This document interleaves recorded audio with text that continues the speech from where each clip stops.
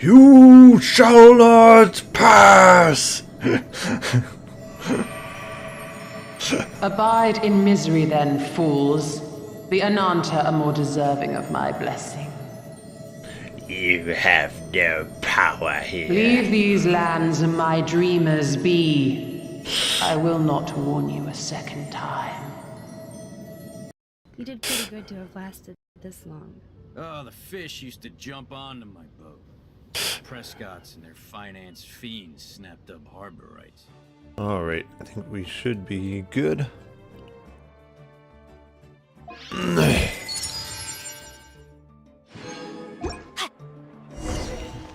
Okay.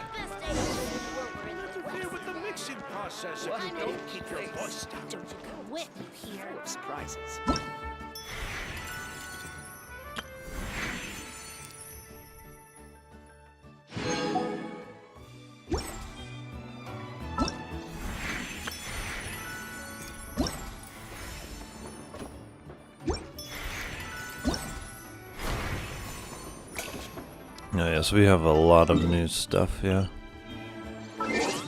Oop, not that. I want to clear the exclamation marks.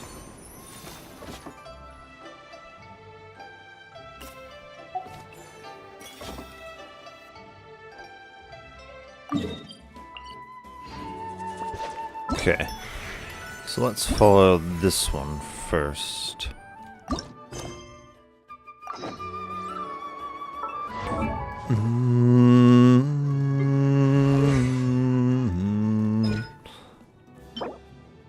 Yeah, it's not available. Okay.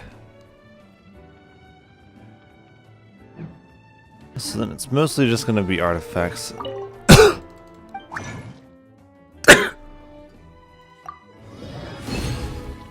So we've got like another week of artifact farming, most likely.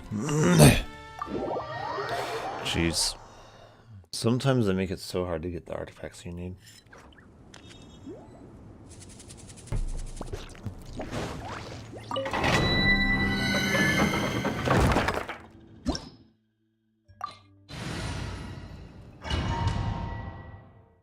Well, actually, no. I should try using my other team here. Because I want to see how well it works. It should, at least in theory, work pretty well.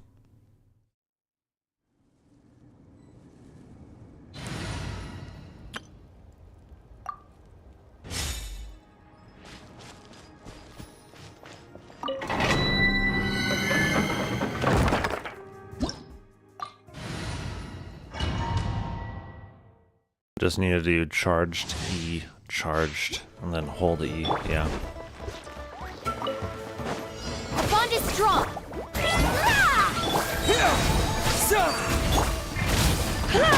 Charged Come a little closer. E. Oh my. Charged.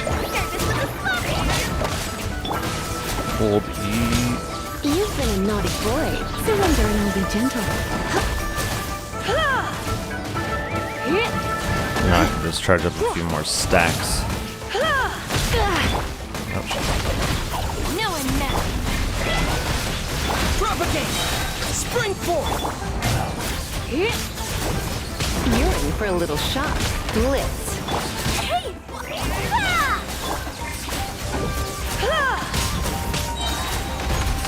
Try not to enjoy this too much.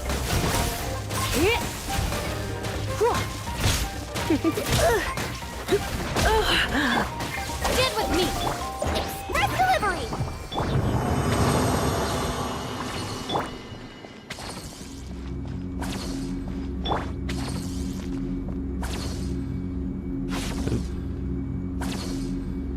oh my goodness, why did it do that?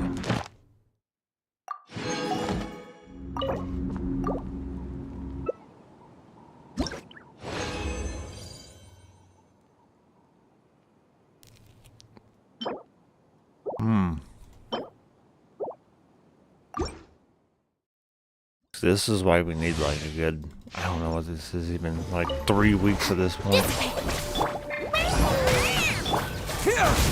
Germinate! Come a little closer. You're in for a little shock.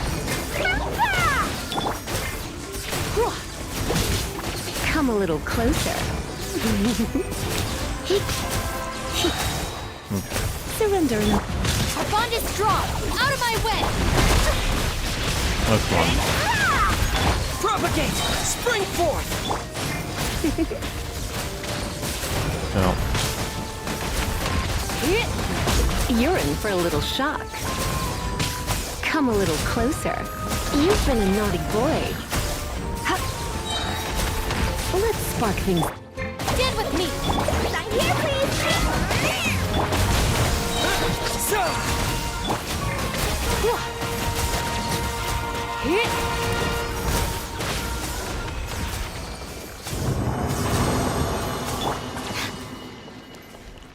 This way.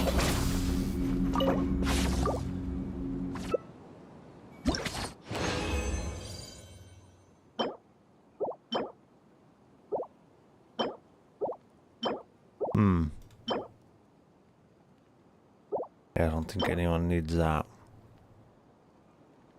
Not sure if that goblet.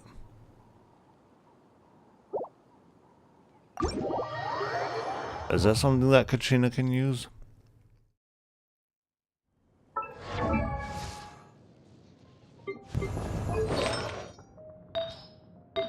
No, she needs Joe. Yeah, that's right. This one is just not high enough.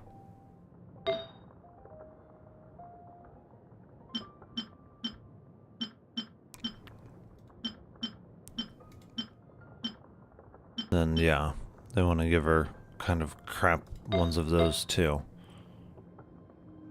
And at least this one's decent. But yeah. Like that one's good, that one's good. This one's kind of crap, and then this one's also crap. Like, yeah. If the Arataki gang stirs The good thing, every last one of them back to him. the good thing about farming this domain though, for me, is that I can use the artifacts from Wika, I can use them for Kachina, and I can use them for Lolly as well. So the same artifacts I can use for 3 different characters. That makes farming artifacts a lot more efficient in this domain, using them for 3 different characters.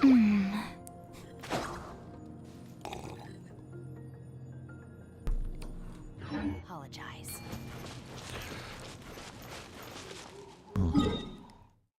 Okay. So yeah, let me go to that quest. Oh where could the quest be? Do do do do do do do. Oh, okay, so it does want us to wait. Okay.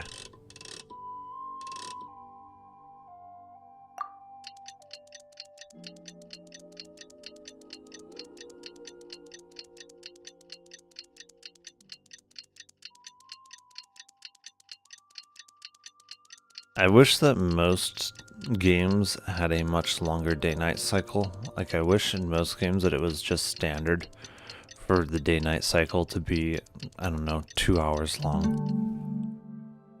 I really feel like that should be the standard for most games. Today's the day Mingo. Oop. No. This, yeah, this is all the way in Leeway. Yeah, that's right.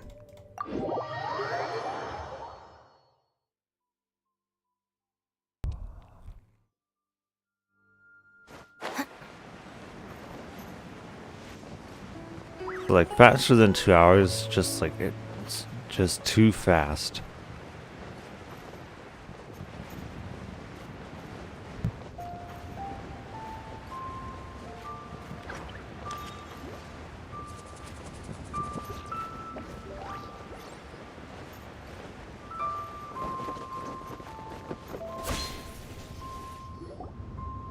Whoa, everyone's here already.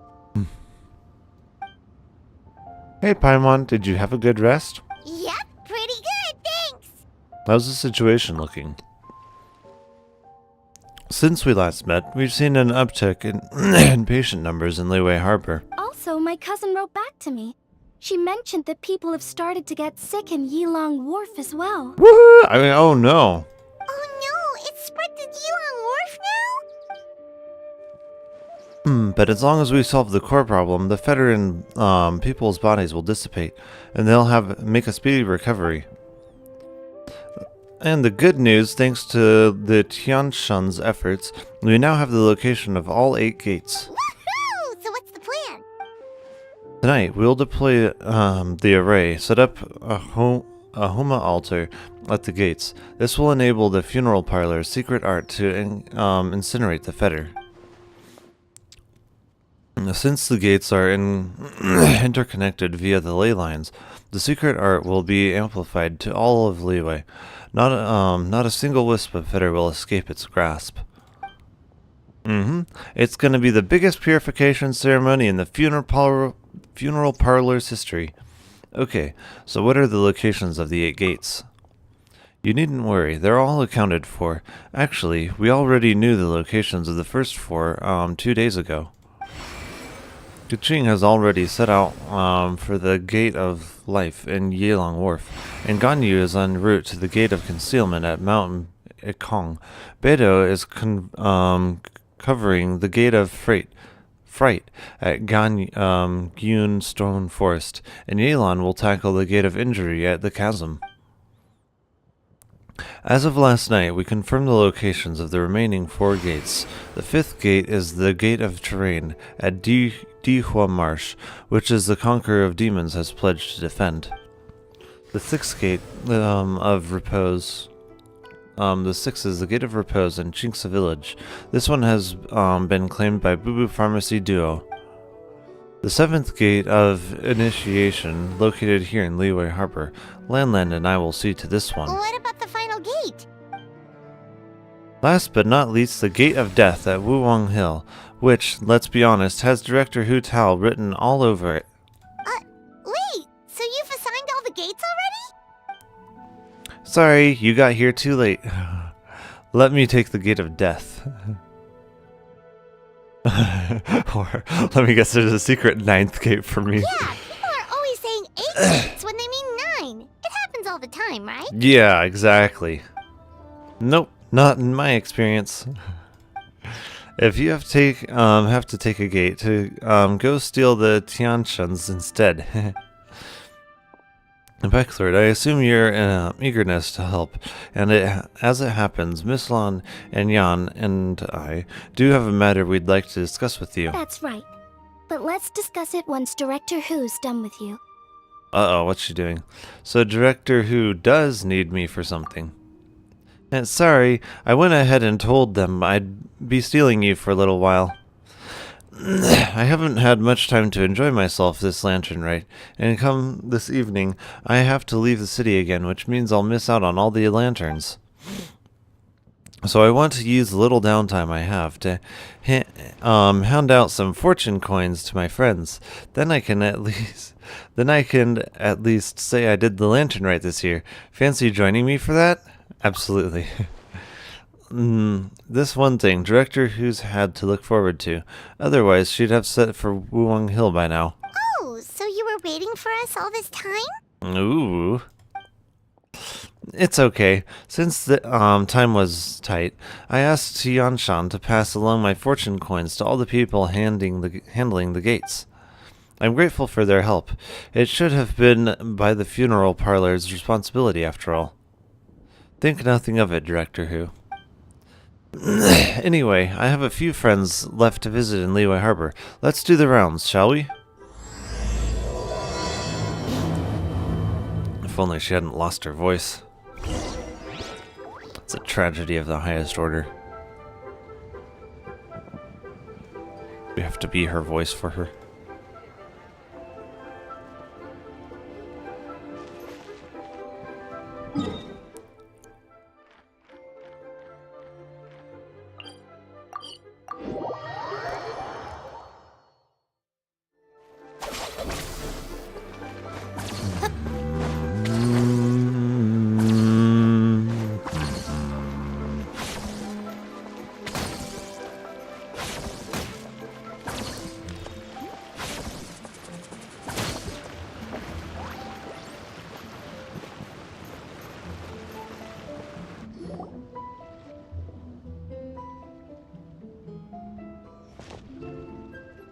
Hu Tao, Palworld, and Paimon. Oh, I didn't expect to see you here at this hour. We were just about to set for Chink's village. Guess we caught you at just the right time then. We're here to deliver some fortune coins. You're in unusually good spirits, Director Who.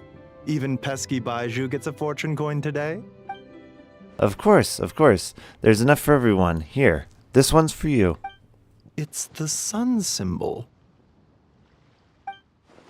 You're absolutely right, Mr. Baiju. In terms of your peskiness, I mean.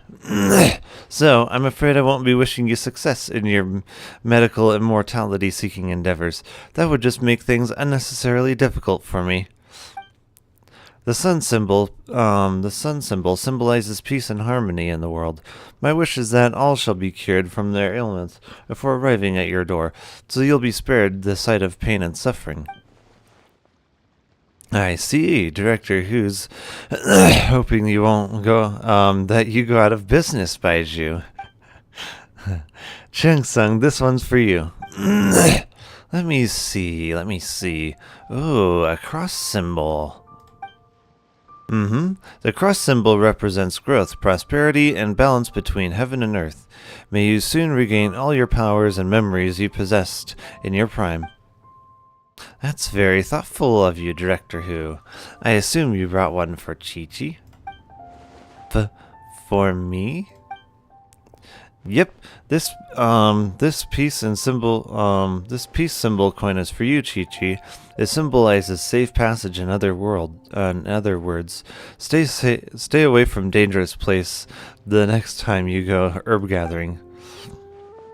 If anything were to happen to you, poor Mr. Baiju would be in a real pickle because he'd have no one to study the secrets of immortality from. And I'd be affected too, of course. I can't bury you if I don't know where you are. Got it. Aw, it's nice to see that Chi-Chi's recovering well from all that fetter at the border. I'm a zombie. Zombies can't get sick. In fact, Chi-Chi insisted on joining me at the gate tonight. She's determined to help eradicate the fetter. Bad fetter. I don't like it. It can make people sick, and then Baiju gets to heal them. It can also make people die. They have to get buried by Hu Tao. Too much trouble. Don't worry, Chi-Chi. Tonight we'll solve the problem once and for all. Alright, everyone. We won't overstay our welcome. One moment, Director Who. What's wrong, huh? Wait, what are you doing?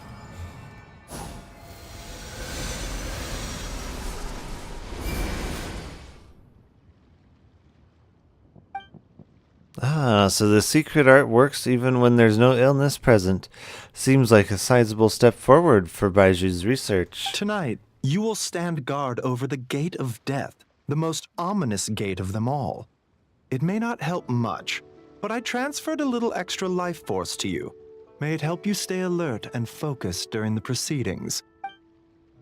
Hopefully not a deterrent to your own health, though. You needn't worry about that. As your archenemy, why would I undermine myself to help my opponent? Yeah.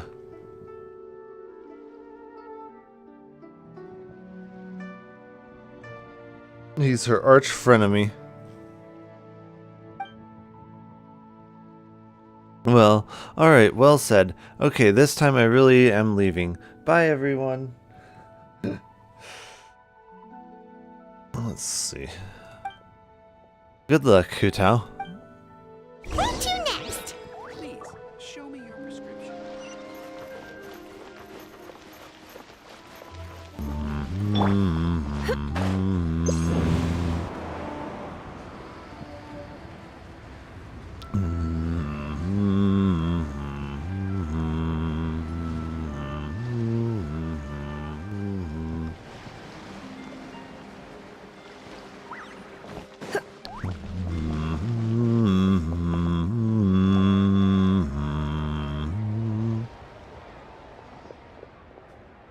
Oh, Yoon Jin, aka Miss Yoon.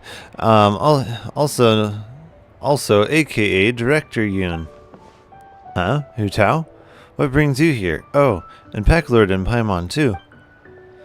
Is this about the other day? I swear I didn't say anything bad about you. They were just trying to figure out where you'd gone. No, it's not about that. I'm just here to say hi to my friend, assuming that's alright with you.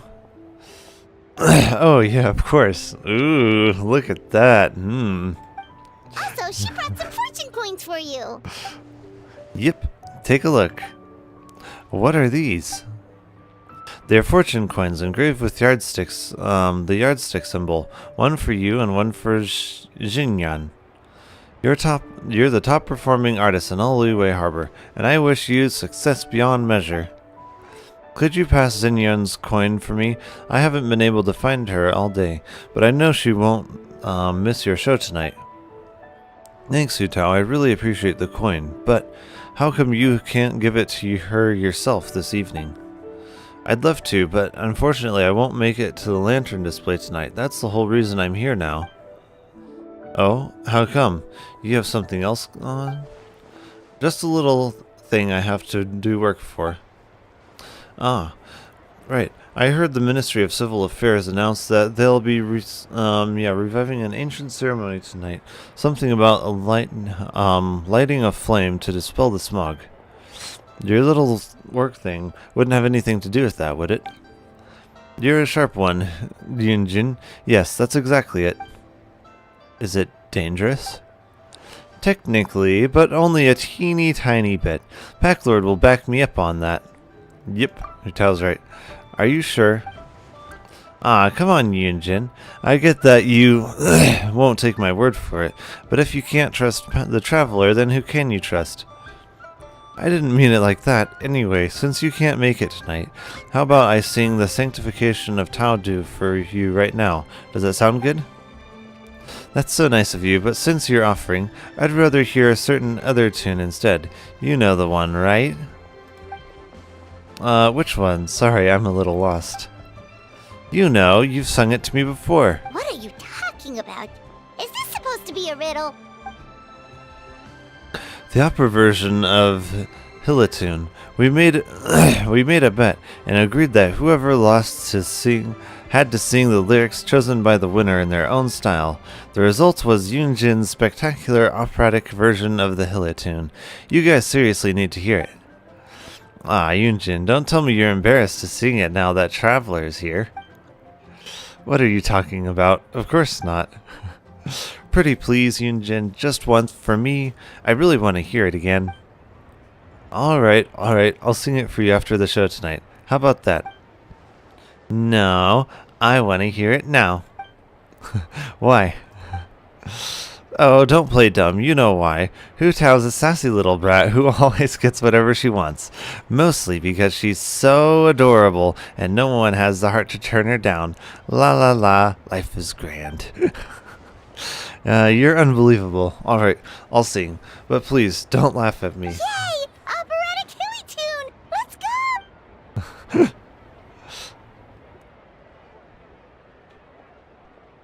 Silly Churl, Billy Churl, silly Billy Hilly Churl. Bravo, Bramissimo. Well, what do you think? Glad I dragged you out now. It was truly a unique performance. I must look ridiculous. Indeed. Thanks for indulging me, Yunjin. You're a star. You should head off now. I still have one person to give a fortune coin to. No, wait, Hu Tao. To be honest, you guys aren't hiding anything from me, are you? Of course not. Put that thought right out of your head. Alright then. Whenever you've done your work, whether it's tomorrow, the day after, or whenever, come find me again and I'll sing the Sanctification of Tao Du for you. Let me rephrase, Hu Tao. Traveler, promise me you'll come and see me perform someday soon, okay? Sure, you got it. Where should we go next? So lively. This is quite a ways, yeah.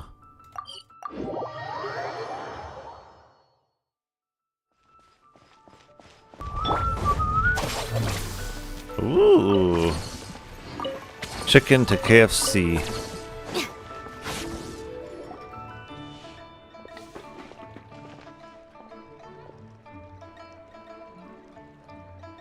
Whoa! You got a new outfit too? You look amazing, Xiangling.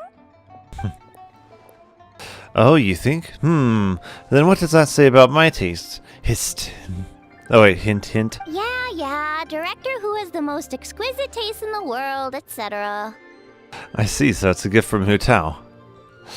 A thank you gift, technically. I sought out that Fontaine fashion designer and gave her a brief description of Xiangling. Her work is incredible, especially this Guava hat. It's just as cute as the real Guava. It's great seeing both of you together dressed in your new outfits. You almost look like sisters. That's a given. Oh, Xiangling, I got you a little something else too. It's a fortune coin. The career fortune coin is for you. May you go find strength from strength to strength, and may the Wanwen restaurant give so many customers that it needs to be rebuilt 10 times bigger. I don't know, Hu Tao. You're kind of asking a lot of me there.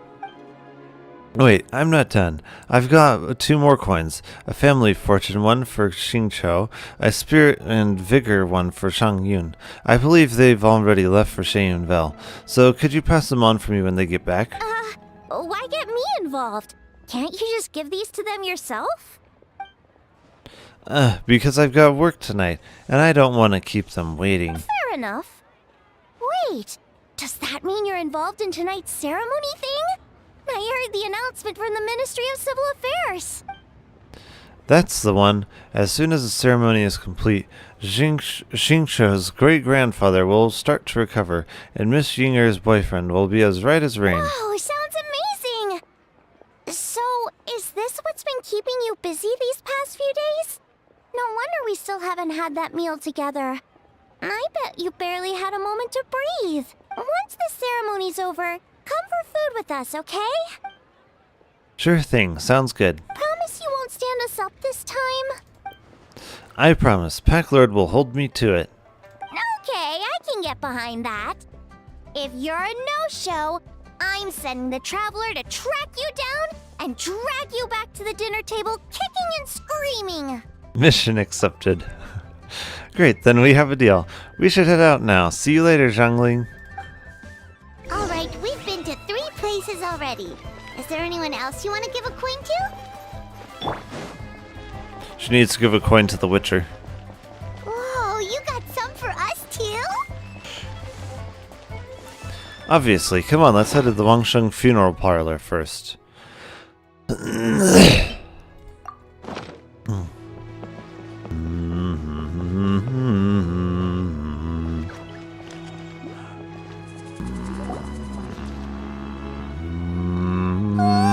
I'm so excited! What fortune are we gonna get? Give me a second. Aha, found it. Here's yours, Paimon. What does this symbol mean? It's a treasury symbol. My wish for you is that you'll always have an endless supply of mora, so you can eat whatever you want, whenever you want. Wow, you get Paimon like no one else does. Thank you, Hu Tao. Thank you so much.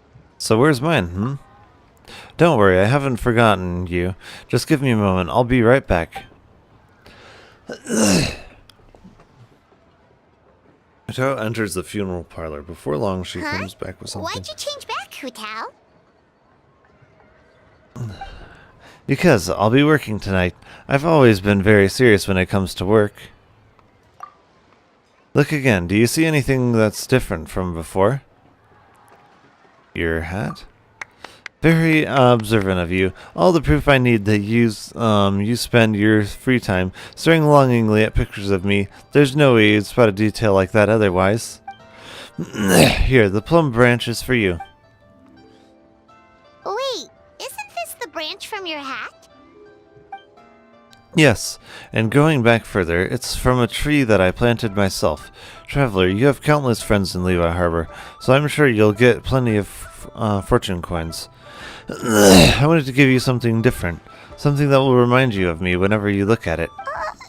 Paimon Okay then, I'll rephrase. Something you can take a look at whenever you miss me. You just made it worse. What do you mean? I don't know what's going through your head. Look, all that I'm saying is I can't be by your side 24/7. Like Paimon can. There's gonna be times that we're apart. You scared Paimon. I've got a gift for you too. Wait, that symbol. Is it from the fabled, is this one of the fabled Rex coins? You've got a great eye, Hu Tao. It's a Rex coin. Although, probably not the genuine article, because the Conqueror of Demons told us he couldn't sense Rex Lapis's power in it. But still, the owner before us was someone pretty important. Yeah, that too. So keep you safe. Wow, this is a really special gift. I'll take it. Thank you both. I'll stay safe. Don't you worry. Anyway, it's getting late and I have a few things to get ready before I head out to Wuwang Hill. Besides, oh man, my throat. Besides, you should probably get back to the Eugene Terrace now. I know that Xiangshang's still waiting for you. Please be careful. Don't worry, I got this.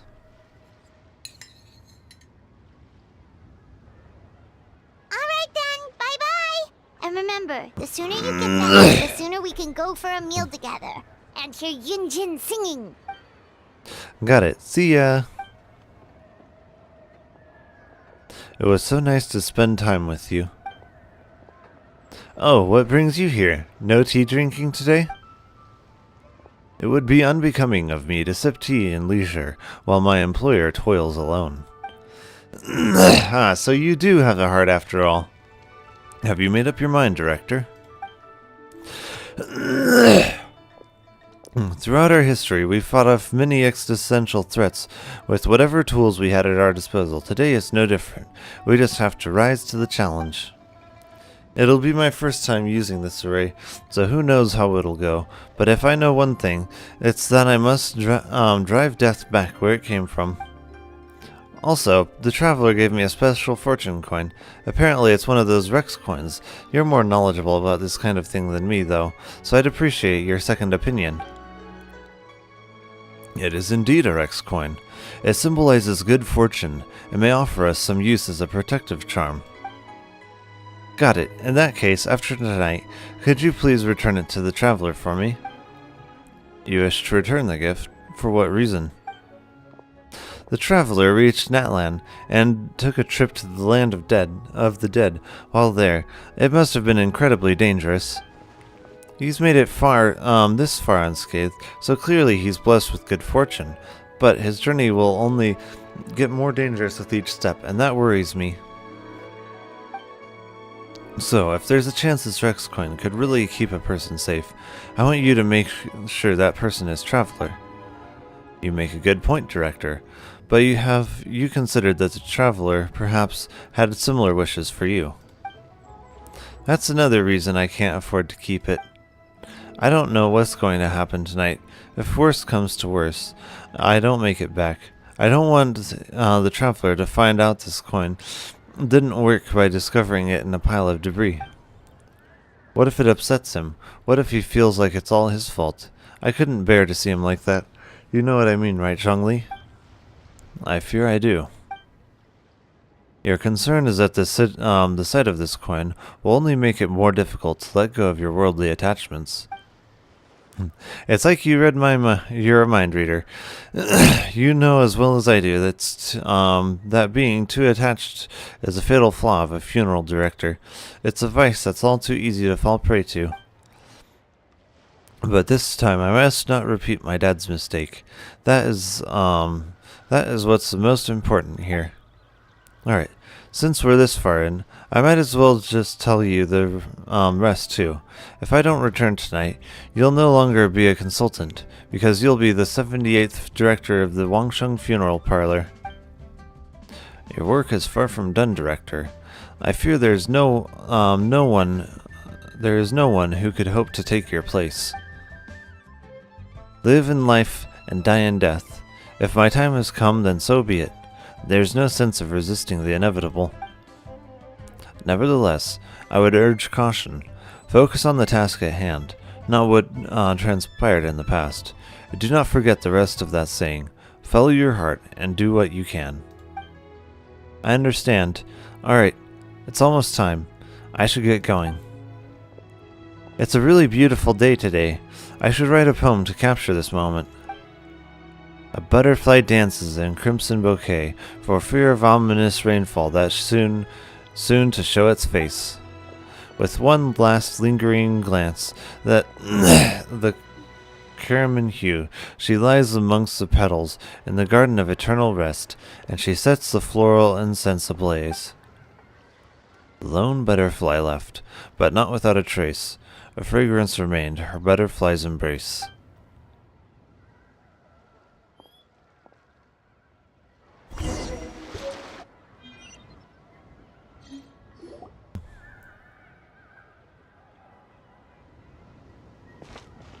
Ningguang, Guanyin, we're back! So what did you want to discuss? I'll let Miss Lana explain. Remember how I wrote a letter back home to ask about the array? Well, I got a reply. Oh, Paimon remembers. So was Hu Tao right? No one has to be sacrificed, right? Unfortunately, my cousin could not give me a definitive answer on this, despite scouring the family library. But given that the array gets its power from the ley lines, she suspects that the obfuscation requirement may be a rule laid down by the mountains and the land. Basically, it looks like the obfuscation of one person is mandatory after all, because we can't violate the laws of the ley lines. Furthermore, the Gate of Death will be used to suppress the Fetter this time, which is the Director Who's gate. So, you're saying Hu Tao has to die? If my cousin's right, and as I said, she can only speculate, but she also provided me with a method that might just be able to save Director Who's life. See this? It's a rattan figure I made for the Director. One of many. In case you've forgotten, they work by absorbing evil energy in their owner's place, so they won't come to harm. With the technique my cousin explained, I managed to connect several of these rattan figures to the gate array. That way, the Fetter Blast will be shared evenly by everyone in the array. Everyone has agreed to the plan. Kaching, Ganyu, and the Conqueror of Demons, Chi-Chi, Beidou, Yelan, Lanyan, and I will each hold a rattan figure. Today's leeway draws its strength from unity. That is how we quelled an ancient god's wrath, without the help of Rex Lapis. Without the help of Rex Lapis. And that is why we cannot let the Wangsheng funeral parlor shoulder the present crisis alone. Nevertheless, the danger posed by the Fetter is not to be underestimated. The consequences could be grave, even with everyone sharing the blast. We would like to request your assistance, but the choice is entirely yours. If you have any reservations, we will by no means. Count me in. What did I tell you? I knew the Traveler would help us. I never doubted that for a second. Then please, take this rattan figure. I'll link you up to the array right now.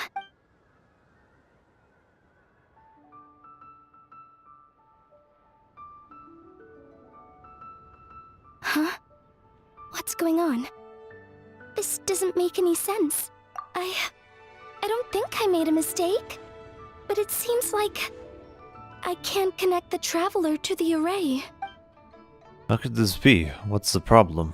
This should work in the exact same way as the gate array, by using the power of the ley lines.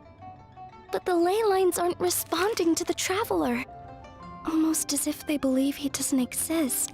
Oh, so could that be the reason? It's true that the ley lines do not contain any information about me. Is that so? Then perhaps this is simply the will of fate. I've never heard of anything like that before. Can we find some other way? I don't know. This is the first time I've run into a situation like this. I would write to my cousin, but I think we're out of time. Yes, the Lantern Rite will be in soon. I know this is frustrating, but given the situation, we have no choice but to release the Traveler from this duty. We must hope that we will be able to share the burden on the Director Who's shoulders. and we must have faith that she will return triumphant. After leaving Eugene Terrace, you spend some time staring at the Hu Tao rattan figure in your hands in dejected silence. Before you know it, you've ended up in front of the Wangsheng funeral parlor again.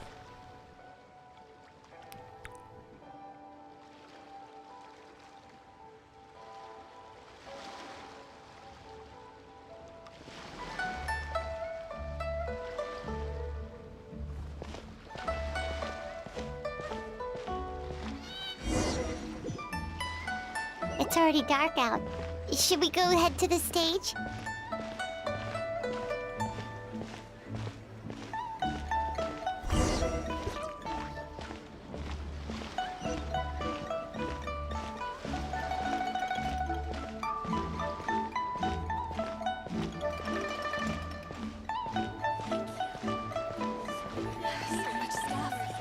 I need to find a spot where I can write all this down.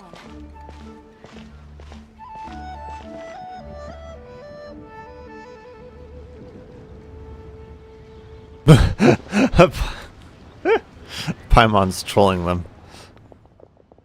Hurry, the Lantern Rite celebration are almost about to begin. You don't want to miss Yunjin's opening show.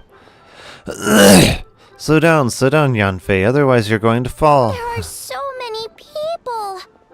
And I hope everything goes smoothly on Hu Tao's end so she can get back here and celebrate with us soon.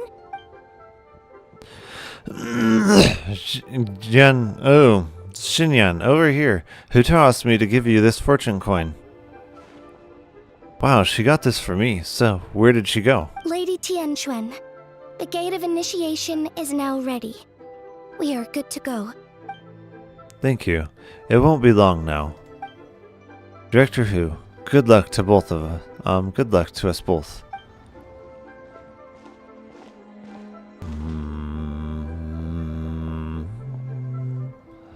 Traveler, Paimon, happy Lantern Rite. Oh, Zhongli! How did we not think of asking Zhongli earlier? Regarding the ley lines, you mean? Yeah. How did you know that, though? In fact, I've been waiting for you here for some time now. Zhongli, can you connect me to the ley lines? Since the issue lies with the Traveler's unique constitution, I'm afraid that I will be of no help there. Drat! Paimon totally thought you'd have the answer! Then why were you waiting for us? The director asked me to return this Rex coin to the Traveler. Why?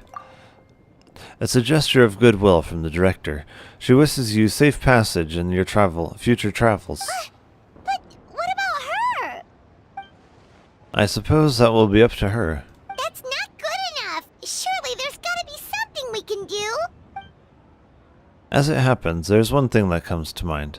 Namely, if the 7 and 8 gates method operates according to the principles of the ley line, the same must also be true of the obfuscation process. But since you cannot connect the to the ley lines in the first place, do you see what that implies? Huh? If I can't connect to the ley lines, what does that imply? The Lantern Rite is about to begin. My dear compatriots. Oh, look! It's Lady Ningguang! Wow! I didn't know she was hosting it herself this year. It must be because of the ceremony, right? The Ministry of Civil Affairs sent out a notice saying that this year they're doing a whole ceremony when they light up the Mingxiao lantern. Yeah. As we stand beneath the lantern-lit night sky, I would like to pay tribute to the ways of our forebears. We pray for the cleansing fire that exorcises evil, and for peace to prevail in our nation. Let the ceremony begin.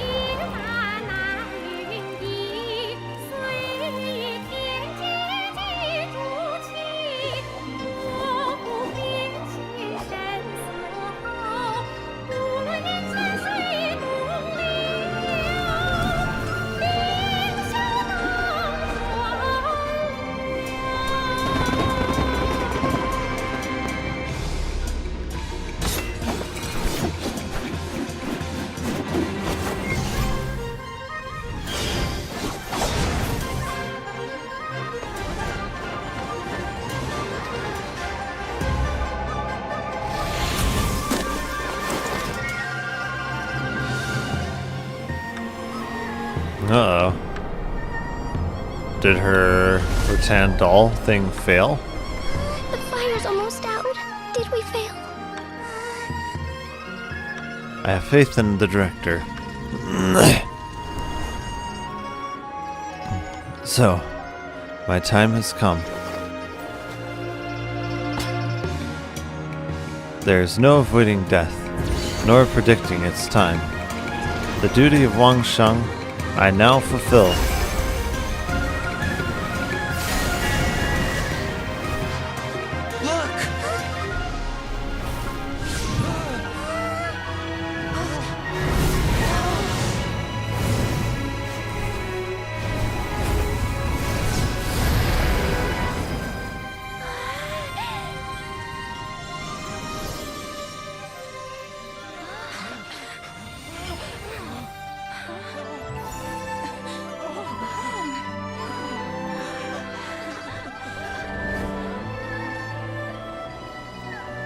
Next lantern, right?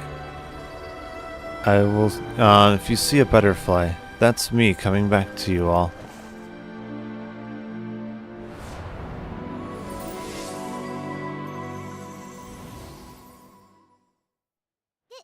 Did it work? So did she actually die? I believe it was a success, but What's wrong? You two look like you've seen a ghost. Director Who's rattan figure is broken. I can't sense her presence anymore. What? How is that possible? You mean Hu Tao? She's... what are we gonna do? Huh? Where'd the traveler go? it would seem that he had something of a breakthrough, so I sent him on his way. A breakthrough? About what? Typical Zhongli.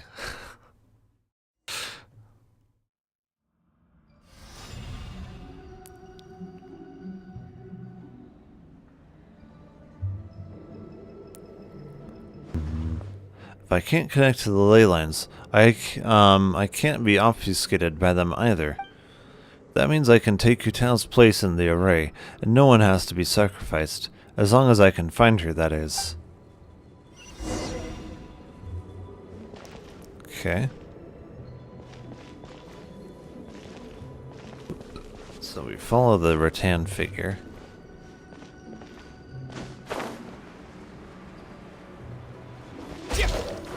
Oh, not the rattan oh, no. It will bind the rattan figure. Okay. Okay. I see.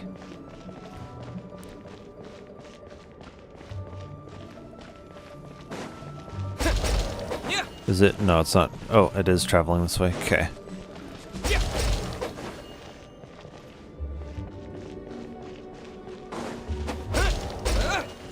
Oh. What? Okay. Come on, let me hit it. Why can I not hit it? Okay.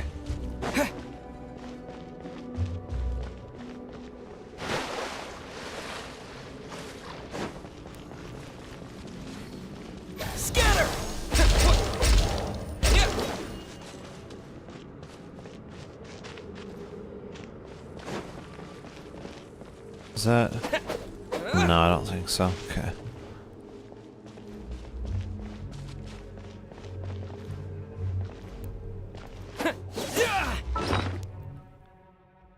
Let me see how you use this one.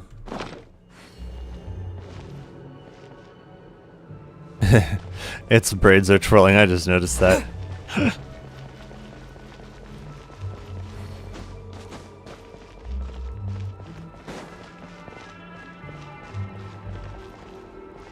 Her staff is still here. She's not here, but these are her things. That crooked tree at the center border looks like this year's Mingsha lantern. There are some cracks in the middle of the trunk. They seem to lead somewhere far away. Examine the fissures. Something just flew over your out of your backpack. It's her twiggy thing.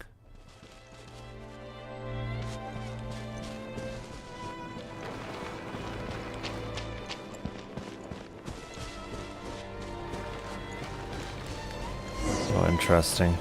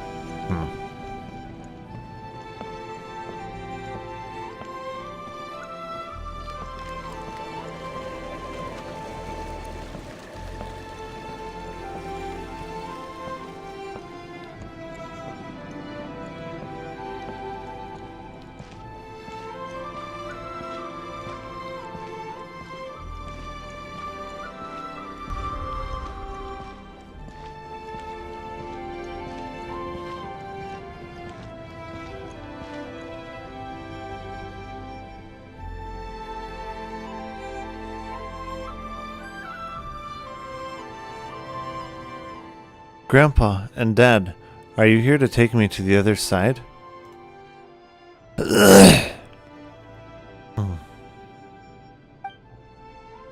How'd I do as a director, huh?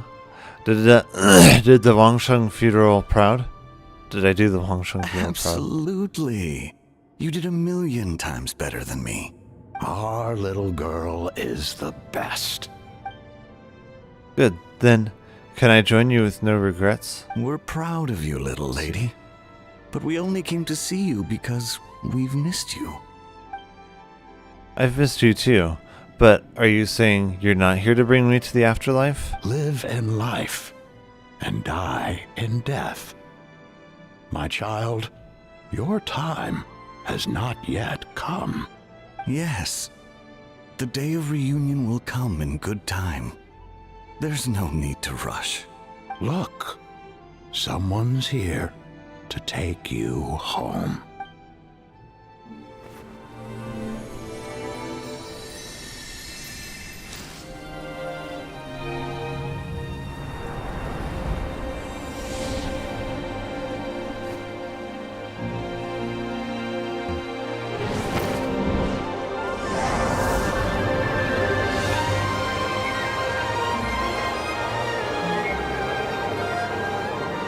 Traveler, you're... Don't worry, I've got this. Come on, everyone's waiting for you.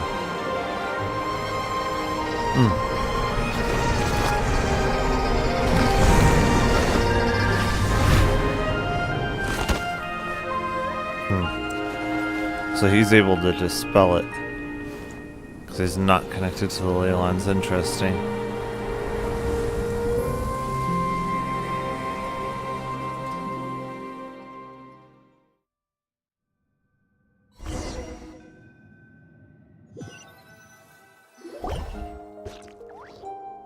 You wake up 2 days later in the back of Boo Boo Pharmacy. You're finally awake! How do you feel? Does anything hurt? What happened? You've been asleep for 2 whole days! If Baiju hadn't insisted that you were just out from exhaustion, Paimon would have been worried sick! Still, it is a relief to see you finally wake up again. Guess Baiju knew what he was talking about. When did I get here? The Night of Lantern Rite, of course! Hu Tao carried you here on her back. Paimon was so worried to see you unconscious. Thankfully, Zhangli was there too, and he said you'd be fine. That being said, why did you sneak off without saying a word? Were you trying to beat Hu Tao's record for running away and getting stranded in the border? It was an emergency. Yeah, Paimon knows. Hu Tao told us the whole story. Sounds like you did something pretty amazing. You've had a lot of visitors over the last couple of days. Zhangli, Ningguang, Lan Yan, and pretty much everyone else you could think of.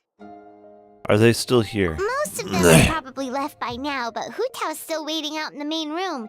She's been there the whole time. Anyway, you stay in bed and get some rest. Paimon will go get Baiju to take a look at you.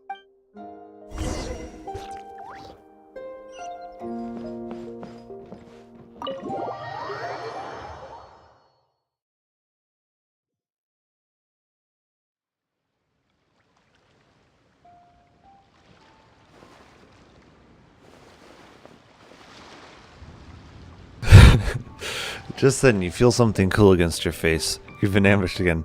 One more time. Guess who? Happy Lantern, right, Director Who? Good. You still recognize me. So, the fetter didn't fry your brain. I'm so glad. Looks like I can stop worrying now. Welcome back, my hero. You're the real hero. Don't be silly, it's just the two of us here. You really want to talk in glib pleasantries? Because I can out-glib you any day of the week if that's how you want to do this. Alright, so what? How are you holding up? I'm doing great, thanks to a certain someone. Baiju gave me a checkup, too. You look remarkably well, too, considering what you went through. But are you sure you're well enough to leave yet? You'll only make things worse if you power through before you finally healed. I'll be fine. Well, I sure hope so.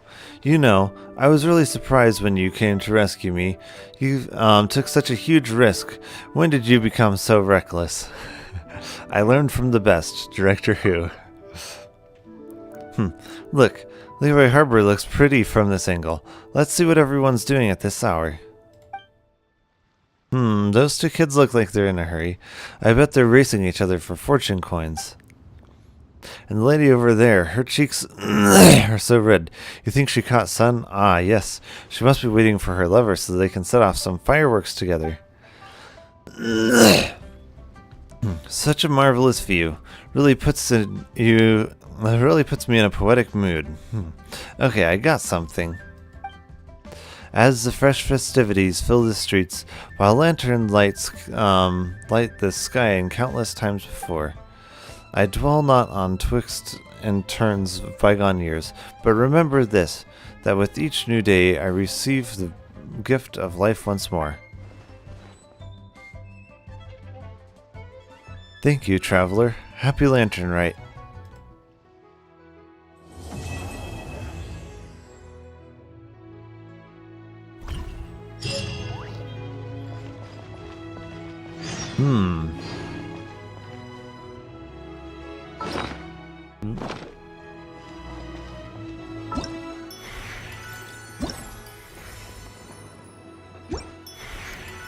Okay, so okay.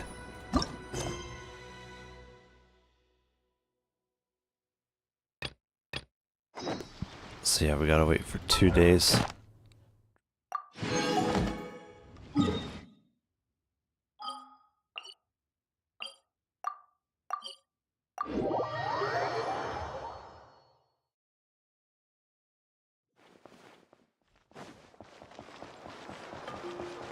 Add Astro. Thank you for complete. Add Astro.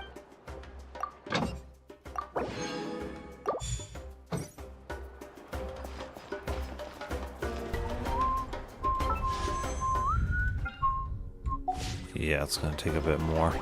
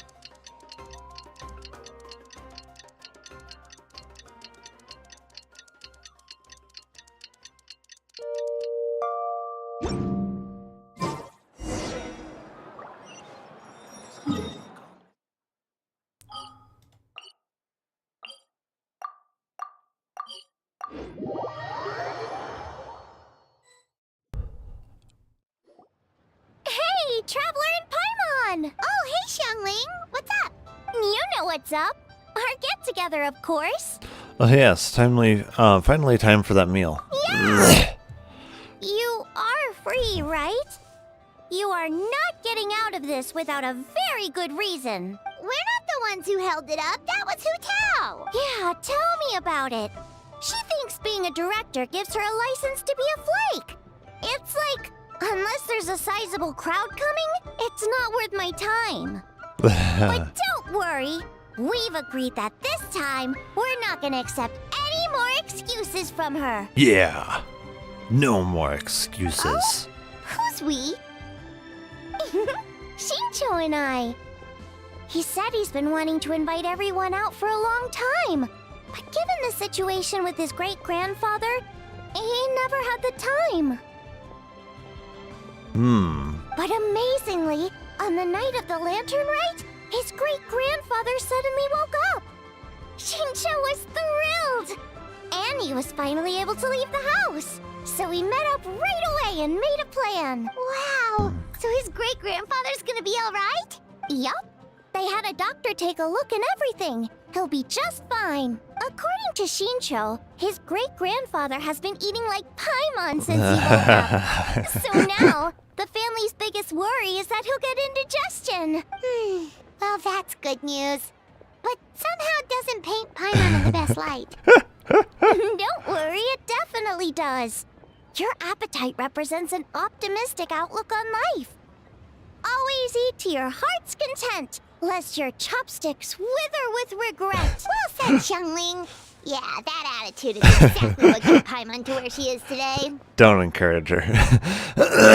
For real? How come I'm only hearing this for the first time? Yes, for real. Like Xiangling said, always eat till your heart's content. And don't lick your chopsticks. What was it? Don't worry. Save it for the dinner table, Paimon. Oh, no problem. But where are we gonna eat? At Yilong Wharf later tonight. Shincho and the others are still out there. Oh, and Hu Tao said that we'll be joined by a special guest. You'll see when you get there. Oh, Paimon We has an better idea. see. But she'll keep it to herself for now. Huh? Who? I'm keeping it to myself, too. Well, we'll see who guessed right later tonight. Oh, I'm gonna get some more coffee to drink, so I will be back.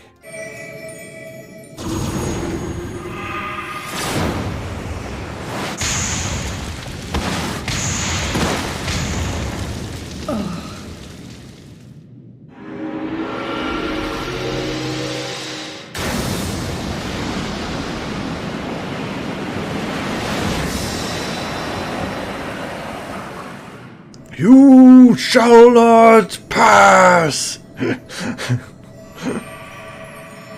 Abide in misery then, fools. The Ananta are more deserving of my blessing. You have no power here. Leave these lands and my dreamers be. I will not warn you a second time. You did pretty good to have lasted this long. Oh, the fish used to jump onto my boat. Prescott's and their finance fiends snapped up harbor rights. Dang Prescott's dropping me out of my fishing grounds. And they missed out on such a good opportunity to make him Australian. Why would they not make him Australian? It's a shame. So please, don't you dare leave me alone. Oh, ooh. What does that mean, Alize? No matter what happens, we have to survive Ooh. together. Ooh. Alize making moves. Simple, but quite brilliant in construction. They rivaled even crystals for ethereal capacity. A pity we never got to use them. How muddled and distant the memory. When Doom's deadline loomed large, and we extracted ourselves from waist-high mire of work, only to end up chin-deep in another. I was one with the world, a conduit for the energies of creation, but now I am truly alive. Who could have thought that sleeping in a bed and eating warm meals could make such a difference? Oh, I feel positively functional. I dare say it rivals the thrilling dancing on the knife's edge of failure. I like adventure, yes. It's full of adventure. That looked like Link's horse almost. Almost looked like Epona. Who has stolen you, Epona? You were great, Nilu! Your words won over Inaya! Talk like that during the debate, and you'll get an easy win! Thanks for that, Paimon. But I still feel like it'll be an uphill battle. I need to be calmer, cooler, and more collected. Yep. Even if her daddy wants to leave, she'll make him stay. Not Razor's Traveler side. and teacher did a lot for me. A lot of work. Yes, we did, Razor. You are in our debt. How will you ever repay us? But me, I still can't answer questions. So useless. Well, at least you know that you're useless. Dear me, what's gotten you so upset, my little wolf cub? We can't have you being so down in the dumps. Wait, we can't? Ah, I see. Do you?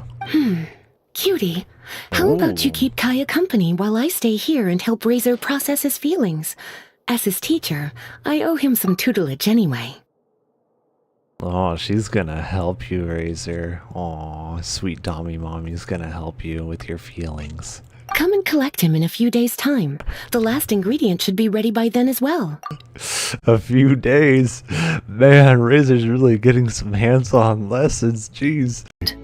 How come Klee said he's looking for his mom, but Kaya says he's looking for his dad? It might make more sense to them, but it's gonna get confusing for everyone else. That's because Klee has mommy issues, whereas Kaya has daddy issues. That's why. That's why they mention different people. It's okay. I understand.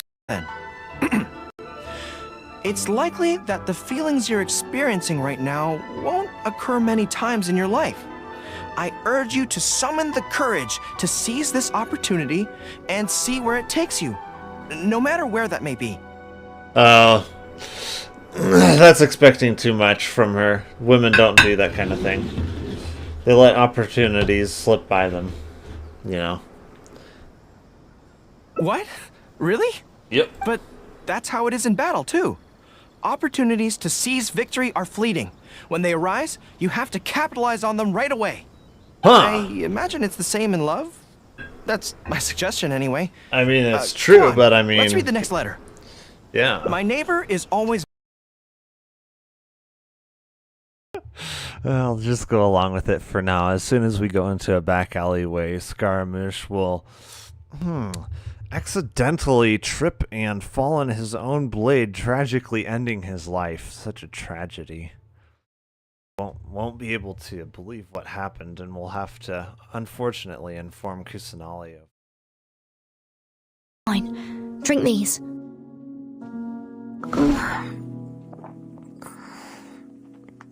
No. Too rough, my lord. We just met. I thought she liked it that way, though. It tastes awful.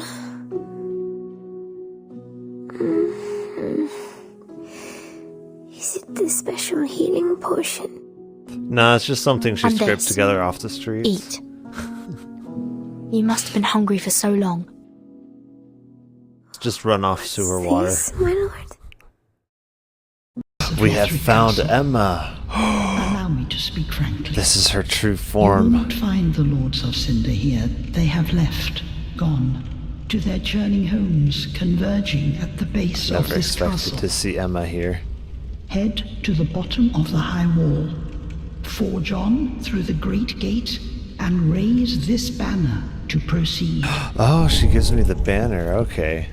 Who's that way? Mr. Honorary Knight, Paimon! I'm Hey, sorry. It's Klee. I'm late. Yes. That's alright. We were just chatting. The We Traveler's love pretty Klee. smart, so thanks to him, we're finally onto something. Hi. I was on my way, then I saw Klee. They let me out for a final laser Elizabeth. They let you out. Did they let you out of a jail cell for bombing Mondstadt? Albedo is super busy helping Tineas fix his recipe for an extra strong sobriety potion, so he doesn't have time to come play with me right now. I'm just playing by myself instead. But it's so cool! All the grown-ups in Mondstadt are out to celebrate the festival. Everyone's smiling and having Hey, how's it loads going? of fun. I wanted to join in too, so I made a whole bunch of stuff so I can celebrate with everyone in my very own way. Her very own way, own meaning way? bombs, probably. Uh-oh. This does not bode well coming from Klee. And that's when I bumped into Razor. Bomb crisis averted. I'm not so sure. Razor was acting kinda different than usual, like he was thinking about something. So I asked him what happened. And then Razor said that he was looking for his mommy. I did not say mommy. Oh, it's okay, silly. Mommies are important people, so finding your mommy is a super Mommies are important people, too. job. That's why Klee's gonna come help. Please Razor! help. Razor! Finally, I found you. Oh, Bennett. Yes, I've got Bennett. He's actually going to be a big part of my team once I get him leveled up. Bennett? Oh, look who's here! Hey, everyone! Here, this is for you. Oh, what's that? A small lampgrass? Yep, that's right. I tripped up on it this morning and took a little tumble. I did a full faceplant, but somehow this little thing came out completely unscathed. That's when I knew it was destined to go into your wine mix. Bennett, how did you manage to trip up on a small lampgrass? Huh. That's That's true. a good question. They do glow after all. No, I wasn't talking about the glowing. What I meant was they're really big and easy to spot. So I don't get how you didn't see it. I was just running too fast and got careless, I guess. He must have been running the speed of Sonic the Hedgehog. Okay, I guess maybe I won't tell them about the other faceplants that came after that. Oh my goodness. Anyway, I've been all No, over the he's place just trying to find ridiculously Razor this clumsy. morning. Everyone I asked told me I just missed him. Good thing I've caught up now. I can finally catch my breath. What a trooper. Definitely time to take a break. Thanks. How did you know I need ingredients? Oh, that? Yeah, interesting story. The rumors of him making a super secret potion to put everyone to sleep has been spreading around town. This lady came to see Master Cyrus, asking for the Adventurer Guild's support with the Vine Lace Fest. She said she was a librarian. Anyway, she mentioned your situation too, and asked if we could help. Whoa. Lisa is doing some real work for once? Lisa working? That's So impossible. that was Lisa? People say she's crazy intelligent, but just doesn't go out much. First time I've ever seen her. I thought long and hard about what ingredients to pick, and came up with a load of suggestions that I was going to discuss with you. But then I realized that small lampgrass was clearly the best. It shines a light to guide the way for explorers in the dark. Doesn't that sound like a wonderful thing? Oh, apologies for the trouble. Ah, don't give me that. I get how you must be feeling about all of this. Besides, you gotta help out your friends, right? If my family, well, my dad's ever needed help one day, I know you'd be there for me too. Yes. Can I help too? Please take me with you, please. I want to join in. I know what kind of ingredient Klee's gonna want to add in. She's gonna want to add in something that's gonna explode. Klee's in high spirits today. She seems more excited by this festival than anyone. Bennett, before now, I wonder you why never that could talk be. about your family. She's probably excited for the festival because it means opportunities to gather lots of ingredients for making more bombs. Well, that's because I never met my parents. I was raised by some of the older adventurers in the guild, so we're not exactly a typical family. But if you do want to hear about them, I can tell you some of my dad's stories. Okay, I'll start with the most awesome one. I don't know if that's appropriate. Oh, Bennett. You can be Mommy's kid, just like Klee. My mom is super nice. She'll take great care of you. Oh yeah? In what way? I really appreciate the thought, Klee, but I'm afraid I can't accept your offer. I already have my dad's and all my friends. And let's not forget that I'm the leader of Benny's adventure team. You don't need to worry about me. Oh, okay. I got it. Then have this. She's just jumpy giving him a dumpy. bomb. Yeah, it's a lazy, dopey, jumpy dumpty that always dozes and never explodes. I hope you guys can be best friends. Are you sure? Yep. Jumpy Dumpty will be happy to make a new friend too. I'm also happy for you. Good idea! Maybe Klee will bring Bennett some good luck, and the adventure will go smoothly. And you might just find some treasures you'd never noticed before. Of course, it's also highly possible that Klee will be the only one who gets lucky.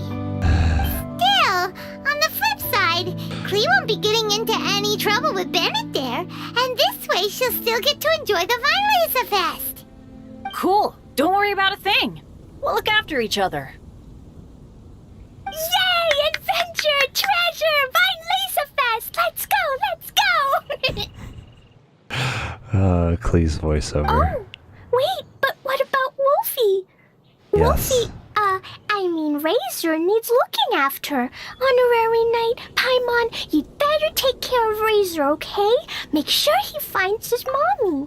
Yes, we'll make sure he finds Dummy Mommy. Good luck.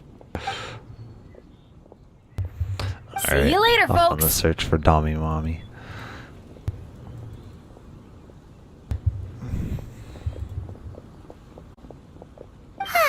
It's so nice to see everyone in such a good mood. Yep, in a good mood before the bombs strike. Will report its That's findings. why it as doesn't make soon as sense to possible. shut down businesses, because that's not where The like east side of Michigan 80% Avenue in of Loop those District, cases the are Gold caught. Coast Block in the near north side, and the River North neighborhood are the most affected areas. We have also received reports from Evanston and Oak Park. Until the source of the disease is identified, we ask that general public refrain from eating at restaurants, cafes, bars, and public places. Just don't If eat. not necessary, It'll be fine if. Alrighty. So now we wait. To wait, what time? 18 to 2200. Okay.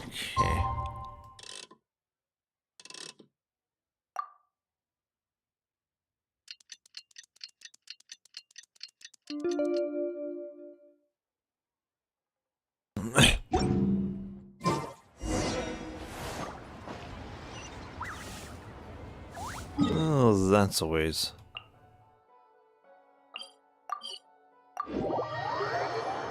Yeah, I guess. Is she the first champion that we have, or character that we have, that actually hails from this region? I think she is.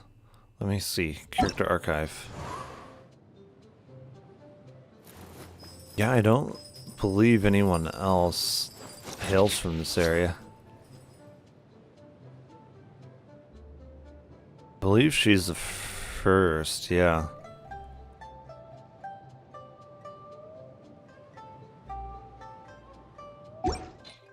I think she is. Let me see.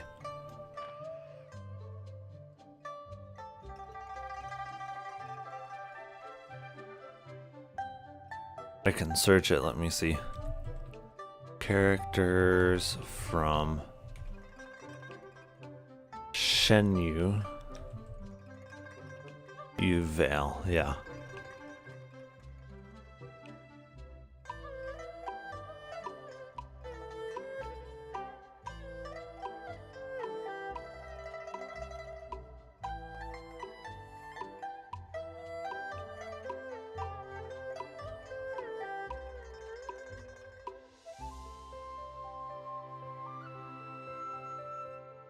Oh.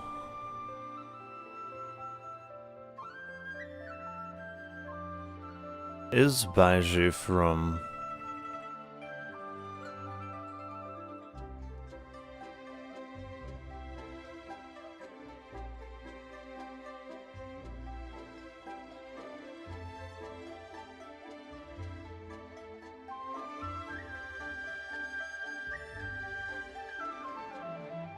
I don't know if we have a list of any characters that are from Shane Vale.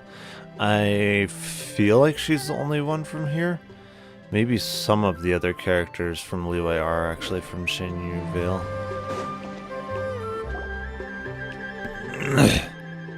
If we're talking about the strongest, I'd pick Windray Reader.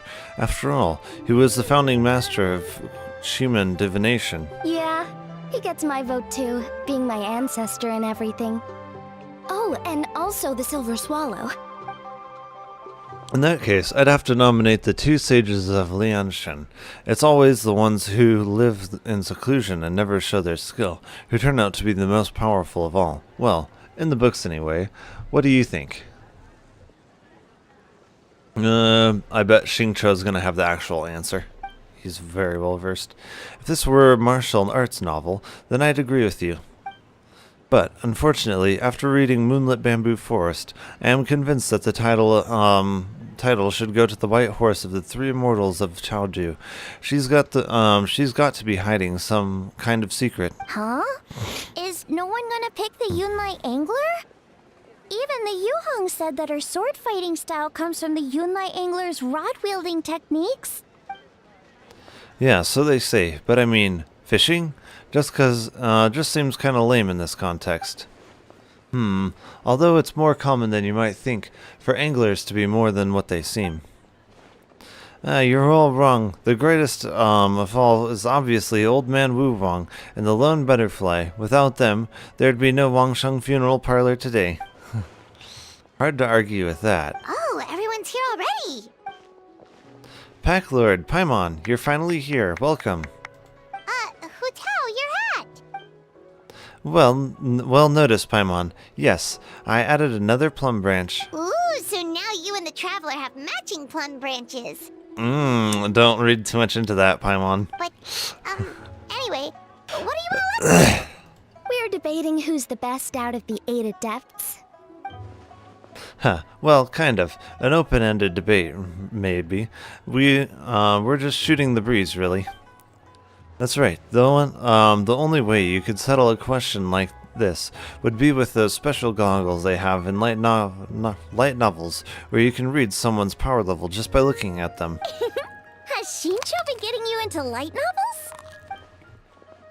Welcome, Packlord. My family tell me that you and Hu Tao performed a very risky ceremony and cured great-grandfather's illness in the process. I cannot thank you enough for your efforts.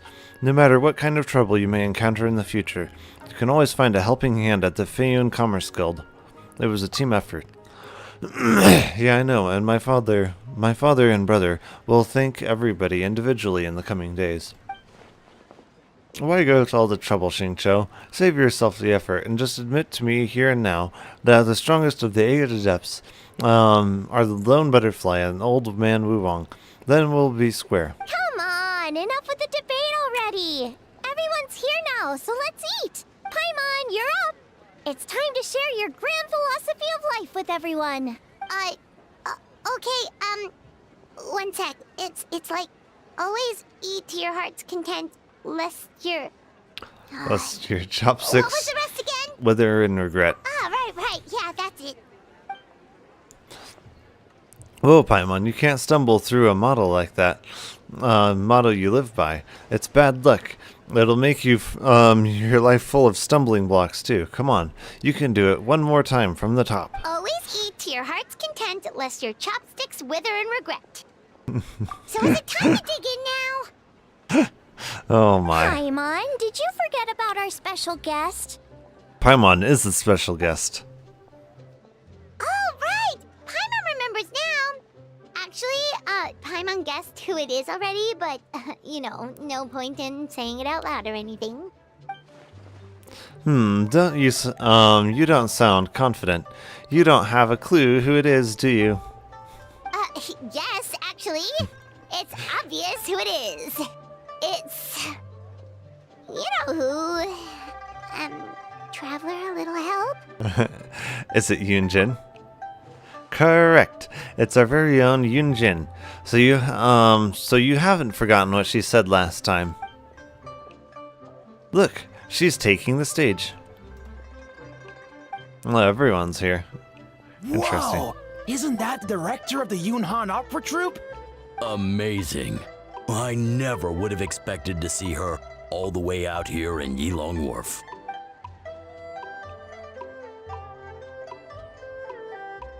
Greetings, everyone. I will perform the sanctification of Tao Du one more time for all my friends who were unable to join the festivities during the Lantern Rite. My apologies for not being able to set up a grander stage. Aw, that's so nice! She's doing a whole new performance for everyone who couldn't attend last time. Shh, she's about to begin.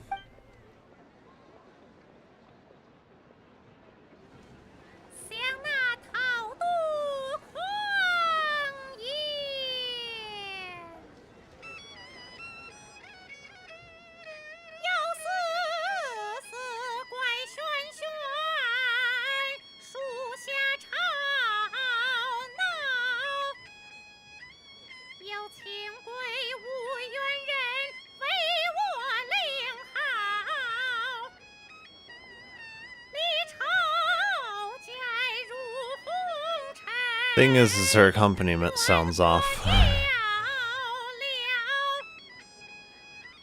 Yeah. I think it's her accompaniment that needs work.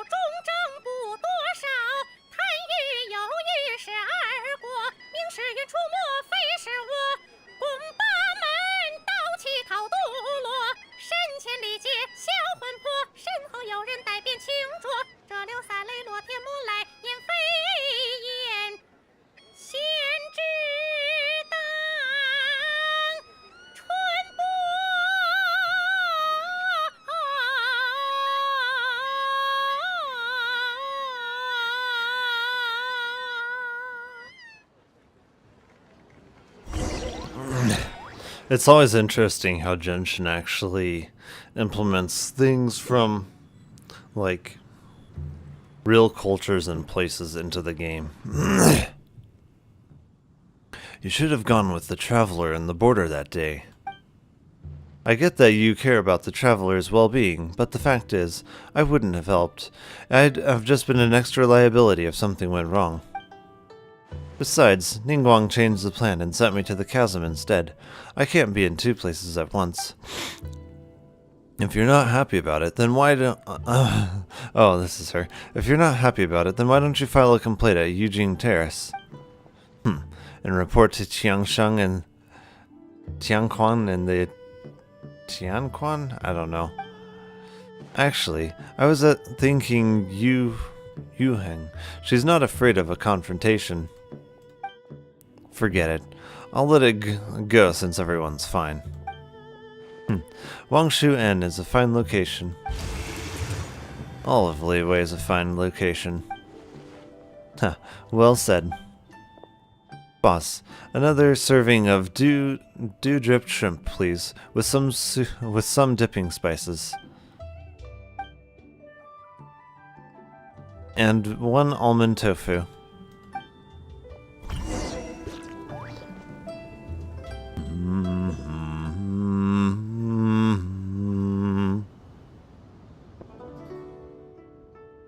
Hey, the crisis is resolved. Why the long face, Tianshan? Thanks to Director Hu and Traveler, disaster was averted, but we still do not know what caused the crisis in the first place. I know you are well informed, Captain, so I trust you are aware that recently the nation of Natlan has recently endured some major events regarding the ley lines and the issues of life and death. It makes me wonder whether these events might somehow be connected on a deeper level. If they are, this will be bigger than Liyue and Natlan. I'll send word to my business partners and keep an eye out for any similar incidents in the other nations. Right now, though, I'd say these worries are one-sided and focus on enjoying the stunning sights before they disappear for another year. But of course, you don't need to teach me about a work-life balance. I'm no Kaching. Is that right? Well then, why are you still wearing that same old hairpin? Didn't I tell you to use my pay to buy yourself a new one? I wouldn't dare touch Captain Beto's Mora without final confirmation. What if you'd been speaking in jest? I never hear the end of it. Do I really have to pick one out for you? Alright, suits me.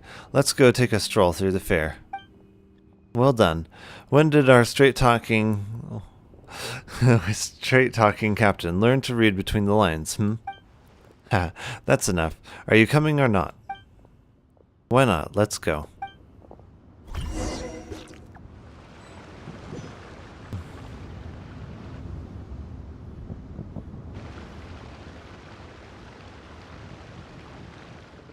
Still working on you? It's been so busy.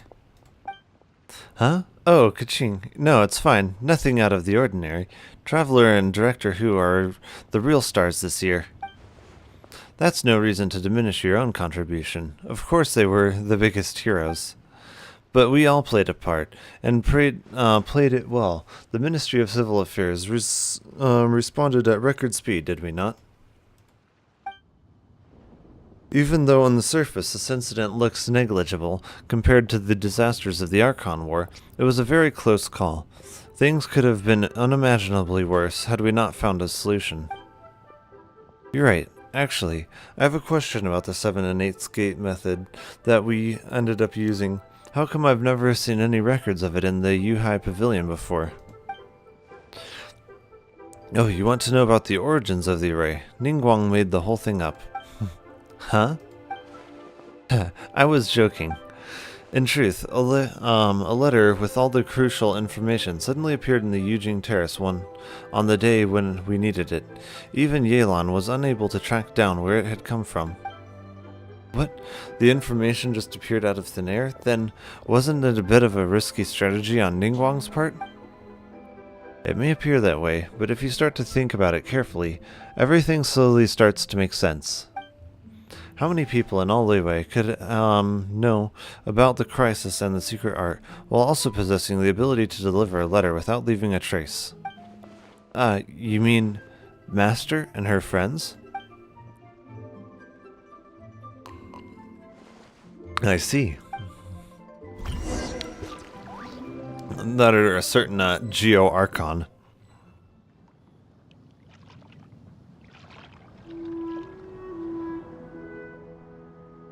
That young lass from the Wangshu funeral parlor is rather impressive. One's curiosity was piqued when Rex Lapis chose to serve as her consultant, but only now does one understand the true intent behind his decision. Agreed, and yet what a rare delight it is to see such effusive praise from you, Cloud Retainer. Rare, pray elaborate a little further. In the past, you may have uttered something to the tune of this. Though the last displays a measure of talent, it is nothing more than Shenhe or Ganyu could have achieved if placed in the same circumstances. One would never deride others a means of praising one's own children. The Wangsheng lass displayed a great determination and fortitude. Does that not make her deserving of a few words of praise? Certainly it does, and she is not the first. I've lived in Liyue Harbor for a long time now, and I can tell you that the Wangsheng funeral parlor has preceded generation after generation of outstanding directors produced, The streetward rambler speaks true. The god of Tao Du was not our friend, but rather he was our enemy. He had not cared greatly for all living things, and volunteered to sanctify himself to pacify the underworld. Not even 8 Adepti would have been able to overpower him, much less the 8 Adepts. When he became the border, he likely never imagined that mortals would persevere and maintain his new form far into the future. With all of that said, I realize the name of the young lady from the funeral parlor is still unknown to me. The director's surname is Hu, and her given name is Tao. Hu, as in our word for butterfly, yes? No, Hu as in mischief maker. Then Tao must likewise be the Tao that means mischief in our tongue. No, in fact, it is the same Tao as appears in Tao Du. Ah, so Hu as in butterfly, and Tao as in Tao Du. A fine name. Fitting. No, Hu as in mischief maker, incessant pestering, and wanton gluttony. I say, I was merely trying to liven up the mood. Why is Hu Tao permitted to make mischief while I am not? The clue is in the name. If you wish to change yours to Mountain Shaper to Mischief Maker, be my guest. Why not have some tea? This is the rare spirit sprout. Something that Rex Lapis brought all the way back from Chinxa Village. It'd be a shame to miss out. May there be more good tea to share in the coming year. I'm sure there shall be.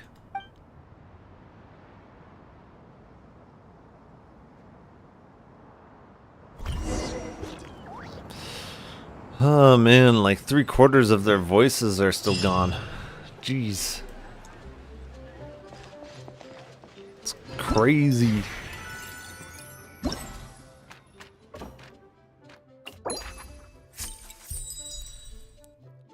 Oh wow. Lots of text. Jeez. Ugh. Okay, so we have completed all of those.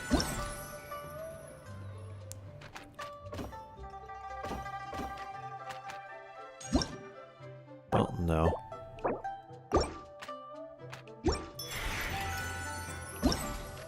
So do we need to go anywhere for these?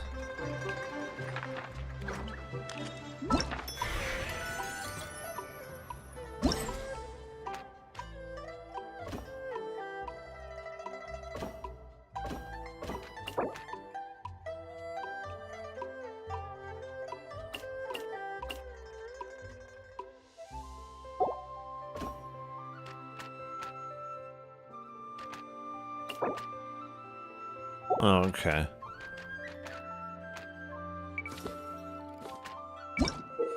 I don't know if there are any more rewards for these.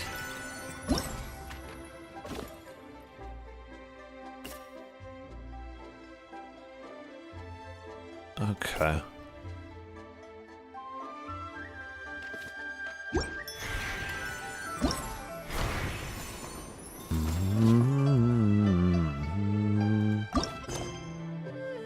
Okay, so there's one. Okay. I see.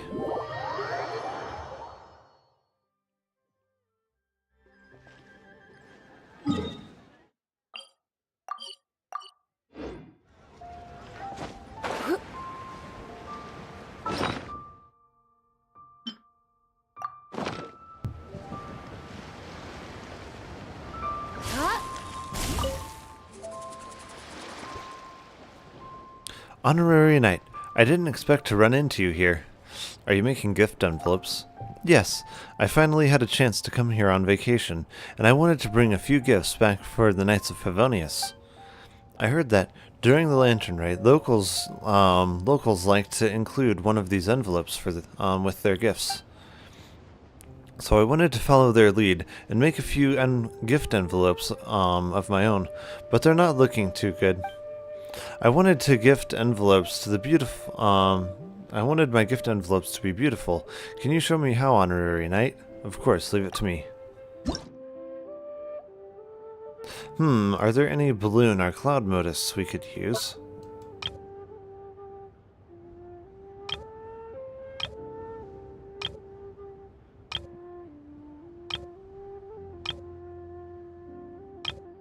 So balloons, though, too?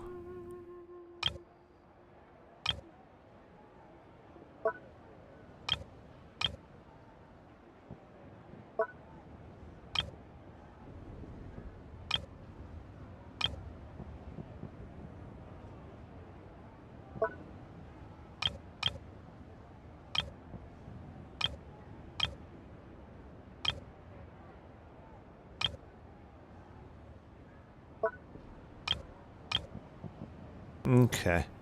I think that's it, yeah. So that's how it works. Wow. Is there anything you can't do? Thank you for teaching me. I'll treasure this gift envelope. Be sure to stop by the next Windbloom Festival, okay? When the day comes, I'll make you a gift envelope just as beautiful as this one.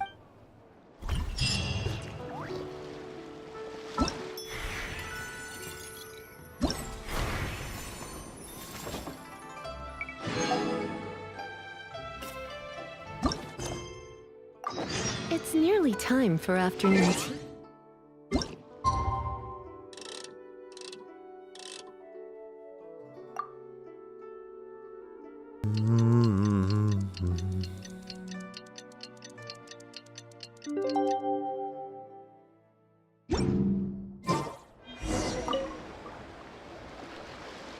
Oh, hello, traveler. Happy Lantern Rite.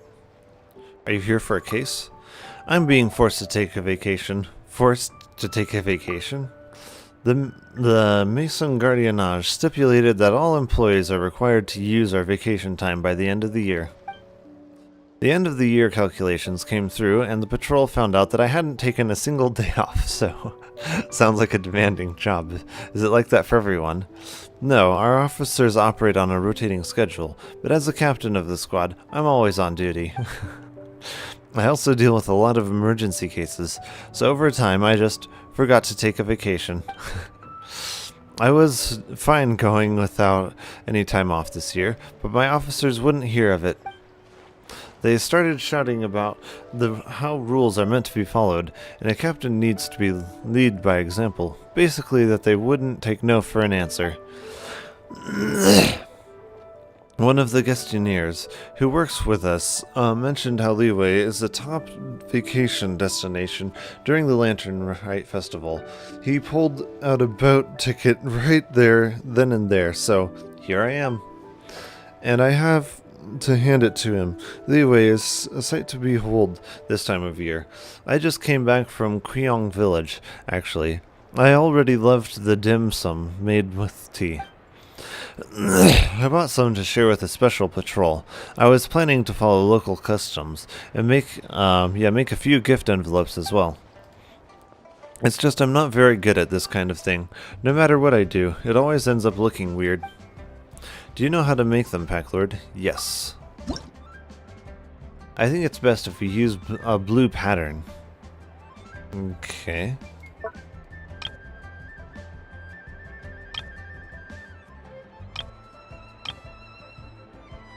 Will this work as a blue pattern? Okay.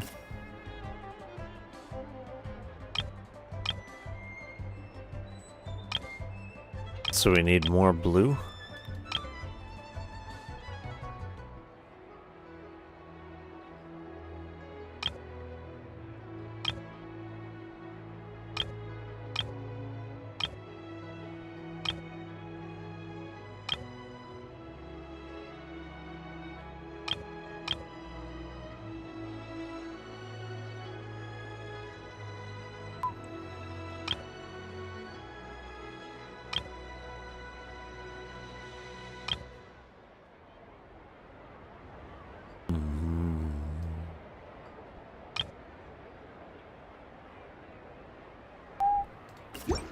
Okay.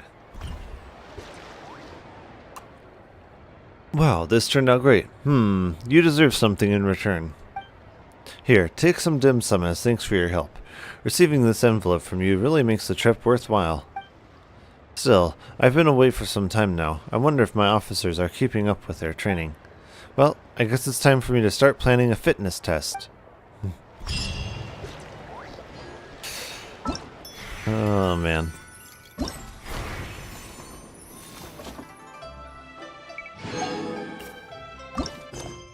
Paimon? What? I've got a bunch of interesting.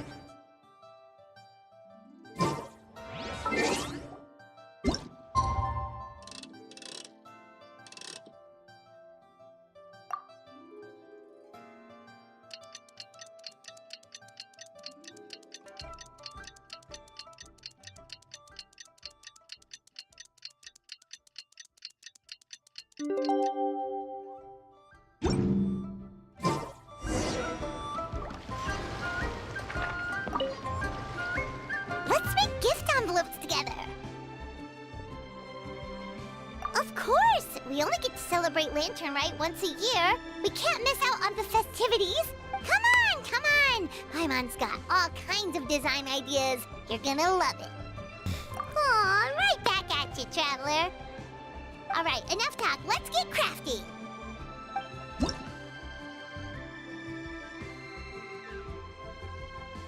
Stars into the design.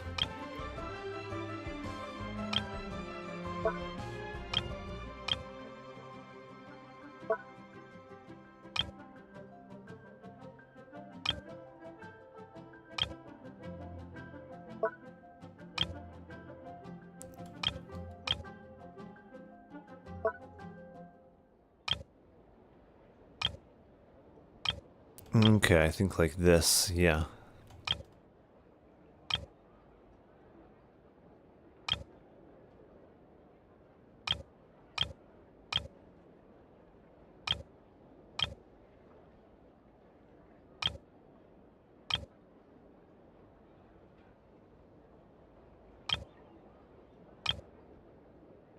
Yeah. Wow, it's beautiful! You know exactly what Paimon likes. Oh, here you go. Paimon works super hard. It's gotta be the prettiest envelope in the whole festival. What did Paimon do? Oh. To the traveler, the best companion of all Tvet. This past year we've traveled far and wide, helped so many people, and seen a ton of weird and wonderful things. And on top of it all, faced countless challenges. You've done an amazing job, and so has Paimon. Huh? Next year, there will be even more exciting places to explore, and even more delicious food for us to gorge on. So, dear traveler, Paimon's best, happiest, better than the restest companion. Happy Lantern Rite.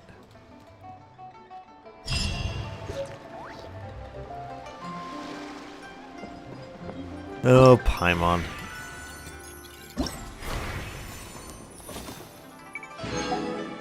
I think that puts me at like 1,500, doesn't it? Yeah. Ooh, we got her outfit. Look at this cute hat!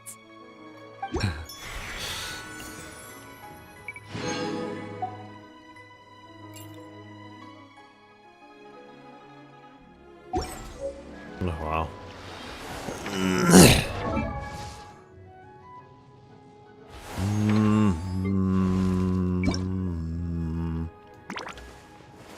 So that's her default.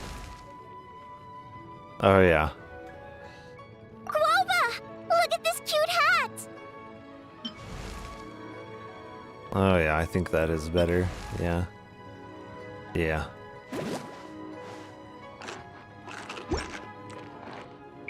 Ooh, let's see, what glider does she have? Okay, yeah, that works, yeah.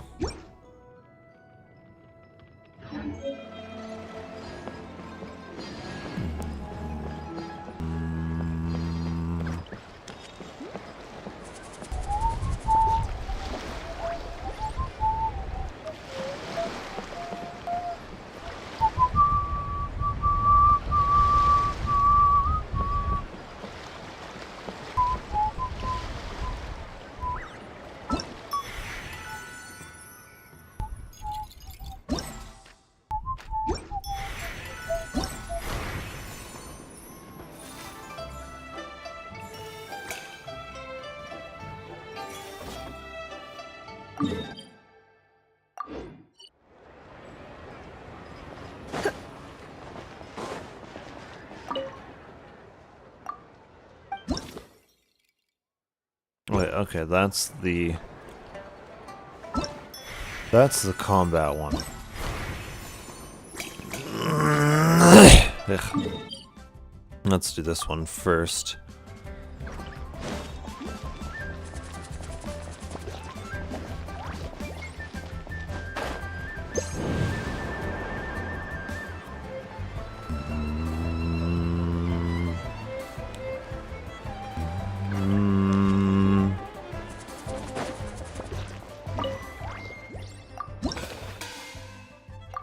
Oh boy, we've got these two left.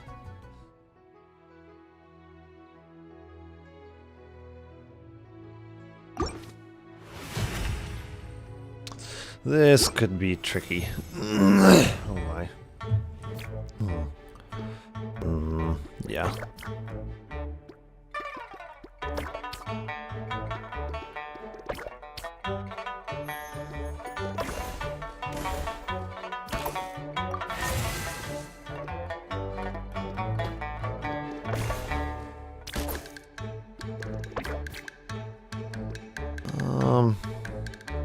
Sure.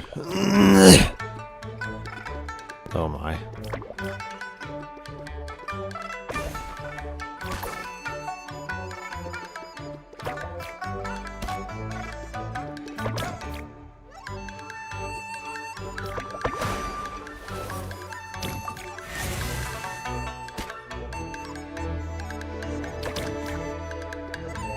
Yes.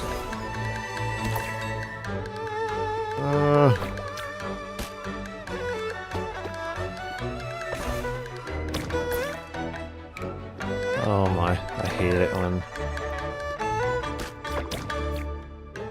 Okay. No, that was not exactly what I was meaning to do. Okay.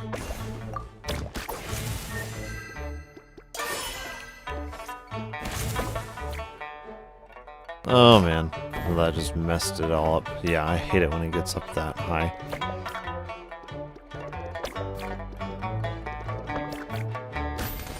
Oh my. What is this one?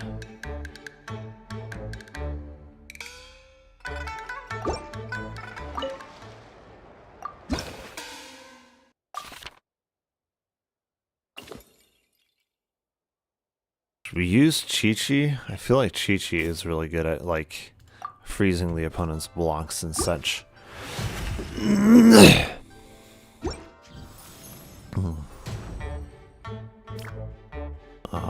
Yes. Okay.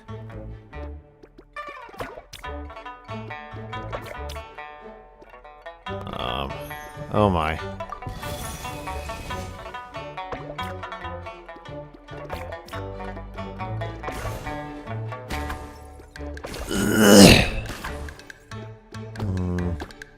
Okay. Oh.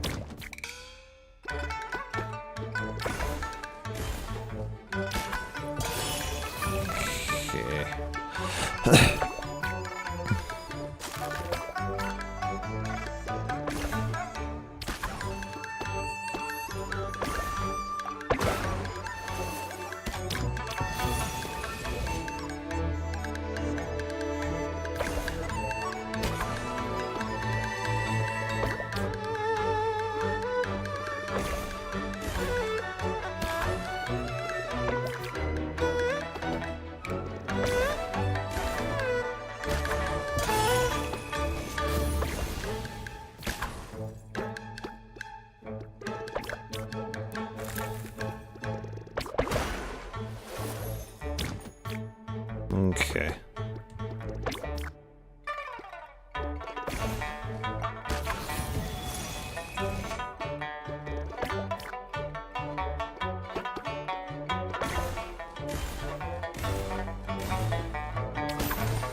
Oh wow.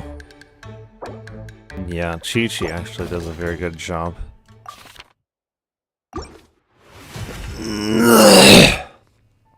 Oh man.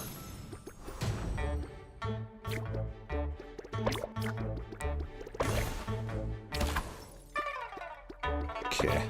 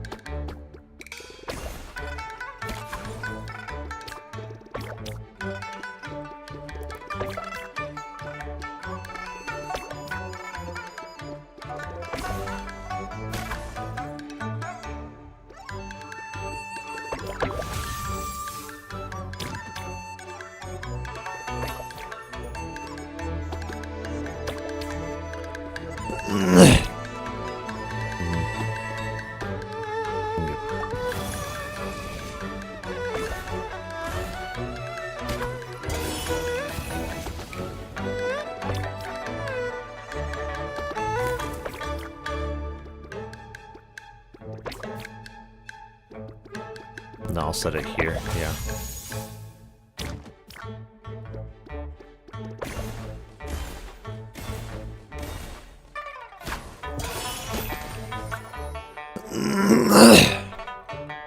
Wow, Chi-Chi does a really good job, actually.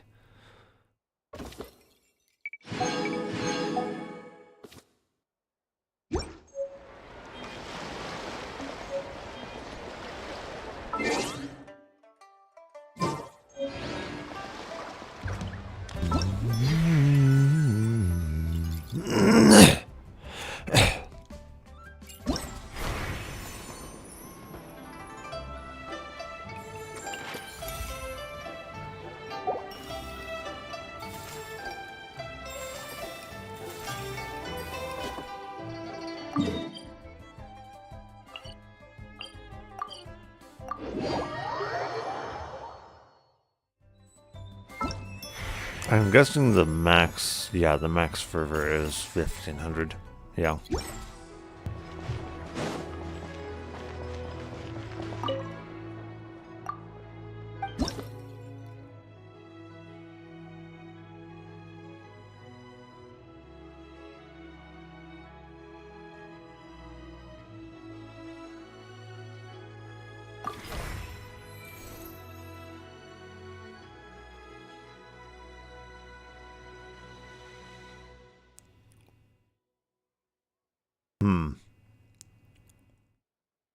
With normal attacks, I mean, she's generally just a very underpowered, horrible character. Mualani? I don't know.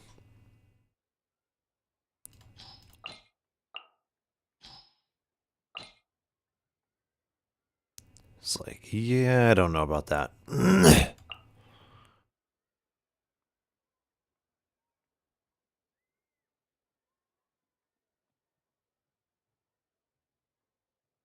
Oh, we get to use out my new outfit.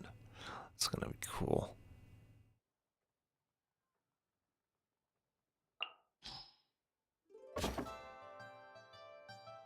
Okay. Elemental Burst may be a good one to keep. Oh yeah, Vape. Vape is gonna be a good one.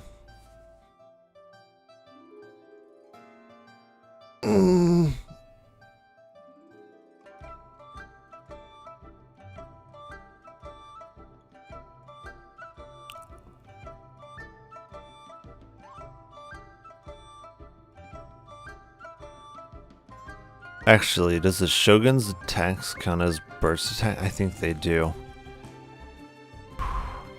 And I think the other person's... Actually, yeah, I may want to use a different team comp than this.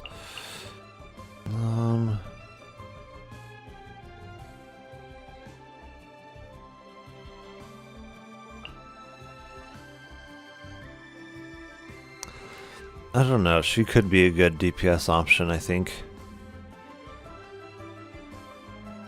Someone who uses autos a lot. I mean... kind of Kachin, but... yeah, I don't know if she's gonna really do enough damage. That's the problem. Maybe? If I set her up right, she'll do a lot of damage with autos. Him and Beto will add a lot of damage onto autos. And then, who for our healer?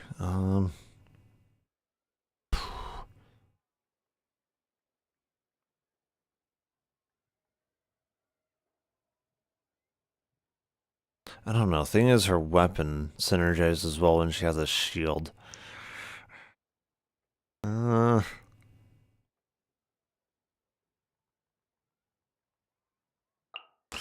I could also do slightly different strategy here. Yo-Yo Girl. Yeah. Yo-Yo Girl, you, and then... where is Benny Boy? He's not a 5-star, right? No. No, I don't believe so.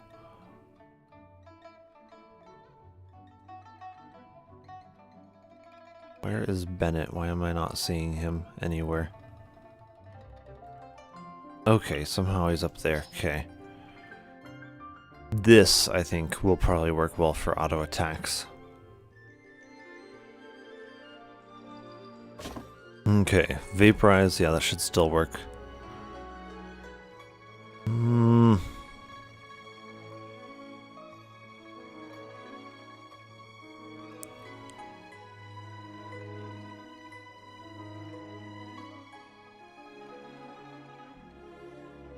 Okay, oh. No, let's take off the other one then. And use elemental skill thing instead. Yes.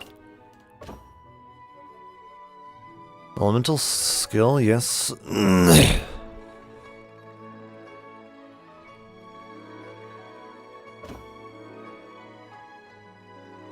Yeah, she's gonna use a lot of autos, and then...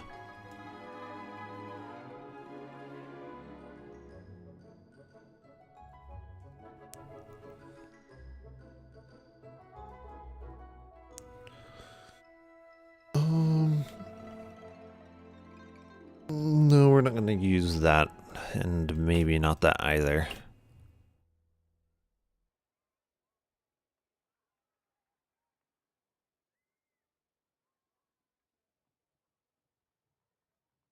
Within 3 seconds of taking to the field. That would be... Yeah, I don't know that that one's going to be super great for her. Maybe?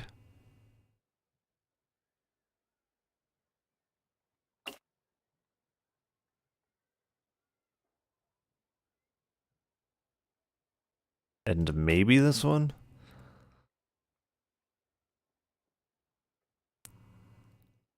Yeah, that's the only ones that I can think of. Oof.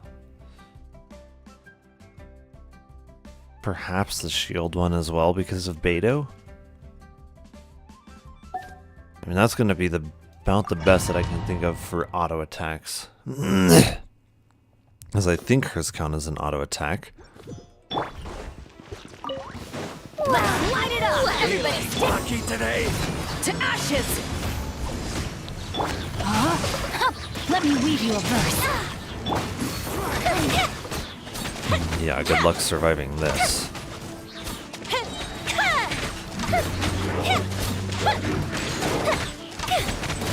Ouch. Wait until Xingqiu's stuff goes off.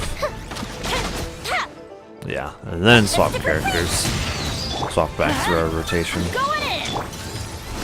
Eyes on me! Rain outlines your fate. Rain cutter. No, my fire hazard.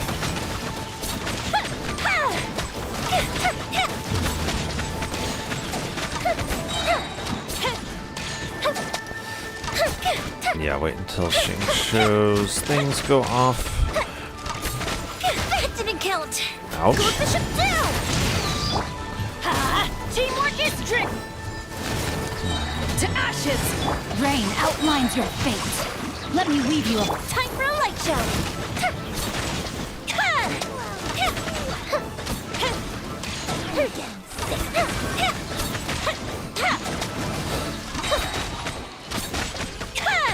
Here come the fireworks! Let's light it up! Everybody, take this! Power that ended Haishan! Witness the power of Fuhua! Fire hazard.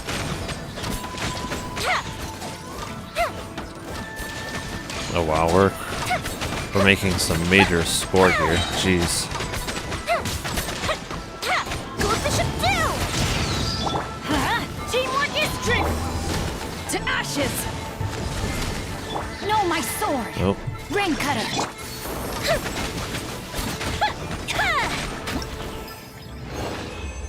Okay. Ooh, yes. I'm pretty sure that worked.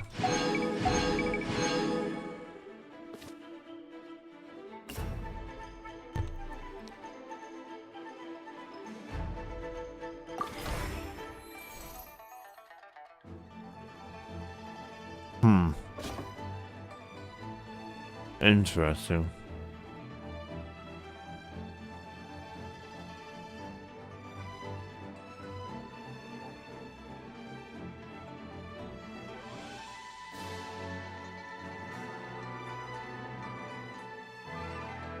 Elemental reactions could be a good one.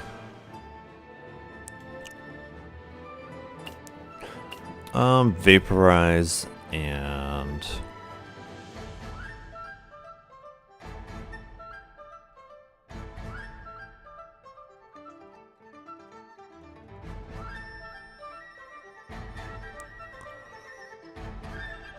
what would be, I think maybe Electro and Hydro as well. Not Swirl.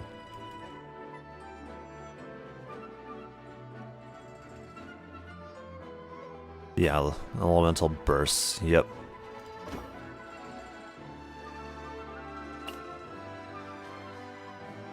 Elemental Burst damage, yes.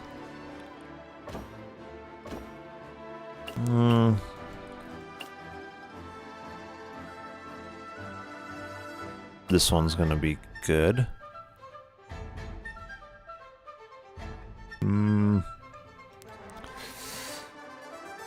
Maybe that one, not protected by a shield. Maybe that one? I don't know. I don't think that one's gonna really work, but yeah. Okay. And then I'm kind of planning on using the international team. International team, very strong, just in general. Yes, there we go.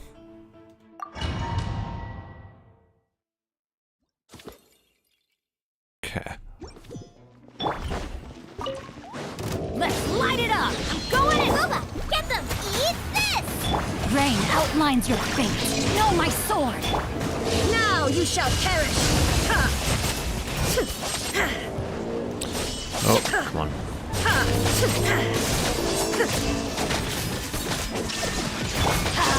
Teamwork is dreamwork! At the frying pan, into the fire! Oh my, yeah, and then he starts stealing energy.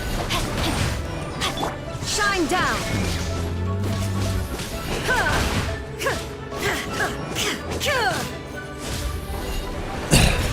What? How did that still hit me? What the heck is that called? Nope. Illusion shattered!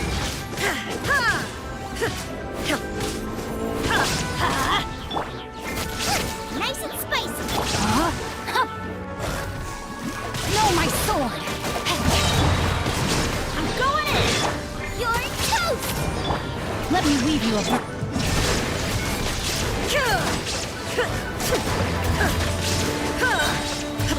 Inazuma shines eternal! How did that not hit him? He was like literally right in front of her.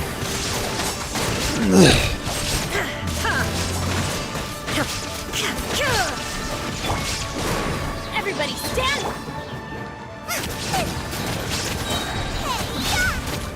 Rain outlines your fate. Shine down! Torn to oblivion!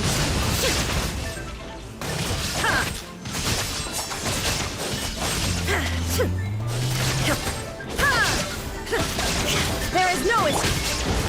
Teamwork is good! At the frying pan, into the fire! You're... Rain outlines your fate. Okay, yes.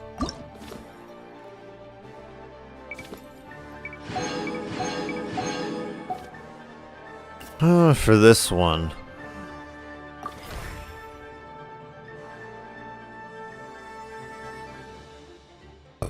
Swirl, crystallize.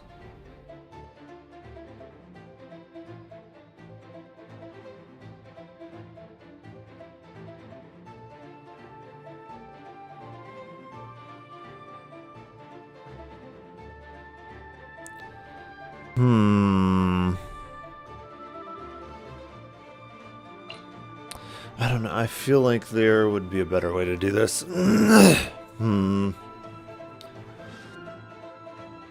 Swirl and crystallize. Okay. What if I use you for the DPS? You as a sub DPS? And who else?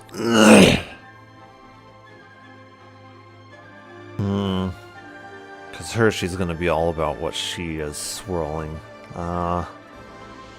Xingqiu could be a good one. Beto would also be another good one for some damage. Actually, she does heal, doesn't she? I think, yeah, she could be a good healer. Rather than, yeah.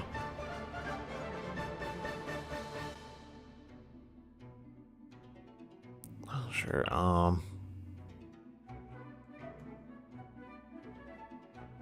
I feel like him and Beto, and then just have her for a healer. Yeah.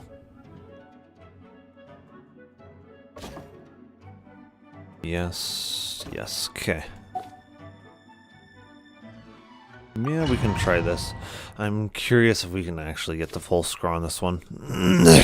So it didn't seem like the other team comp was really exactly what I wanted. Ouch. Rude.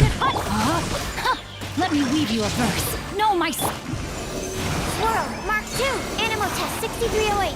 Stand clear. Yeah. Blank says CHEAP viewers on boxing.online. No. No advertising things here, please. It's clearly laid out in the rules. Let the mountain's veins boil! To ashes! Witness the power of Gugwa! Huh? Absorption test. Enhanced animal module 75.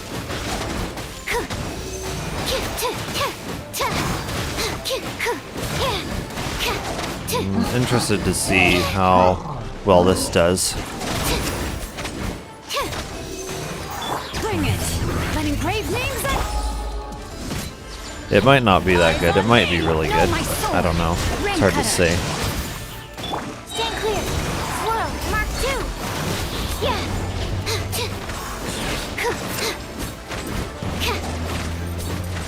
Animal test 6308. Let's see. Hear the echoes of the valley. Oh. Body and mind. Let me weave you a verse. Huh? Stand clear. To ashes. Animal hypostasis emulation. Animal. Let engraved names echo.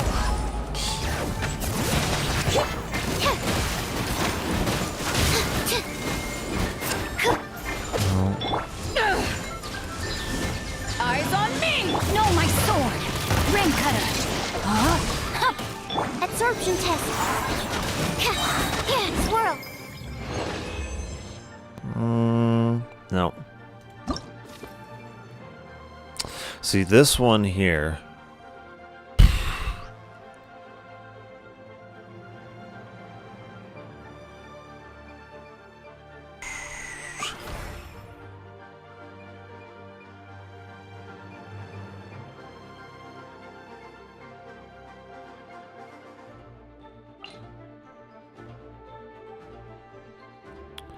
Swirl and Geo.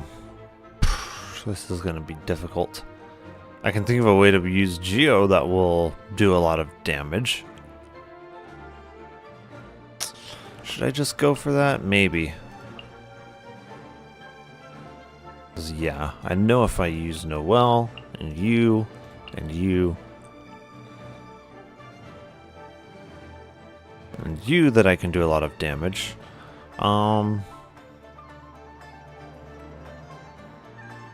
I really don't want to try to incorporate Swirl into this though, because Xingqiu actually does a lot of damage in this kind of team comp, and he provides quite a bit of energy for Farina, is the thing. Oops.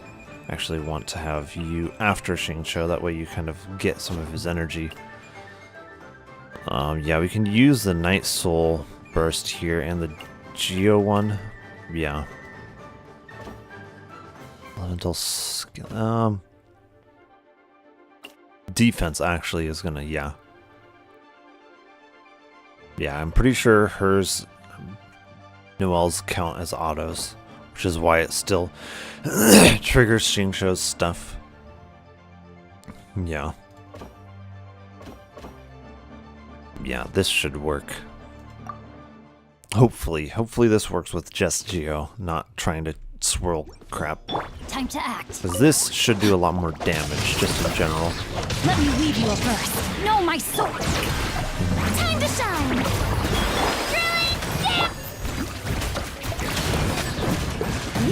As a good night should.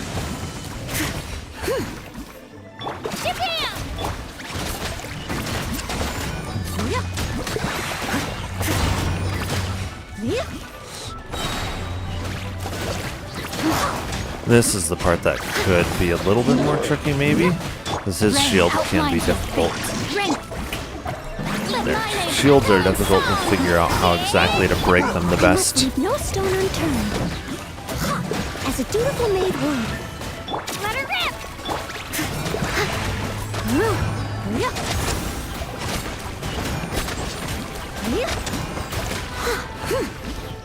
Okay. I'm just not sure how well this will work without swirl. If it's like needed to do this. Let me weave you a verse. 'Cause I cannot seem to get this one to a high enough score. Oh. Leave it all to me. As a good night should.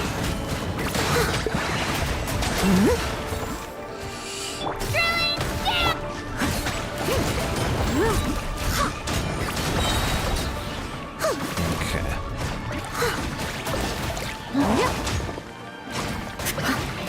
No, my sword. Ring cutter. Strike a pose. Time to shine. Jabam! I must leave no stone unturned. Time to clean up.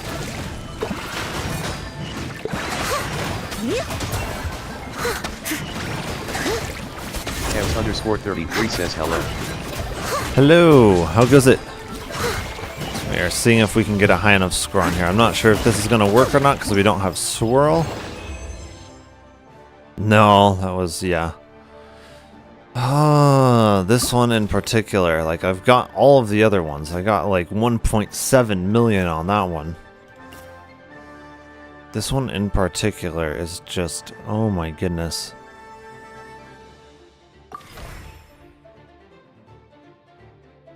Geo and swirl. Like I tried the Chaska team and that just did not do enough damage. I'm doing well. Evs_33 says how are you? Doing well.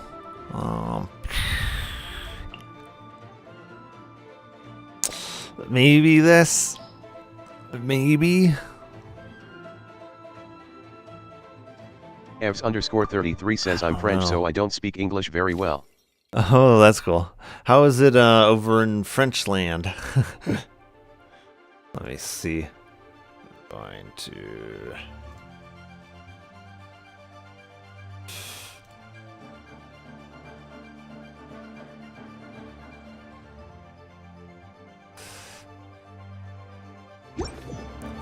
Let's see if this is going to be good enough to do this, or if it's going to not be good enough. Enhanced animal module 75. Clear the area! Steady as stone. As a dutiful maid would. Let her rip! I'll catch up. Someone I don't know, the swirl does seem to be working in my favor pretty well with the Geo. I'm wondering if the swirl is more effective against his shield or something. It doesn't really look like it. As a good night should.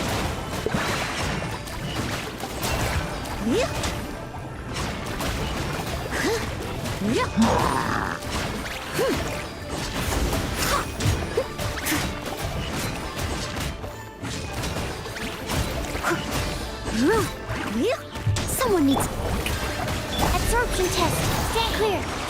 I have an idea for another team that might work fairly well. No stone unturned.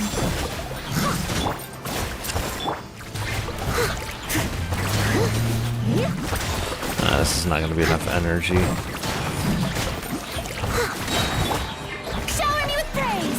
Let the world come up. Absorption test. Yeah, I'm not sure that this is doing well enough. As a dutiful maid would. Let her rip.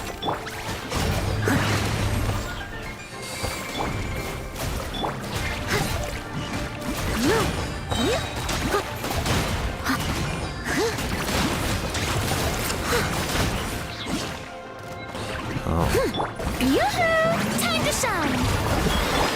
Stand clear. Yeah, I'm not sure this is going to be good enough. No.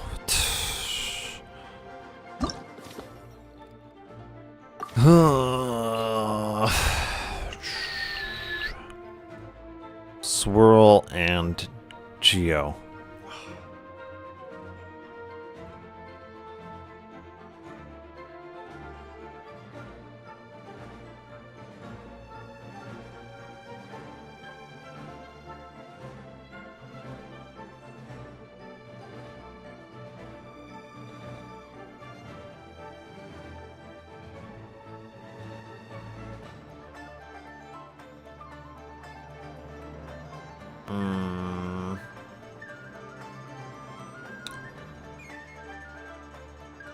I might have an idea.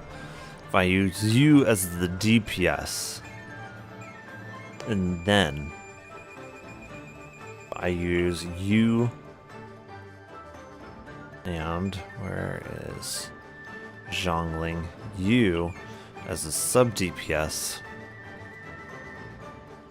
and then you as the healer, then I'll be getting vapes and pretty high damage ones at that, and swirling it and buffing it too.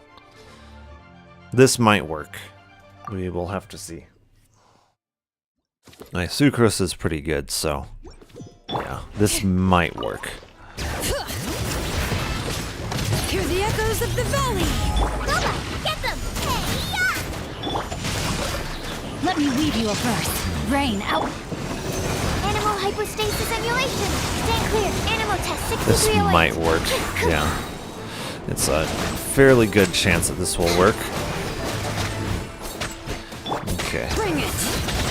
Let the mountain's veins boil! You're toast! Rain cutter. Rain outlines your face. Enhanced animal module 75. Absorption test.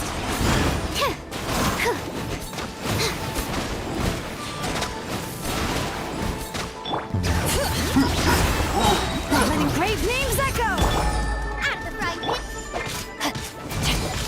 Oh, come on. Do we not have enough energy? No, here we go. No, my sword. Let me leave you. Is this going to be good enough? I'm not sure. Stand clear. Animal test 6308. Swirl, Mark 2. Yeah.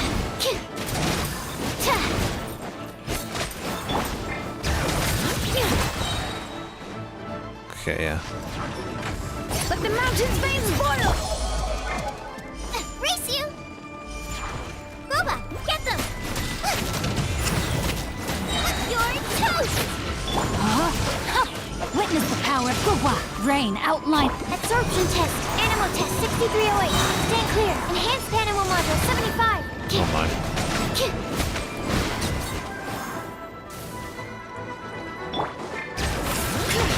Hear the echoes of the valley! Rain cutter.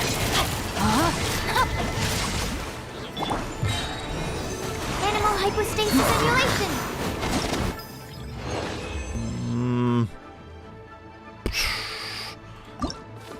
This one in particular, like, how are we supposed to get this? I feel like Zhongling might be a good start. I don't know, we might want to use her, but gosh.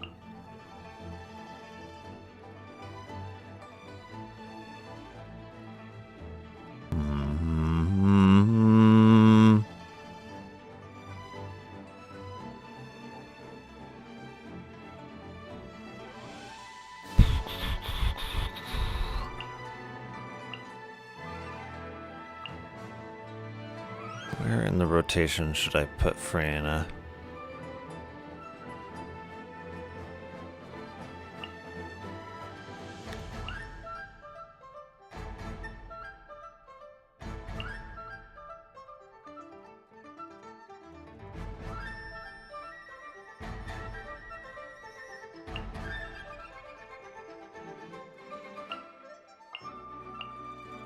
Does she heal everyone? I don't know. Let me see. I don't know if she does. I think it's her burst, yeah.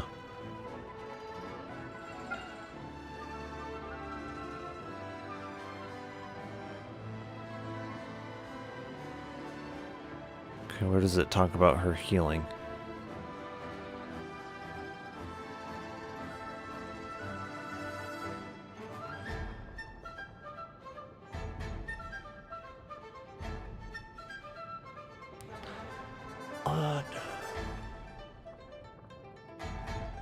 Why does it not talk about her healing? Is it just healing over time, basically?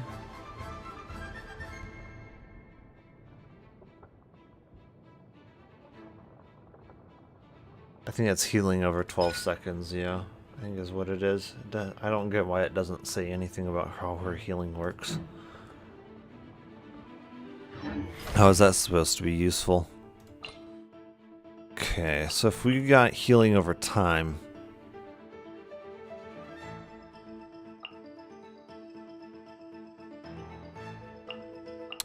we should probably, yeah, have her first in the rotation so that she heals up everybody else in the rotation. Then...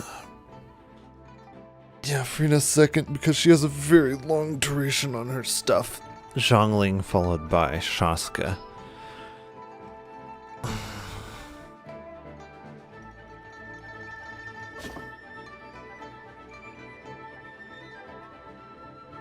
I think we should do swirl for this one. Yeah.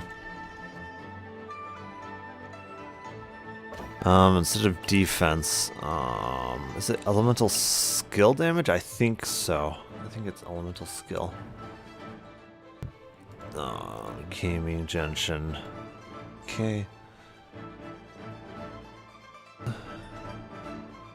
Shaska. I don't know. Is Zhongling gonna work with her?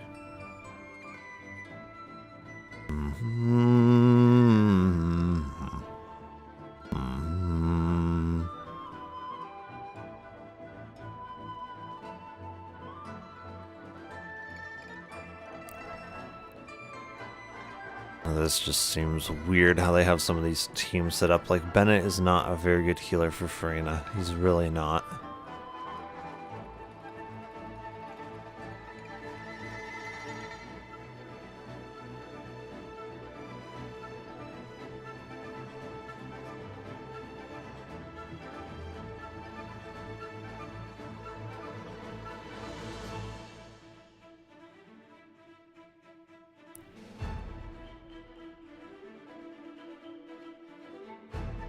I don't know, I think Zhongling's stuff isn't gonna hit enemies though if I use her.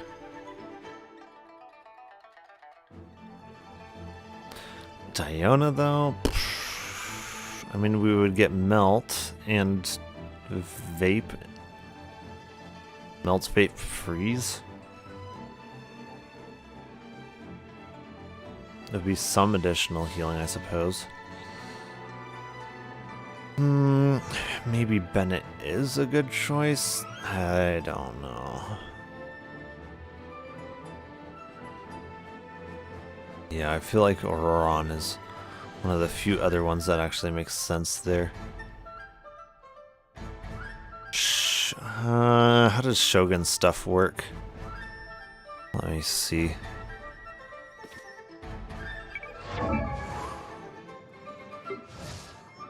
Shogun, your E.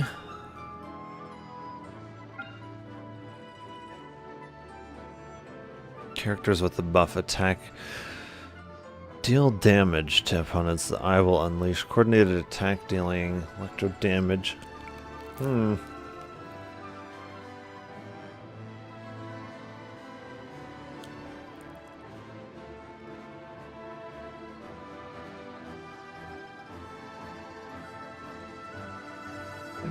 I think it triggers off of basically any damage, but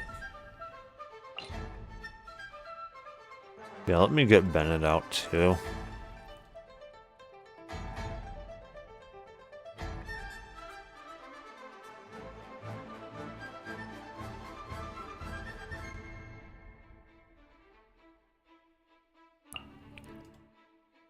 No.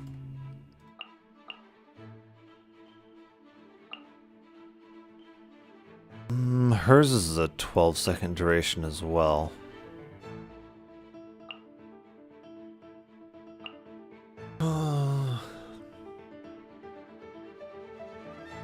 Yeah, I don't know what other pyro characters would really work well with her, specifically healing pyro character. Yeah.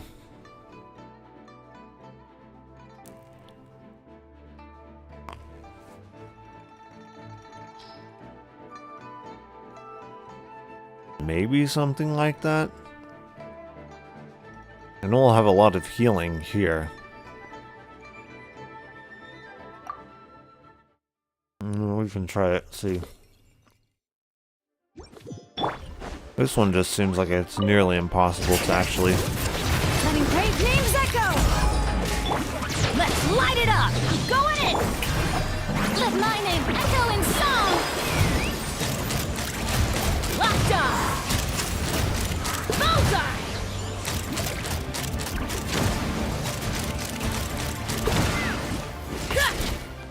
Fire in the hole! Let the mountain's veins boil! Ow! Ouch. Everybody stand back! Let's light it up! Would they stop doing that Let the crap? world collide! Take me up! Bullseye!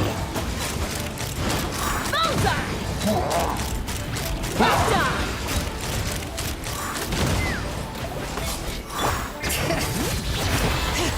Adventure time! I'm going in! Hear the echoes of the valley! Shower me with the... Open fire! Oh, hold on. Bullseye! Knock him down. Letting brave names echo! Everybody stand! Yoo-hoo! Time to shine! Take me up! Bullseye!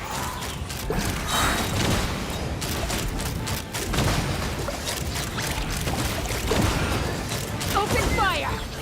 Hold on to your hats. Bring it! Let's light it up! Teamwork is... Let the mountain's veins boil! Shower me with... Ha! Bullseye! Locked on! Locked on!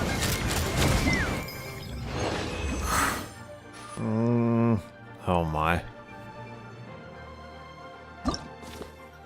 So this is a thing that I'm talking about. It's nearly impossible to do this.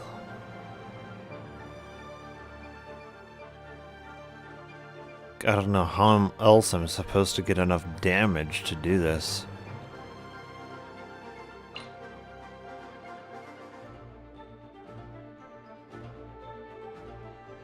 It calls for swirling and for Geo.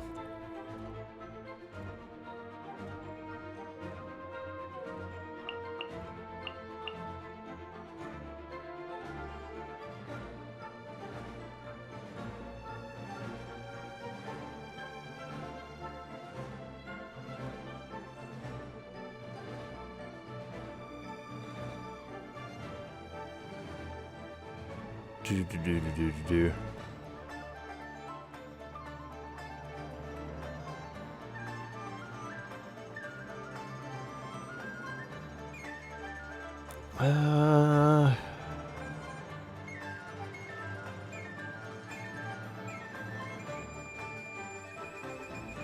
Trying to think of what else we could try.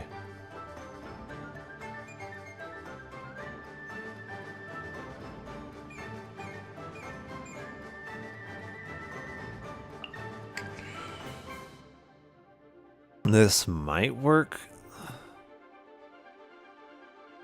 Well, yeah, hers is a pretty short duration. We can try it.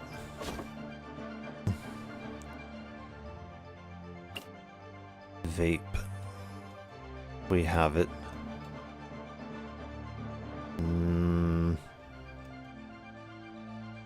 No.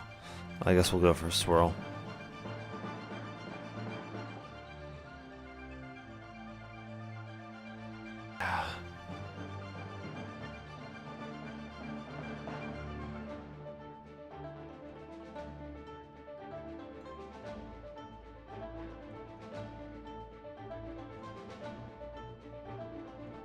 Actually, just using an elemental burst? It seems like that's actually going to be more consistent than swirl, and we get a bigger point thing for it too. Elemental skill.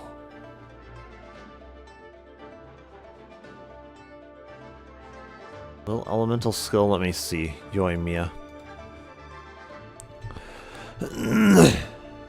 Yoimiya. Does your damage count as an elemental skill, or is it a auto attack?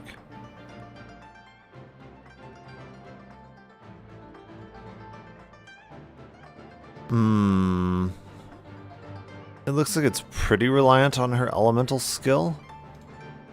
I was pretty sure her elemental skill is mostly like a damage multiplier.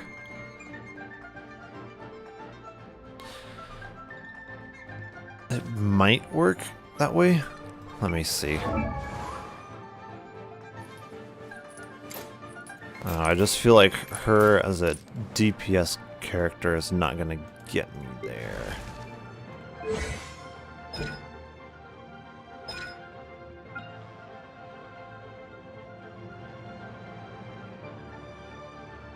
It may work. Yeah, I don't know. I feel like Chaska is not gonna do it.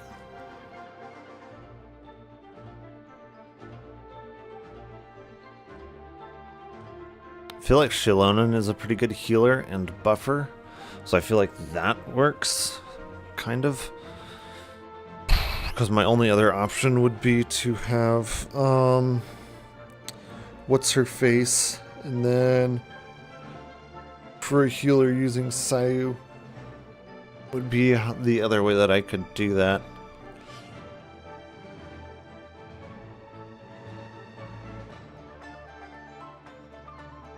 Or I don't know how well that would work, having Sayu as a healer and then having her as the sub DPS slash buffer.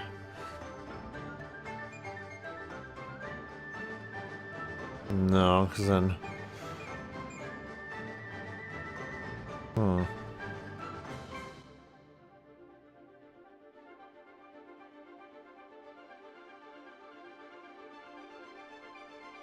He does a lot of damage with Yoimiya, so I feel like in a way he might be better than her. For Swirl, though, I feel like she's probably my best bet outside of Chaska.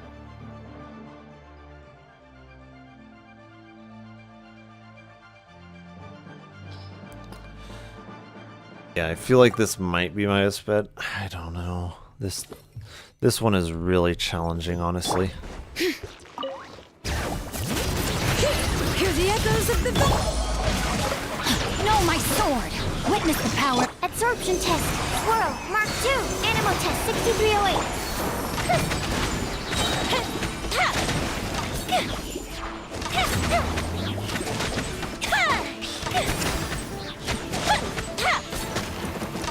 Here come the fireworks!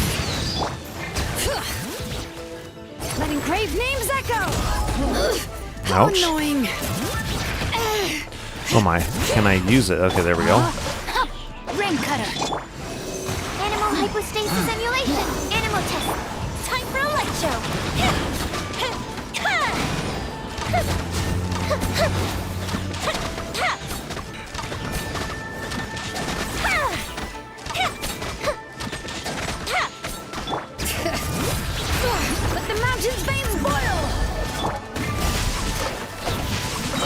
me weave you a absorption test. Animal test 60. Swirl, mark chip. Oh, shit, that's gonna cancel out her pyro damage. Hear the echoes of the valley. Witness the power. Absorption test. Stand clear. Animal hypostate. Fire hazard.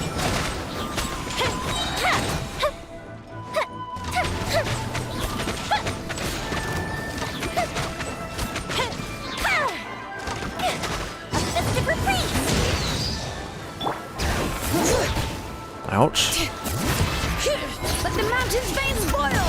No, my sword. Let me weave you a verse. Animal test 6308. Feels it lit. Oh, man. Come on. Almost there. If I do that just a little bit better, I can get it. Oh. Hear the echoes of the valley. Rain outlines your fate. Know my sword. Witness. Enhanced animal module 75. Stand clear.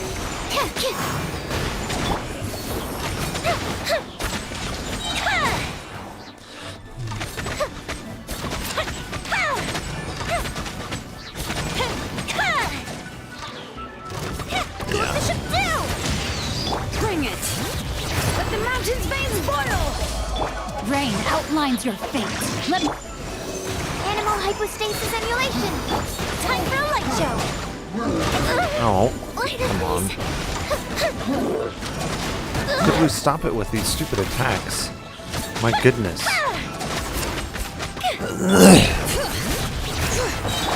Oops. I need to wait for the energy particles to fly in. Absorption test. Stand clear. Swirl, mark.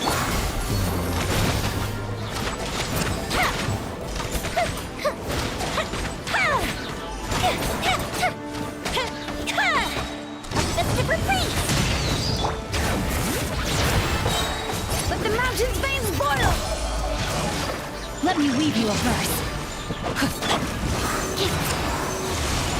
Animal hypostick. Feels it lit.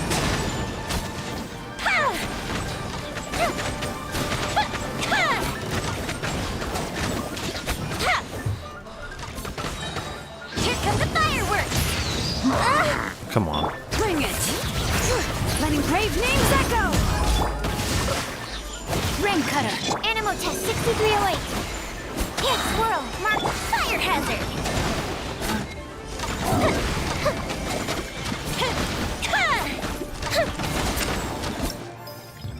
Come on. What? How is that like half the score that I got last time? What?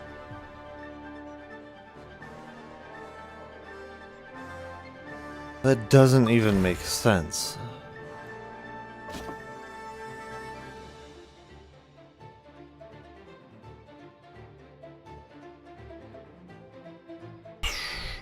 I don't know, this one in particular just seems impossible, honestly.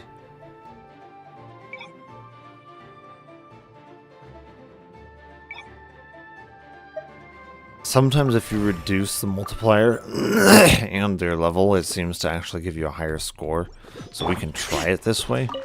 Let the mountain's veins boil! Let me weave you a verse. No, my soul. Absorption test. Enhanced animal module 75. Absorption test. Animal test 6308. Time for a light show.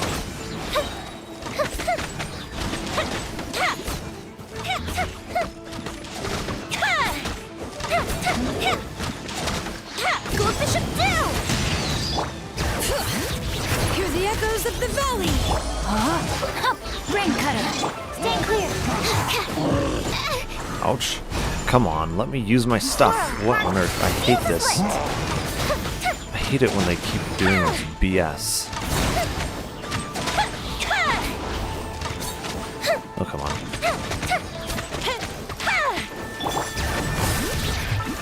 Oh, come on. No, that was not what I wanted you to do. Rain outlines your fate. Animal test 6308. Absorption test. Yeah. Okay. Let me weave you a verse. Ouch.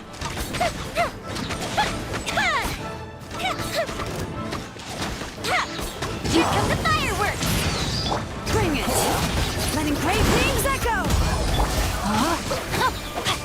Witness the power. Animal test 6308. Enhanced test. Time for a light show.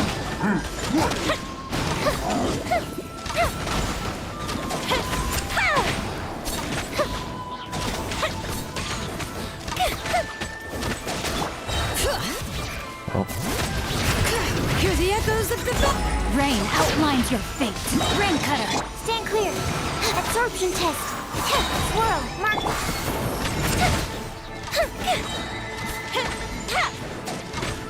Come on. Let's give me a higher score. Sometimes it does. Nope.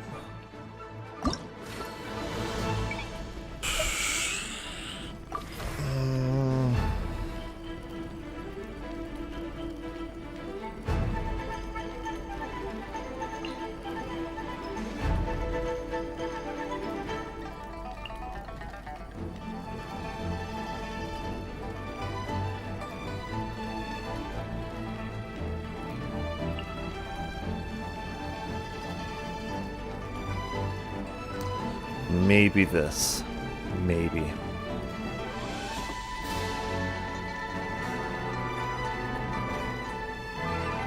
Cool. Okay, we're gonna go to burst.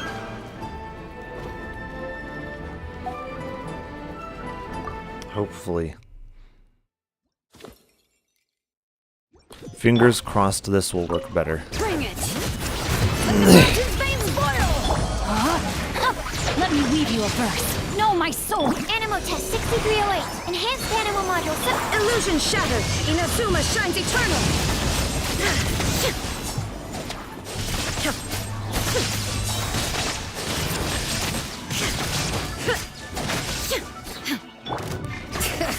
Hear the echoes of the valley! Rain cutter! Animal test 6308.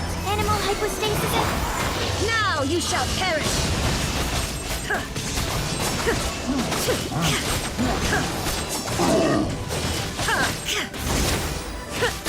There is no... Letting grave names echo! Rain outlines your fate. Let me weave... Absorption test. Stand clear. Enhanced animal... Inazuma shines eternal! Come on.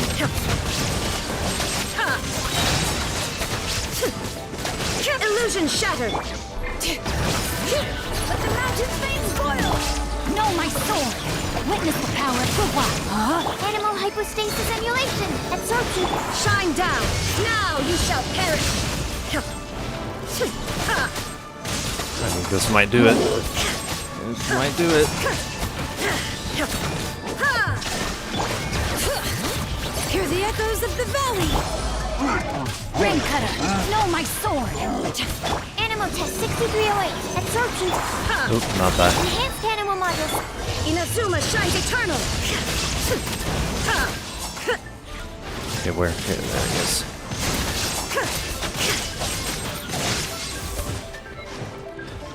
Illusion letting grave names echo!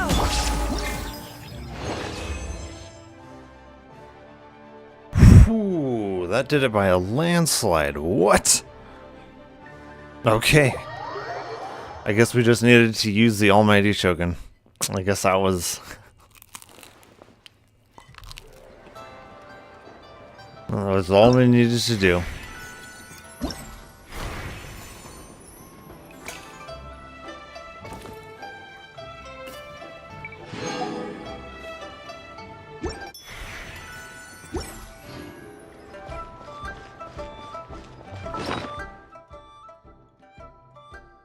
Never underestimate the power of the Shogun. I think that's what the lesson is there.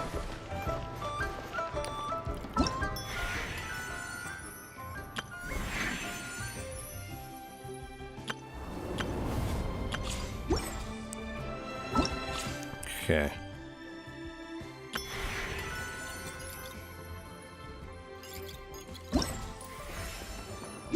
Yeah, I think Lantern Rite is pretty much done then. Oh. Yeah, we're gonna need quite a few more Prima in order to pull for him again. Did we complete our battle pass? Yeah, we did. Okay, we still got 12 days left too. Jeez.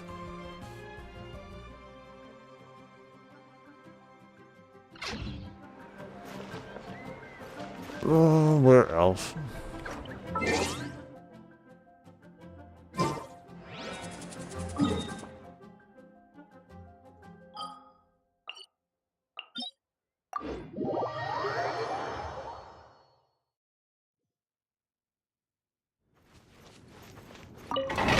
Lisa, though. Lisa's honestly a bit trickier.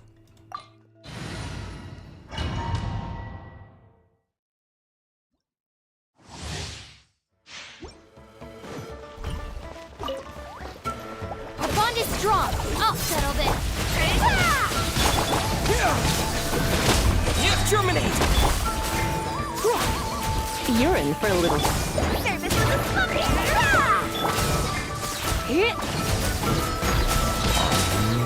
Blitz. Try not to enjoy this. Stand with me. Scatter! Spring forth!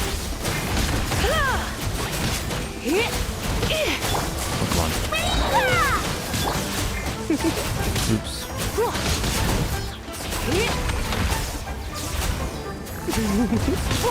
Well, it should be enough energy. Yes, there we go. Surrendering.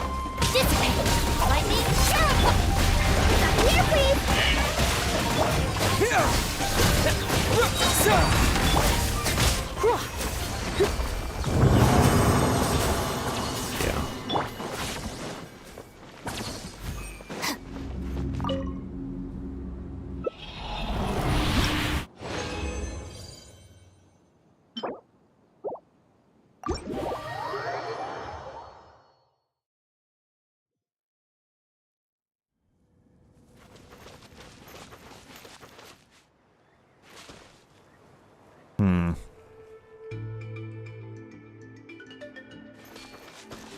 Stand with me.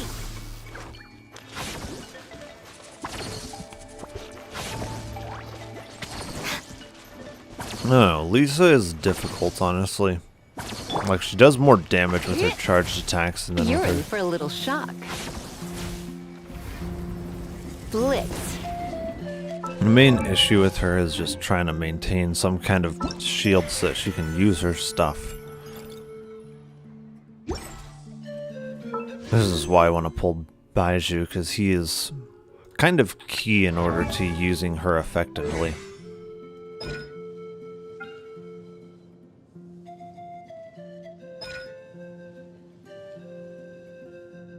Yeah, he has a 14-second duration shield.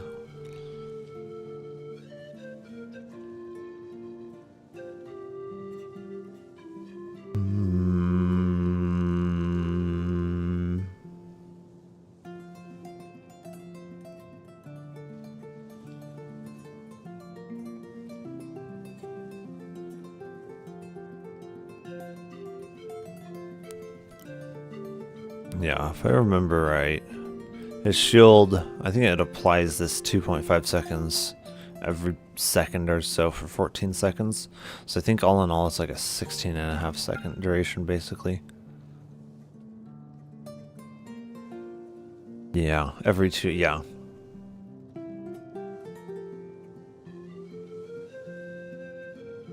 Okay, so he generates a new one every 2.5 seconds. I think it basically ends up being even longer than the 14 seconds, yeah. Yeah, because he's both a shielder and a healer in one. So he ends up working very well with Lisa. Because, yeah, he'll apply Dendro, shield, and heal. All in one. And that makes it easier. Why why not keep me company for a while? There'll be plenty of time for work later.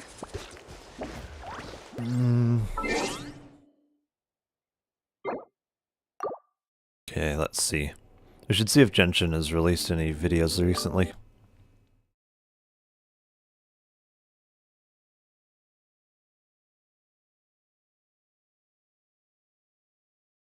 Why is Java open?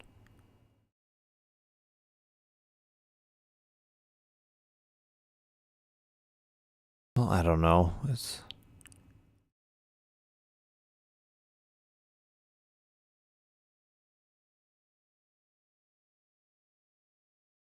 sure, yeah.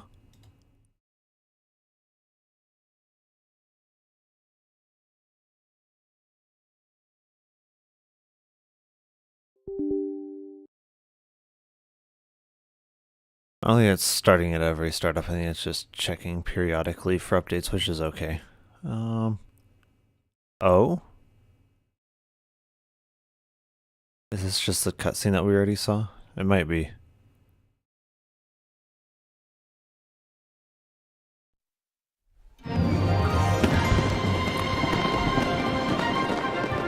Yeah, I think so.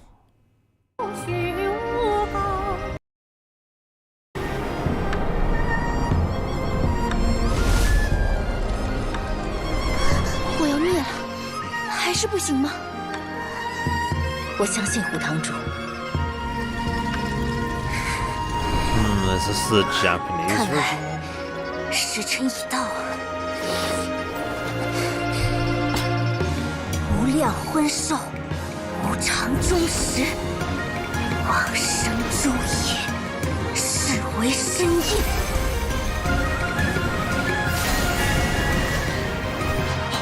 快看！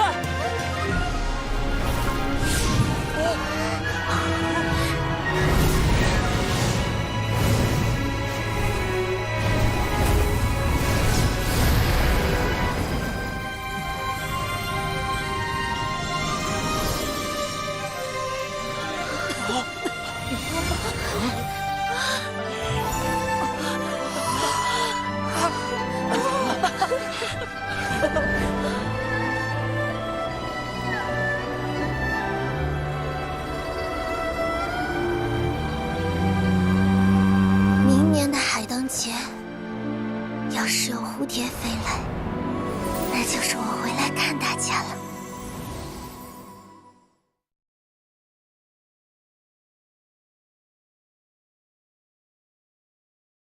I'm wondering if people are like, oh, does she die from this one? If they haven't played through it, and yeah.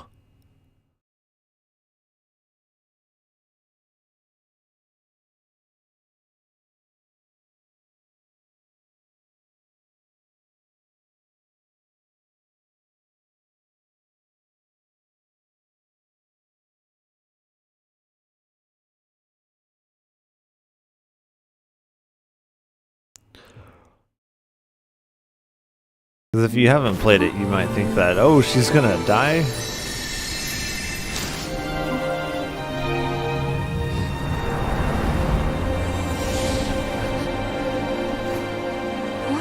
I'm wondering if this one was also done in Japanese too. I think at this point they're just encouraging people to use the Japanese version, basically. 旅行者，你放心，我可以的。来吧，大家都在等着你回家。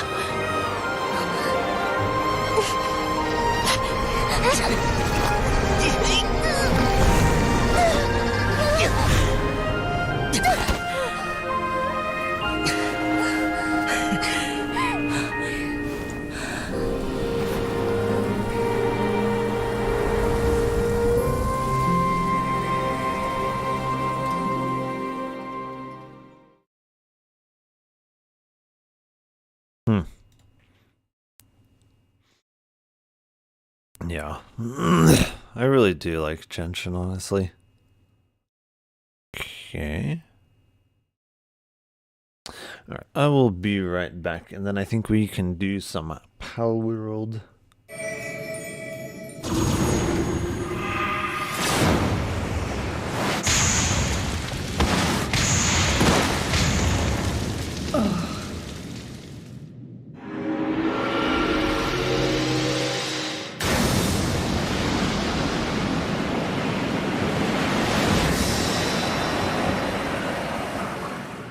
You shall not pass!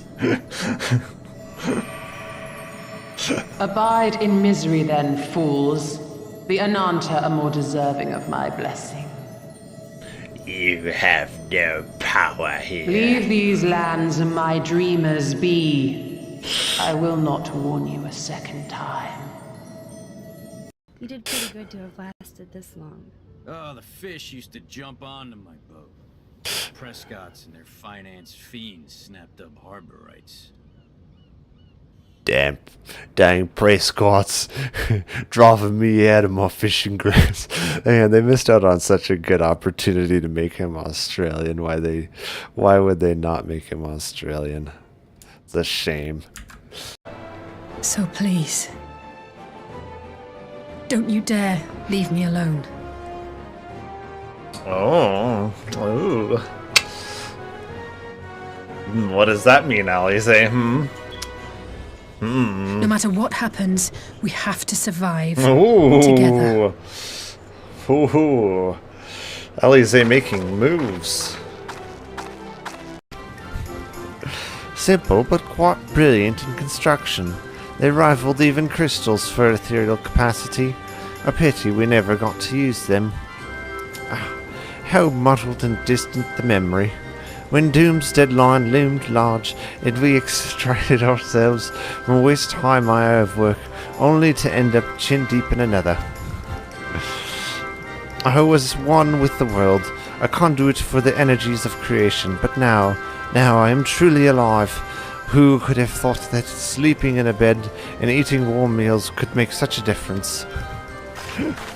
I feel positively functional. I dare say it rivals the thrilling dancing on the knife's edge of failure. I like adventure, yes. It's full of adventure. That looked like Link's horse almost. Almost looked like Epona. Who has stolen you, Epona? You were great, Nilu! Your words won over Inaya! Talk like that during the debate, and you'll get an easy win! Thanks for that, Paimon. But I still feel like it'll be an uphill battle. I need to be calmer, cooler, and more collected. Yep. Even if her daddy wants to leave, she'll make him stay. Not Razor's Traveler side. and teacher did a lot for me. A lot of work. Yes, we did, Razor. You are in our debt. How will you ever repay us? But me, I still can't answer questions. So useless. Well, at least you know that you're useless. Dear me, what's gotten you so upset, my little wolf cub? We can't have you being so down in the dumps. Wait, we can't? Ah, I see. Do you? Cutie, how about you keep Kaya company while I stay here and help Razor process his feelings? As his teacher, I owe him some tutelage anyway. Oh, she's gonna help you, Razor. Aw, sweet Dommy Mommy's gonna help you with your feelings. Come and collect him in a few days' time. The last ingredient should be ready by then as well. A few days? Man, Razor's really getting some hands-on lessons, jeez. How come Klee said he's looking for his mom, but Kaya says he's looking for his dad? It might make more sense to them, but it's gonna get confusing for everyone else. That's because Klee has mommy issues, whereas Kaya has daddy issues. That's why. That's why they mention different people. It's okay. I understand. It's likely that the feelings you're experiencing right now won't occur many times in your life. I urge you to summon the courage to seize this opportunity and see where it takes you, no matter where that may be. That's expecting too much from her. Women don't do that kind of thing. They let opportunities slip by them, you know. What? Really? Yep. But that's how it is in battle, too. Opportunities to seize victory are fleeting. When they arise, you have to capitalize on them right away. I imagine it's the same in love. That's my suggestion, anyway. I mean, it's true, but I mean... Let's read the next letter. Yeah. My neighbor is always I'll just go along with it for now. As soon as we go into a back alleyway, Scaramouche will accidentally trip and fall on his own blade, tragically ending his life. Such a tragedy. Won't be able to believe what happened, and we'll have to, unfortunately, inform Kusanali. Fine. Drink these.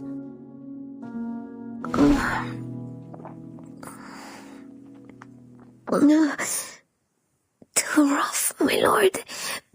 We just met. I thought she liked it that way, though. It tastes awful.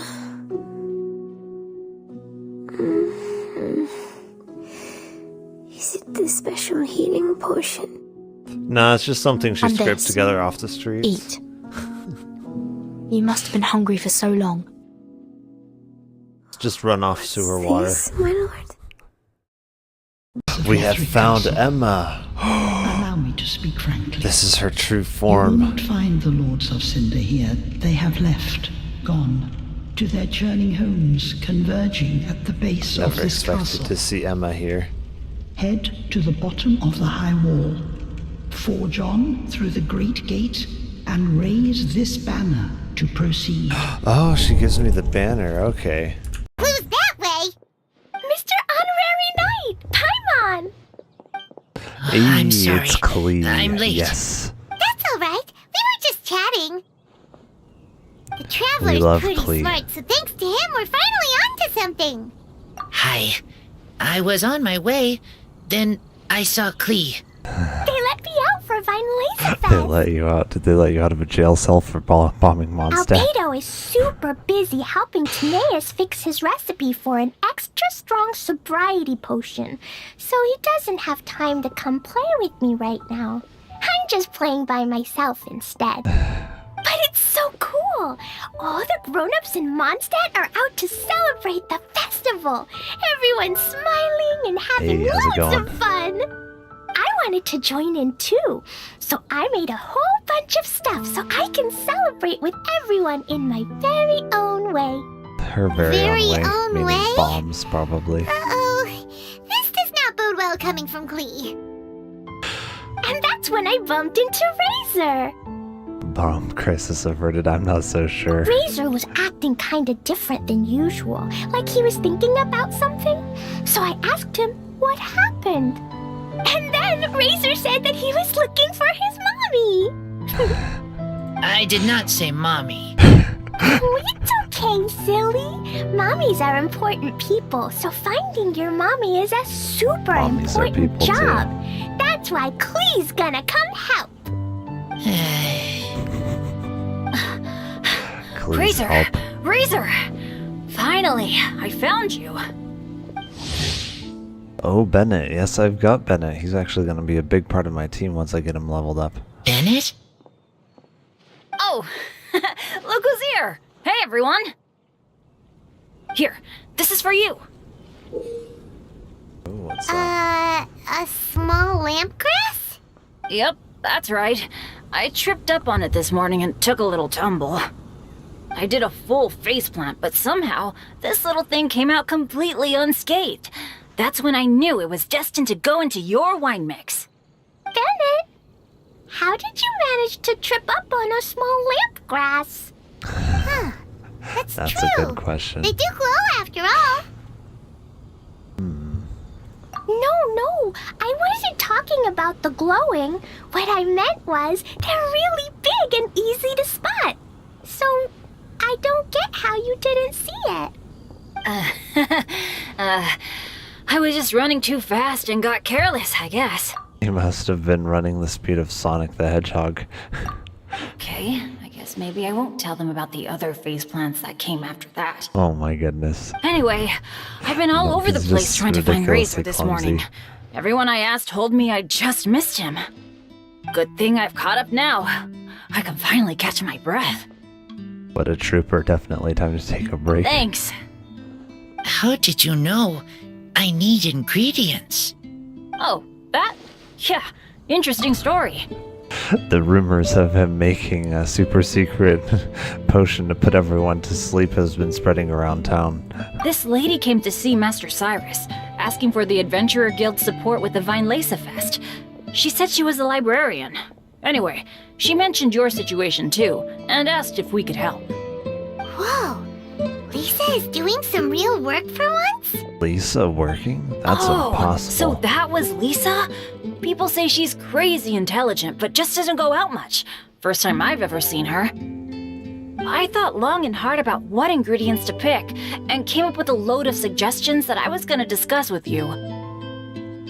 But then I realized that small lampgrass was clearly the best. It shines a light to guide the way for explorers in the dark. Doesn't that sound like a wonderful thing?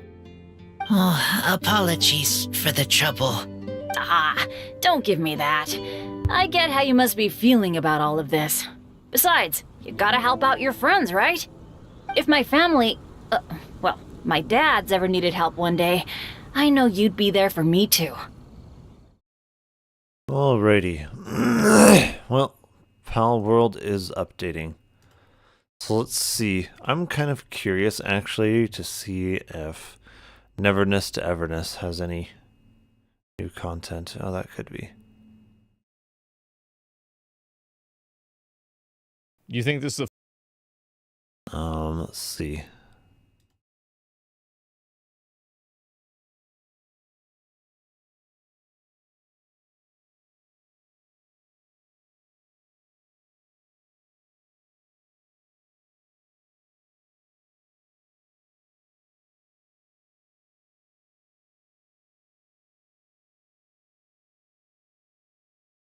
I mean, Neverness to Everness looks very, very impressive. Did I see this one? I don't know if I did. I don't know if I saw this one.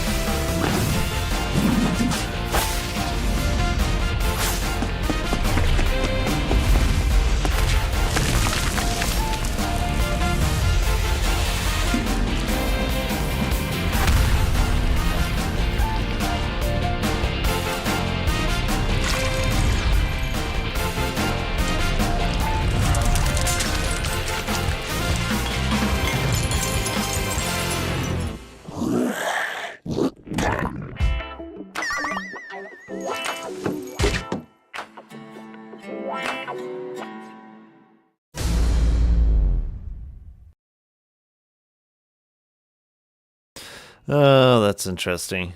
Let me see.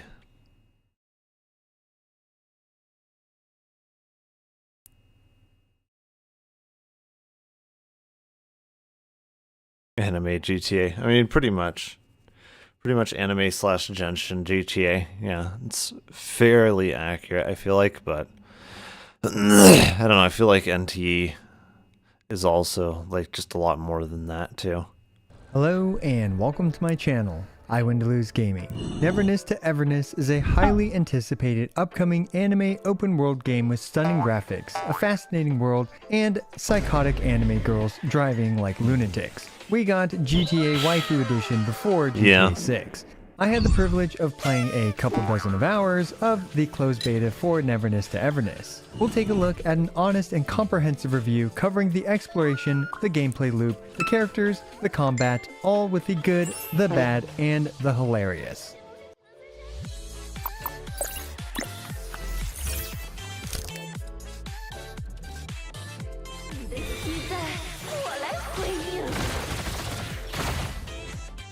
This video was sponsored by Hottest Studios, the makers of Tower of Fantasy, who are now creating Neverness to Everness. But being the based developers that they are, they want actual feedback, so we're going to give it to them both with this video and with your feedback in the comments below.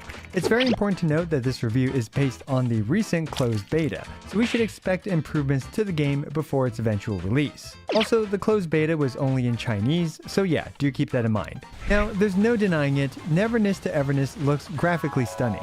Being an anime-style game made in Unreal Engine 5, this game has incredible graphic fidelity. Oh, please tell me that they actually did some optimizations to Unreal Engine 5, otherwise it's just Smear Abuse 5 with very poor optimization. Like, that's what Unreal Engine 5 is, in case you didn't know.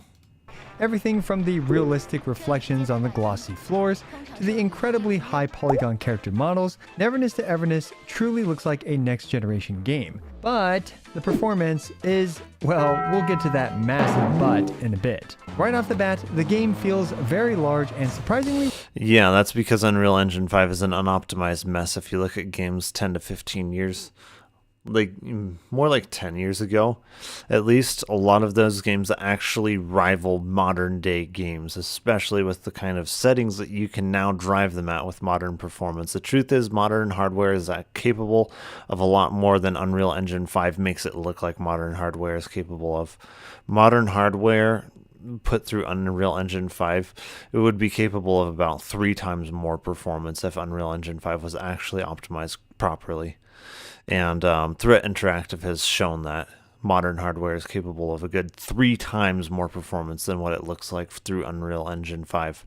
Realistic, with literally a sprinkle of bizarreness that fits in pretty well. The story appears to be light. Not even figuratively, not even theoretically. Like, your modern hardware is capable of about 3 times the performance that you currently see it running at in Unreal Engine 5 games, just because of how poorly optimized it is and how much smear abuse they're using in it. Hearted as you take the role of, I believe, the stereotypical... But then all these game developers are lazy. It's easier to make games in Unreal Engine 5, so then they just take the shortcut route of Unreal Engine 5 and all the bad performance that comes with that. Amnesiac MC, and you meet a colorful... And then because we've got upscaling techniques and frame interpolation techniques, then they just abuse that on top of all the smear abuse in order to make the game look like it's actually running well, when in reality it's just not. Oh, okay, so it's starting up. I gotta use the restroom though again. I'm gonna go use the restroom, I'll be back.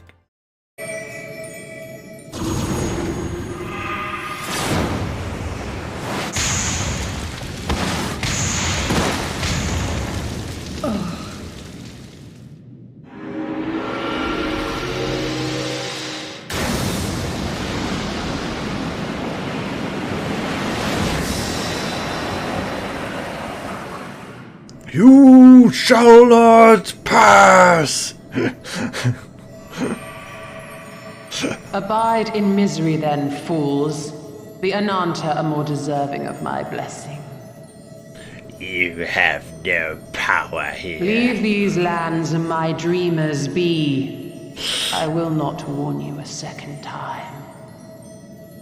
You did pretty good to have lasted this long. Oh, the fish used to jump onto my boat. Prescott's and their finance fiends snapped up harbor rights. Dang Prescott's driving me out of my fishing grounds. Man, they missed out on such a good opportunity to make him Australian. Why would they not make him Australian? It's a shame. So please, don't you dare leave me alone. Oh, ooh. What does that mean, Alize? No matter what happens, we have to survive Ooh. together. Ooh. Alize making moves. Simple but quite brilliant in construction. They rivaled even crystals for ethereal capacity. A pity we never got to use them. How muddled and distant the memory. When Doom's deadline loomed large, and we extricated ourselves from waste time my earthwork, only to end up chin deep in another.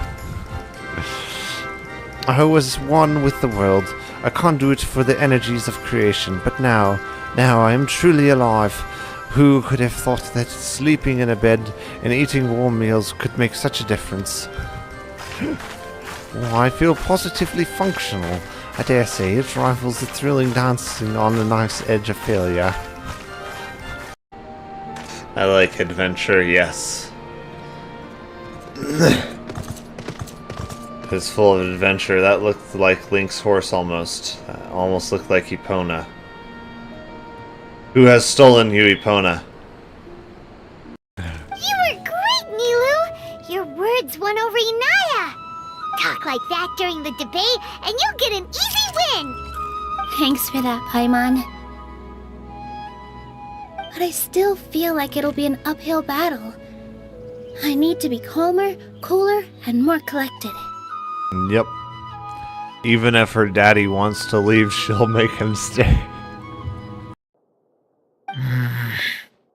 Not Razor's Traveler side. and teacher did a lot for me. A lot of work. Yes, we did, Razor. You are in our debt. How will you ever repay us? But me, I still can't answer questions. So useless. Well, at least you know that you're useless. Dear me, what's gotten you so upset, my little wolf cub? We can't have you being so down in the dumps. Wait, we can't? Ah, I see. Do you? Cutie, how about you keep Kaya company while I stay here and help Razor process his feelings? As his teacher, I owe him some tutelage anyway. Oh, she's gonna help you, Razor. Aw, sweet Dommy Mommy's gonna help you with your feelings. Come and collect him in a few days' time. The last ingredient should be ready by then as well. A few days? Man, Razor's really getting some hands-on lessons, jeez. How come Klee said he's looking for his mom, but Kaya says he's looking for his dad? It might make more sense to them, but it's gonna get confusing for everyone else. That's because Klee has mommy issues, whereas Kaya has daddy issues. That's why. That's why they mention different people. It's okay. I understand. It's likely that the feelings you're experiencing right now won't occur many times in your life. I urge you to summon the courage to seize this opportunity and see where it takes you, no matter where that may be. Oh. That's expecting too much from her. Women don't do that kind of thing. They let opportunities slip by them, you know. What? Really? Yep. But that's how it is in battle, too. Opportunities to seize victory are fleeting. When they arise, you have to capitalize on them right away. Huh. I imagine it's the same in love. That's my suggestion, anyway. I mean, it's true, but I mean... Let's read the next letter.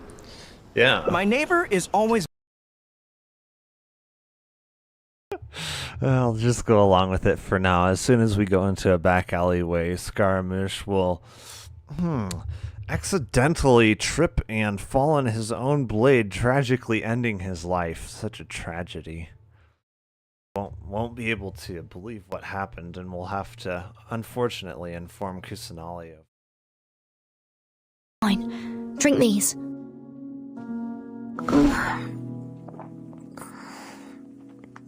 No, too rough, my lord. We just met. I thought she liked it that way, though. It tastes awful.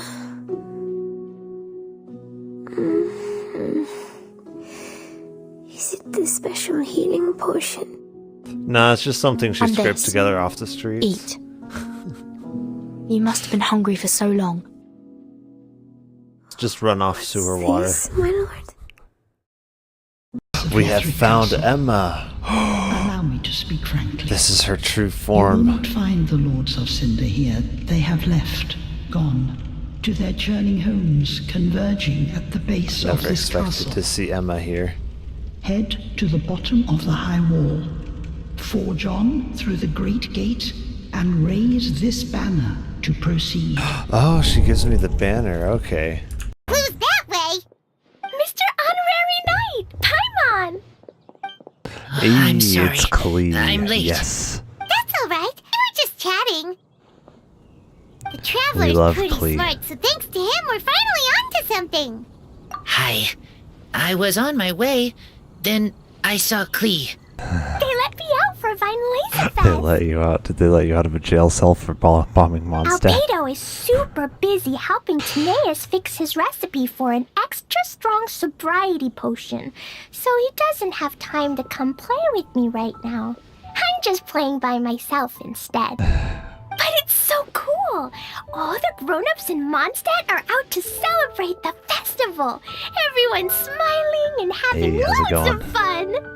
I wanted to join in too, so I made a whole bunch of stuff so I can celebrate with everyone in my very own way. Her very own own way. Meaning way? bombs, probably. Uh-oh. This does not bode well coming from Klee. And that's when I bumped into Razor. Bomb crisis averted. I'm not so sure. Razor was acting kinda different than usual, like he was thinking about something. So I asked him what happened. And then Razor said that he was looking for his mommy. I did not say mommy. Oh, it's okay, silly. Mommies are important people, so finding your mommy is a super Mommies are important people, too. job. That's why Klee's gonna come help. Please Razor! help. Razor! Finally, I found you. Oh, Bennett. Yes, I've got Bennett. He's actually going to be a big part of my team once I get him leveled up. Bennett? Oh, look who's here! Hey, everyone! Here, this is for you. Oh, what's that? A small lampgrass? Yep, that's right. I tripped up on it this morning and took a little tumble. I did a full faceplant, but somehow this little thing came out completely unscathed. That's when I knew it was destined to go into your wine mix. Bennett, how did you manage to trip up on a small lampgrass? Huh. That's That's true. a good question. They do glow after all. No, I wasn't talking about the glowing. What I meant was they're really big and easy to spot. So I don't get how you didn't see it. I was just running too fast and got careless, I guess. He must have been running the speed of Sonic the Hedgehog. Okay, I guess maybe I won't tell them about the other faceplants that came after that. Oh my goodness. Anyway, I've been all over the he's place just trying to find Razor ridiculously this clumsy. morning. Everyone I asked told me I just missed him. Good thing I've caught up now. I can finally catch my breath. What a trooper. Definitely time to take a break. Thanks. How did you know I need ingredients? Oh, that? Yeah, interesting story. The rumors of him making a super secret potion to put everyone to sleep has been spreading around town. This lady came to see Master Cyrus, asking for the Adventurer Guild support with the Vine Laser Fest. She said she was a librarian. Anyway, she mentioned your situation too, and asked if we could help. Whoa. Lisa is doing some real work for once? Lisa working? That's So impossible. that was Lisa? People say she's crazy intelligent, but just doesn't go out much. First time I've ever seen her. I thought long and hard about what ingredients to pick, and came up with a load of suggestions that I was gonna discuss with you. But then I realized that small lampgrass was clearly the best. It shines a light to guide the way for explorers in the dark. Doesn't that sound like a wonderful thing? Oh, apologies for the trouble. Ah, don't give me that. I get how you must be feeling about all of this. Besides, you gotta help out your friends, right? If my family, well, my dad's ever needed help one day, I know you'd be there for me too. Yes. Can I help too? Please take me with you, please. I want to join in. I know what kind of ingredient Klee's gonna want to add in.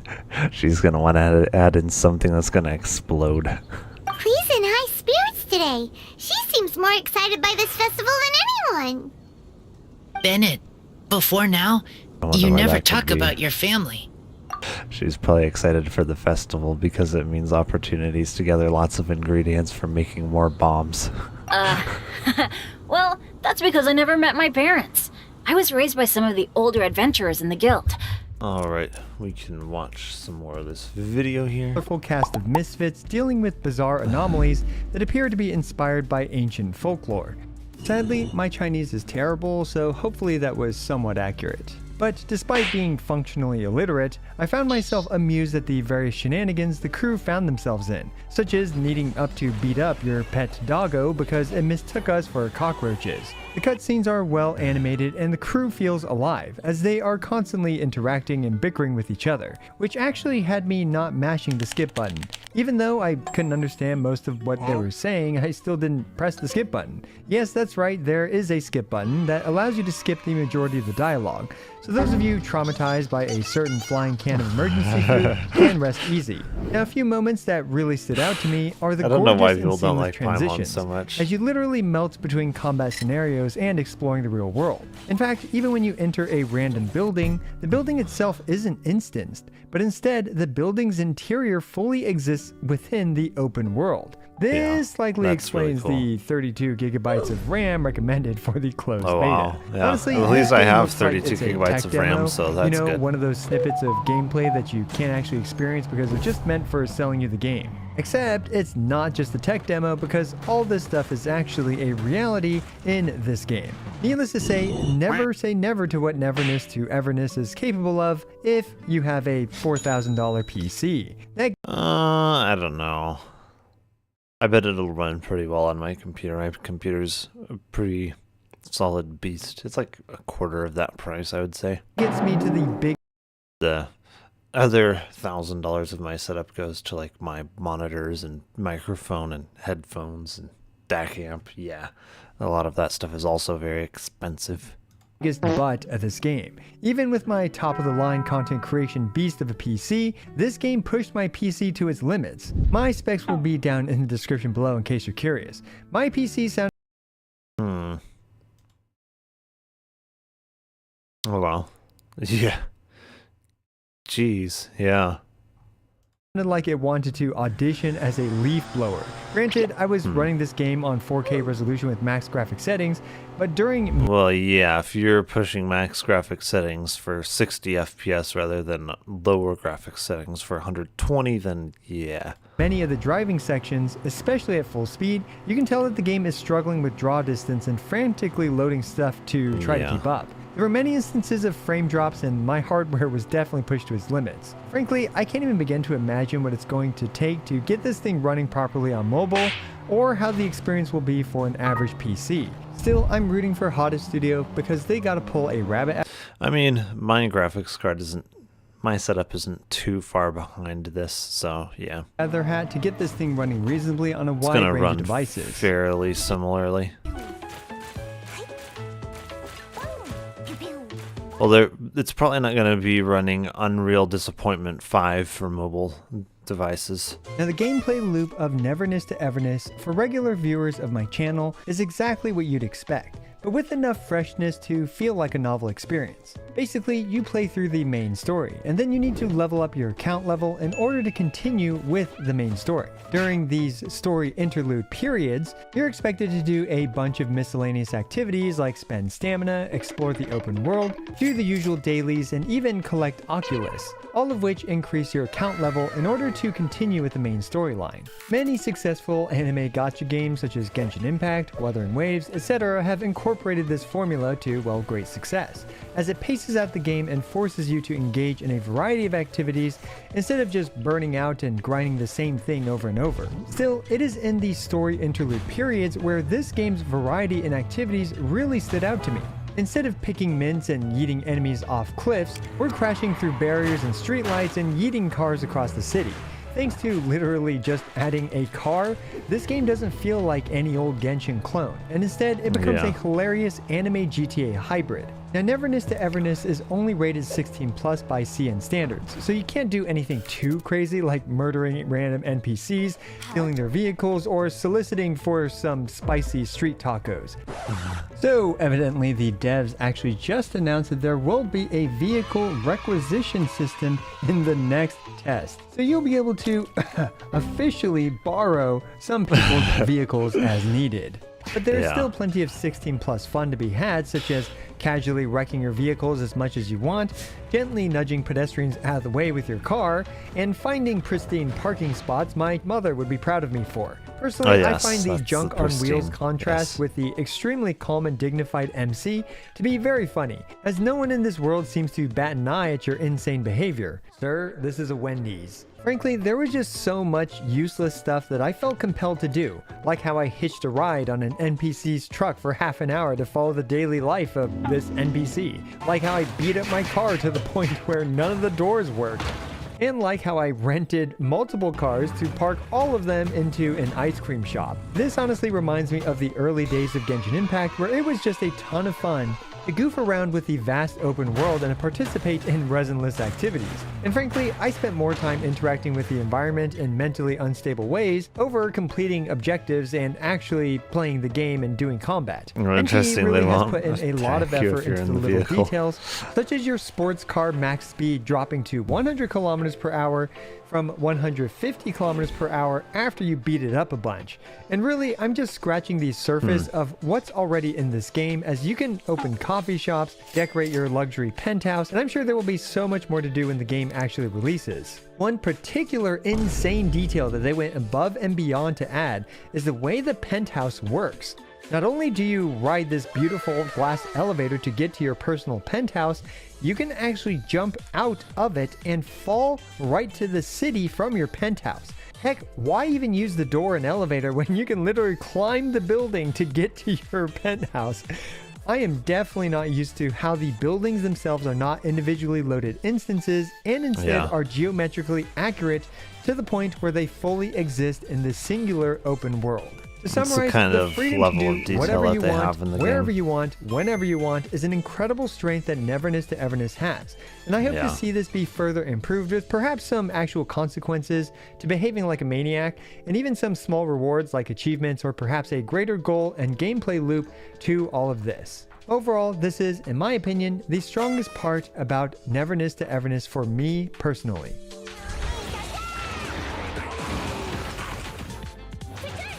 Alright, let's get into perhaps the part of the game I had the most issues with, combat. Okay, so before continuing, there will likely be inaccuracies here considering the language barrier, and this is likely the most subject to change considering this is the first closed beta. I'll give a quick synopsis of the mechanics and then more importantly talk about how combat feels. Combat was largely limited to the main story and just spending stamina. After clearing out some chests and a few special anomalies, I found minimal combat naturally occurring in the overworld. Combat is clearly inspired by many of its predecessors. You have a team of 4 characters where you on-field one of them at a time, and you're able to swap between them. Each character has the tried and true 3 main abilities, with a basic attack, skill, and ultimate. And enemies have a break meter where you can break their break meter and they'll take a hefty amount of break damage and be stunned for a bit. Characters have elements which are used to fulfill various passives and special abilities. For example, having the MC's light element and Cat Girl A's, I believe, psychic or something element will spawn these flower things which do a bit of damage.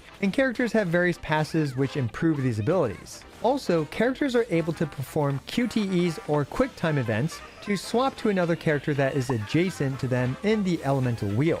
This gives Neverness to Everness its own unique identity when it comes to team building and character synergy.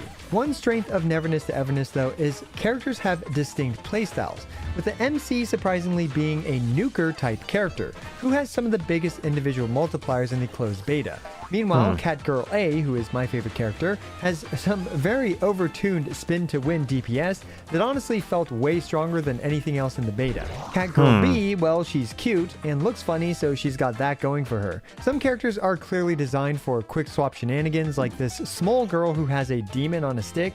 When she uses her skill, she'll clump up enemies and instantly fill up her QTE meter, making her a great support character. Meanwhile, sleepy VTuber girl has a powerful skill which allows her to skip most of her basic attack string to perform the powerful cannon blast part of her basic attack. And we even have this giant cross waifu who had a lot of mechanics that I frankly did not understand, something to deal with life sharing, but most importantly, she also has an instant QTE with her skill. Finally, we have Welt and Lycon at home.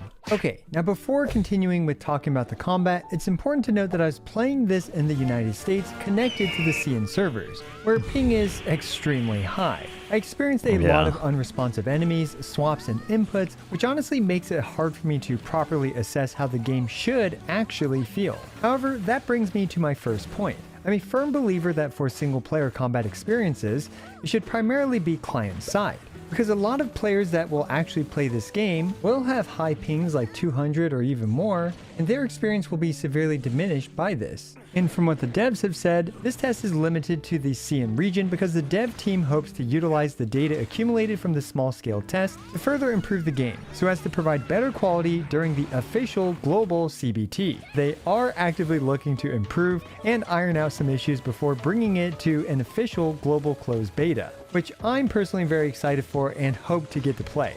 Now, one issue that isn't ping related is the frequency of combat being primarily limited to spending stamina and the story, and also the relatively lack of a threat from enemies.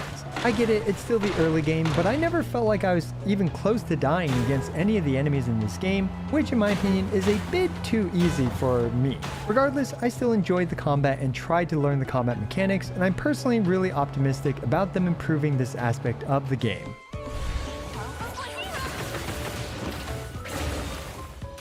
Alright, let's go through progression and gearing for the character. Tetris system is a bit different. You slot in various Tetris shapes to fill up your character's artifacts, and there are actually some significant improvements with the system. First of all, these Tetris pieces are interchangeable and aren't shackled to a specific set. You can easily use some of these pieces to fill in gaps for new characters. The other part of the artifact system are these big coin things, which provide significant main stats such as elemental damage and crit. And also there are bonus set effects which are fulfilled via these coin things by using specific Tetris piece shapes. And the biggest part about this whole system is that you can see the substats before leveling each piece. This alone, in my opinion, is an incredible improvement to the quality of life. This combined with the interchangeability of the Tetris pieces creates a much improved artifact system in my opinion. And the last piece to this puzzle, which we won't really know until the game releases, is how difficult it is to farm these, because at least on the closed beta you could just literally buy an infinite amount of them, making farming trivial. This is a promising improvement to the otherwise, in my opinion, pretty stale artifact system of other games. Yeah. Okay, so I don't usually do this, but I'm going to give my personal subjective ratings for my experience on the closed beta. Remember, this is just my personal opinion, so please take it with a giant grain of salt. First of all, graphics and visuals. The graphics are great, looking gorgeous for an anime-inspired game. I still can't get over my elevator ride to my penthouse and careening through the city. So for me personally, with my very expensive PC, which is able to run this game at max settings, I'm giving NTE a 9 out of 10 for its graphics. At max settings, if you're okay with 60 FPS, let us say. Because I think a lot of us do not find 60 FPS very appealing. Now for the character design and art direction, it definitely took some time to grow on me. After using these characters for a while, I ended up appreciating their charming anime expressions and wide range of personalities. Like, sure, 4K is nice, but 60 FPS is not nice. Also, the fact that it's based on strange anomalies and folklore gives them a lot of creative freedom to experiment with completely different scenarios without breaking immersion. Overall, for characters and art design, I'm gonna give it a generous 7. Now, as for the combat, I gotta be honest, it was a bit rough, but likely due to the high ping. Personally, the biggest change I hope to see is that they bring most of the combat client side and polish a few things here and there like auto-targeting and some other things. The good news is that the foundation is there. Overall, my personal score for combat is a 6 out of 10. And as for the general fun factor and overall experience, I had an absolute blast just driving like a maniac and interacting with the world. I had a solid 10 out of 10 fun playing the beta, whether it was through the story and all the unique environments, or just goofing off with my cars. And frankly, I would still be playing it more if it was still live. Granted, another 20 hours of driving cars off cliffs would get old fast, but for now, I keep chuckling while reminiscing about my experience. In the end, after averaging this stuff out, Neverness to Everness Closed Beta was a solid 8 out of 10 experience for me. Again, my opinion, so feel free to disagree or agree. Be sure to let us know your thoughts on what you've seen about Neverness to Everness down below, as the devs are actively collecting feedback and want to improve the game. And huge thanks to Neverness to Everness for sponsoring today's video. As always, I appreciate every single one of you. This is I Went to Lose, signing out.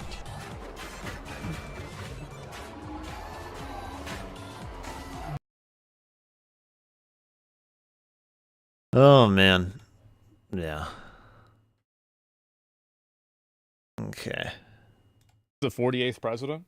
Do you think JD Vance is going to win president? I think one thing that would make me confident about him is the fact that it seems like the more that he talks, the more people like him. Where it's like for other people, it's like the less they talk, the more people like them. Pete Hegseth, it was a tie. Bipartisan opposition, smallest margin since the job was created. You had to break that tie. If the nominee can't unite your party, how's he going to lead 3 million people? Well, look, I think Pete is a disruptor, and a lot of people don't like that disruption, but Margaret, that disruption is incredibly necessary. If you think about all of those bipartisan massive votes, we have to ask ourselves, what did they get us? They got us a country where we fought many wars over the last 40 years, but haven't won a war about as long as I've been alive. They've got us a military with a major recruitment crisis, a procurement crisis that's totally dysfunctional, where we buy airplanes for billions and billions of dollars, terrible cost overruns, the delivery dates are always delayed. So I do think that he's right, where like if you make the appeal to authority that like, wow, a lot of senators and people don't want to have this guy to be like in charge of the Secretary of Defense. Well, yeah, because they might be involved in, you know, like it might be in their best interest to just have continual wars forever. We need a big change. Now, there are people who don't like that big change, but it is necessary, and it's explicitly what Donald J. Trump ran on. And I think part of the reason why the American people elected him their 47th president. So the main objective is changing all of that? That it's going to be Pete Hegseth alone? I'd say the main problem the main thing that we want Pete Hegseth to do is to fix the problems at the Department of Defense. And unfortunately, there are many. We've gotten into way too many wars that we don't have a plan for winning. We've gotten into way too many misadventures that we shouldn't have got into in the very first place. And our procurement process, Margaret, is incredible. I think this is the way that I would say 80 to 90% of people feel about the military, is that they respect the military and they support it, but they think that we spend too much money on it and we involve ourselves in things that aren't important. I think that this actually represents like the vast majority of the population. The Colombian president, I'll look at that after this. He's completely right. And I think this is also, if anything, this is more a Democrat talking point than a Republican one.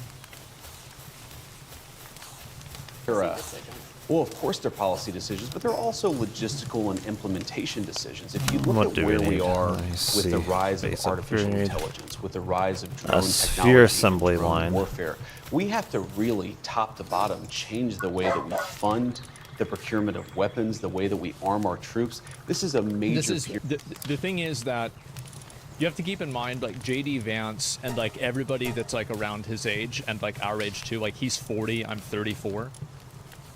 Like, this was such a problem for all of us growing up that it made one of the most popular video game series of all time. Oh, that's pretty cool. Like, make no mistake, Metal Gear Solid is absolutely politically based off of the military-industrial complex, and that is the prime focus. That is what it is built off of. And it was so popular because the message was so good. Period of disruption, and we think Pete Hegseth is the guy to lead the job. Now, there's another element to this, Margaret, too, which is we believe that military morale, at least until the election of President Trump, I should was probably low. make... You have the Army missing recruitment the Giga goals Shield, by I tens of think, is thousands of another one. soldiers, and already recruitment is starting to pick up because Pete Hegseth is fundamentally a Right. warfighter's leader Yeah. at the Department of Defense. He is a guy who sees not through the perspective of the generals or the bureaucrats.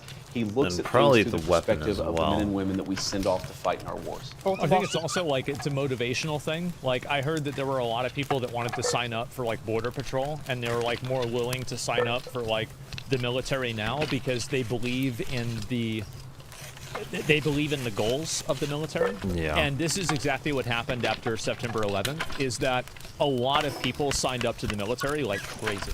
Like everybody was, it was like Helldivers 2. Like for anybody who was alive back after 9/11 happened and like old enough to like kind of pick up on it, like the country basically turned into Super Earth for like 5 years, if not longer.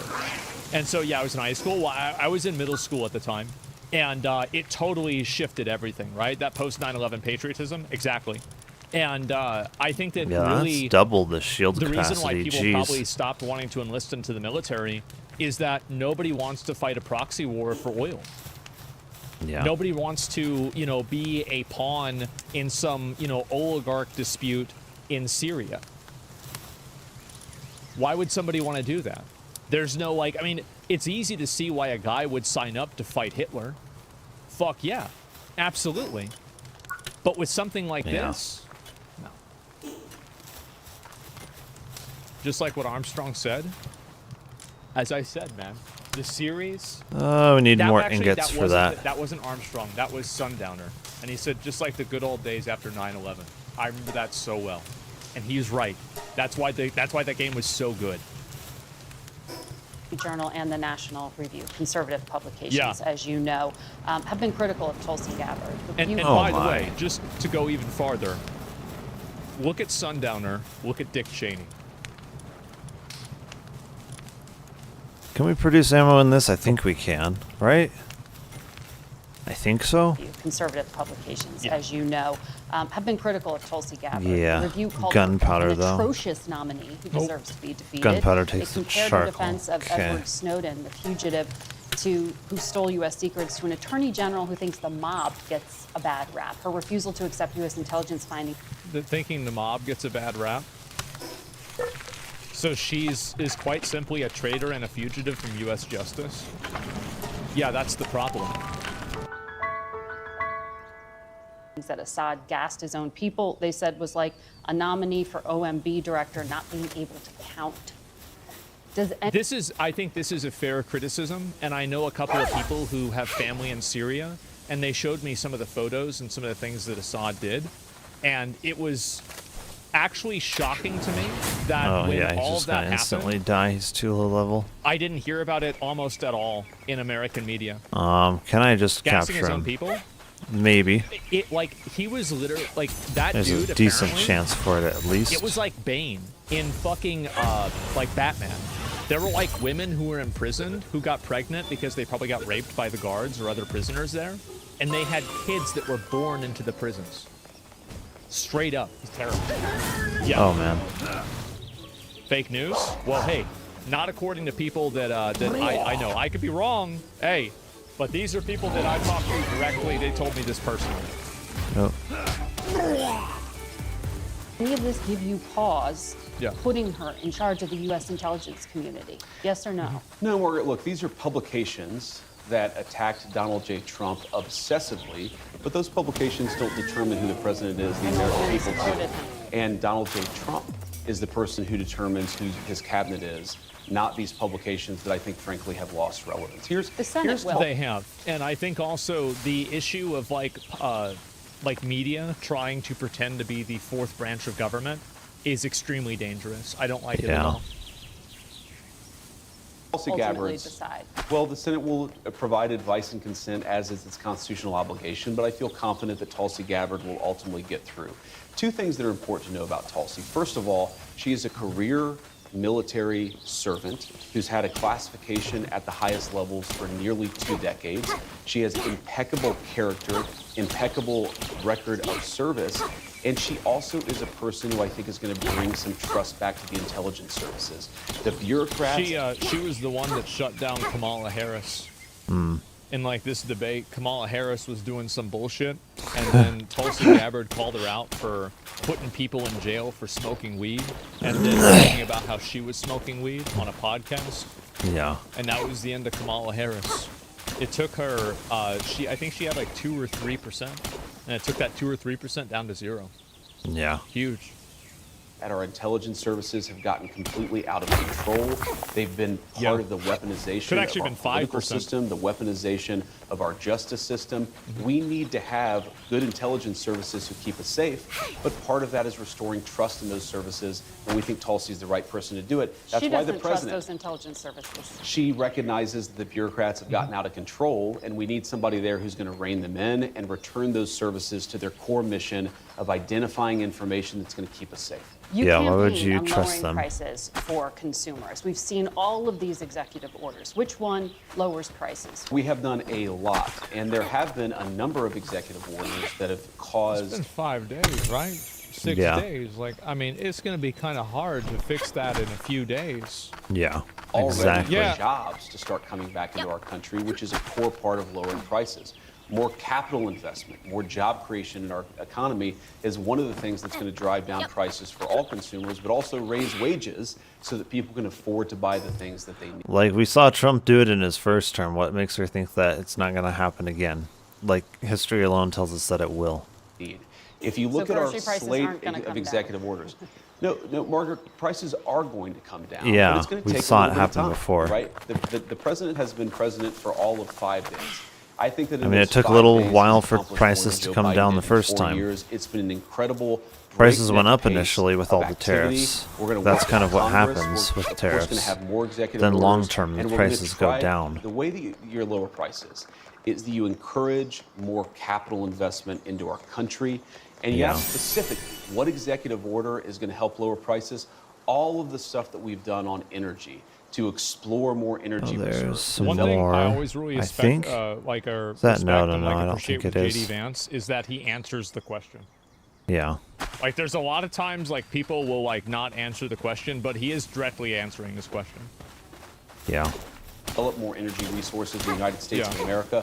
One of the main drivers of increased prices under the Biden administration is that we had a massive increase in energy prices. Donald Trump has already taken multiple executive actions that are going to lower energy prices, and I do believe that means consumers are going to see lower prices at the pump and at the grocery store, but it's going to take a little bit of time. Rome wasn't built in a day, and while we've done a whole lot, we can't undo all of the damage of Joe Biden's presidency in 4 days. Well, there are a lot of things that contributed to higher energy prices, and there was record oil and gas production. Yes, Joe Biden did many terrible things to lead to an increase in prices. I agree, Margaret. No, but all the things you experience at the grocery store are what people touch and feel. That's what you were talking about, bacon on the campaign trail. Of course, of course. Those things, when do consumers actually get to touch and feel a difference in their lives? Well, Margaret, how does bacon get to the grocery store? It comes on trucks that are fueled by diesel fuel. If the diesel's way too expensive, the bacon's going to become more expensive. How do we grow the bacon? Our farmers need energy to produce it. So if we lower energy prices, we are going to see lower prices for consumers, and that is what we're trying. It's crazy how such a smug, stupid question like that is immediately dismantled by anybody who even slightly knows what they're talking about. Yeah. Yeah. Like, I see this all the time on Twitter. Thank God. It's common sense. Yeah, it is. It's common fucking sense. Trying to fight for. Well, the flurry of executive orders, most of them weren't about the economy. Many of them. Bacon. Yeah. We had. I think we've a taken promise over. Of tariffs by February 1st. We've taken over 200 executive actions, some executive orders, other executive actions. Again, this is in less than a week, and a lot of them were focused on the economy, bringing investment into our country, and lowering energy prices. Absolutely. We've also focused on safety, restoring public safety, ending weaponization of the Department of Justice. We've done a lot. And I think the president is to be commended for actually coming in and doing something with this incredible mandate. Yeah, why is no pangolin He's on not the sitting in chest? the Oval Office doing nothing. He's doing the American people's business. We're gonna have to grab one. Because you said grow pigs. So is this really something that people are fixating on? About growing pigs? Because I see a lot of comments in the chat. It's a funny way of saying it.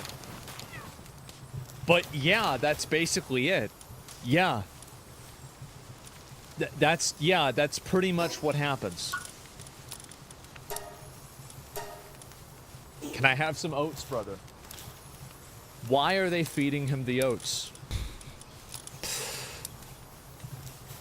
think they're going to see a lot of good effects from it. Well, a lot of these announcements have yet to take effect. Sure. The president did say he wants to do something with an executive order in relation to federal emergency response. He said he may reform or eliminate FEMA. Instead of sending emergency responders, he may start to send a percentage of money to states to take care of themselves. But you know, FEMA has specialized expertise that some of these states just don't have. Oh, and Margaret, in their arsenal. And I wish how that they... will states who are lower income states, the Mississippis, the Kentuckys, the Alabamas, be able to do this for themselves without federal help? Well, the president, to be clear, is not saying we're going to leave anybody behind. He's saying that in the way that we administer these resources, some of which is coming from the federal level, some of which is coming from the state level, we've got to get the bureaucrats out of the way and get the aid. This isn't anything new. I mean, like, anybody remembers, there's a reason why Kanye West said George Bush doesn't care about black people. Yeah. This has been a problem forever. Yeah, I mean, this is Hurricane Katrina. Yeah, exactly. And the thing is that what was so crazy is I remember I watched Kanye say that, and I feel like everybody was like,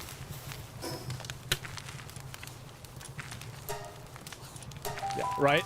That's the thing. Everybody was like, yeah, kind of, right? No, this has been something that's been going on for a long time. It's been bad.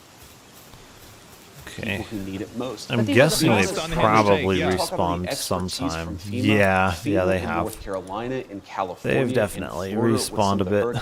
Has often been a disaster. And it's not because we don't have good Wait, people is it? at Yeah, FEMA, it's this one it's to because move. bureaucratic red tape and garbage prevents the rapid deployment of resources. But the states are now going to have to do this themselves? The president is trying let to me encourage us see. to Okay, I reform can't do the it way all. that we Yeah. deliver emergency response in a way that gets resources So to don't people take who him need literally, it. No, is what you're saying. We should take the...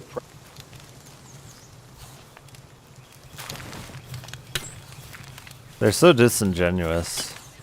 Man, how do you... Yeah. It's so embarrassing. It really is. This is so fucking embarrassing. It's so obviously in bad faith. It is. Yeah. It's not even like, I mean, this is the reason why people don't trust the media. It's like, at least whenever you go to the Young Turks or you tune into InfoWars or something like that, you know that they've got an agenda. Yeah. But the difference here is that these people present themselves as being, oh, well, we're just reporting the news. But it's so obvious that there's a clear bias here. Mm-hmm.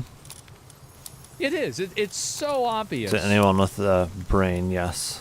President at his word that FEMA needs desperate reform because it does. Margaret, when I went to North Carolina as VP-elect, but before we were sworn in, people would talk about how FEMA would get resources, food, medicine, water to a warehouse, but then would have no plan to get it from the warehouse to the people in the mountains who were literally starving and thirsting to death.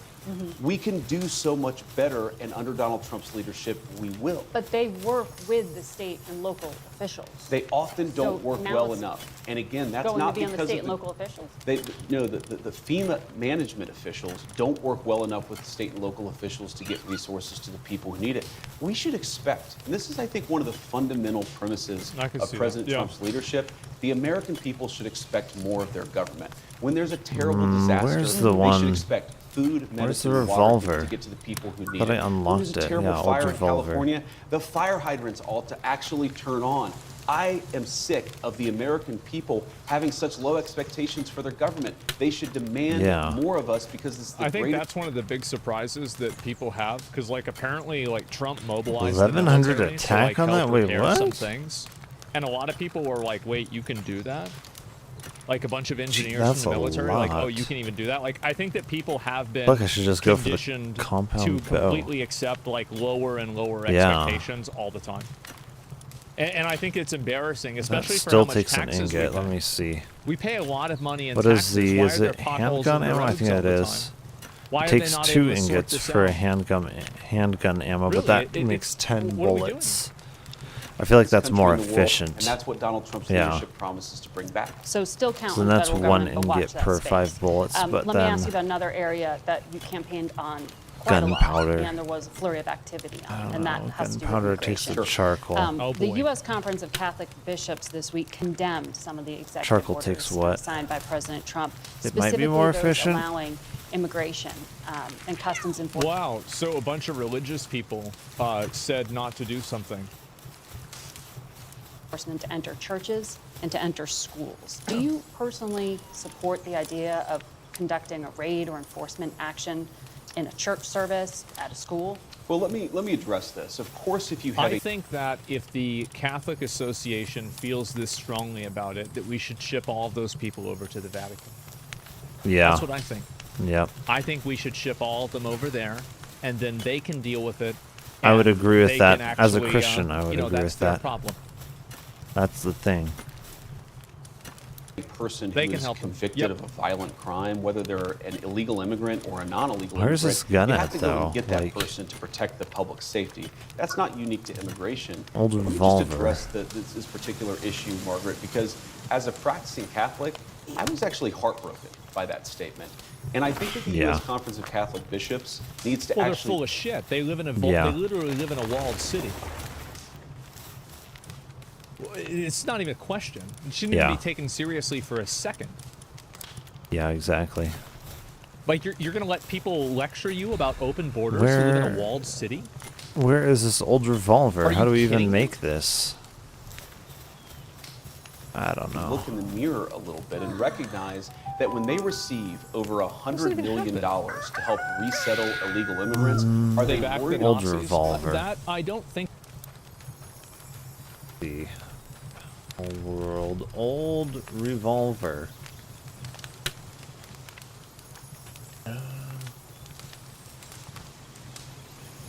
Okay. Weapon assembly line and weapon assembly line 2.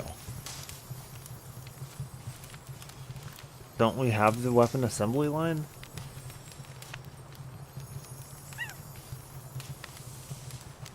I'm pretty sure we do.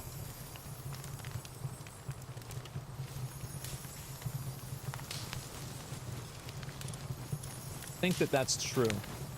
Like, this should be the I know weapon that assembly line Hitler up here, met with right? The Pope. But I don't think that it's fair to say that they met with Nazis. Now, Ratzinger, the previous Pope, was part of Hitler Youth, I think. But it's whenever Where he was is it? underage. This so I is wouldn't like, blame that on oh, him is this a product? Oh, wait. Maybe it's not. Oh, not that. about humanitarian Very true. concerns, I could be or wrong. they actually I just don't Okay, know yeah, that. it is about their B. bottom line. And We're I going don't to think that's enforce true, but I'm not sure. immigration law. Oh, We're going to okay, I protect think, the yeah, American yeah. people. Yeah. Donald Trump So this is promised the next to do one. that, and I Yeah, believe the US weapon Conference of assembly Catholic line. Bishops, if Okay. they're worried about the humanitarian costs of immigration enforcement, let them talk about the children who have been sex trafficked because of the wide open border of Joe So Biden. you personally Let them So support talk charcoal- about people like Lake and Charcoal Patterson who takes were wood. brutally murdered. Okay. I That support is us pretty doing easy law to make enforcement then. against violent criminals, whether they're illegal immigrants or anybody else, in Yeah. a way that keeps us safe. Let me ask this question, But Margaret. Let's separate the immigration issue. If you had a violent murderer in a school, of course I want law enforcement to go and course. get that person out. Of So course. what's the point of the question? You changed the regulation this week. That's the point of the question. Exactly. Because the Giving- regulation wasn't working. Because if it was, you wouldn't have been in the problem to begin with. What do you mean you changed the regulation? How is it even a question? Like, yet obviously,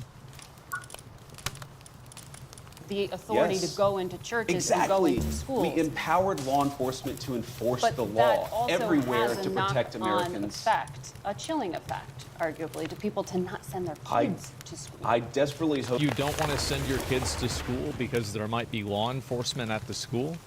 Well, here in America, Yeah. I wish there was more law enforcement at the school. Exactly. At Uvalde, I think that would have helped. But unfortunately, they were pussyfooting around outside and people got killed. So I don't really see this as a... I don't really... Yeah, what is this? Yeah. It defies logic. Yeah, this is... there's no thinking to this at all. Mm-hmm. hope it has a chilling In the effect on churches, illegal you think immigrants the coming U.S. into our Conference country. of Catholic Bishops are actively hiding criminals? From I think the Like, personally, I think that a lot of these schools should have their own armed security, visibly armed, open carrying rifles with bulletproof vests. Okay, that's what I think most schools should have. Actively patrolling the campus. Visibly armed to the teeth. I think if you have that, patrolling school campuses, that eliminates a lot of the issue. Because, yeah, who's going to go and try and shoot up a school if they're armed to the teeth? And, like, obviously, you do thorough background checks on these people. Like, all this stuff should be very obvious. Like, this is how you stop these shootings. Have some actual security. You look at people, you know, you look at the elites. They have their own security, so.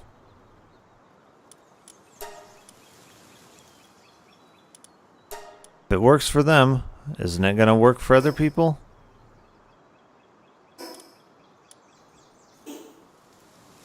Let me hear that again. You know, it's like even the president has his own secret security. So it's like, if security works, which obviously it does, why do we not have it in the schools? Why are people against that? Doesn't make sense. Friends of Catholics bishops are actively hiding criminals.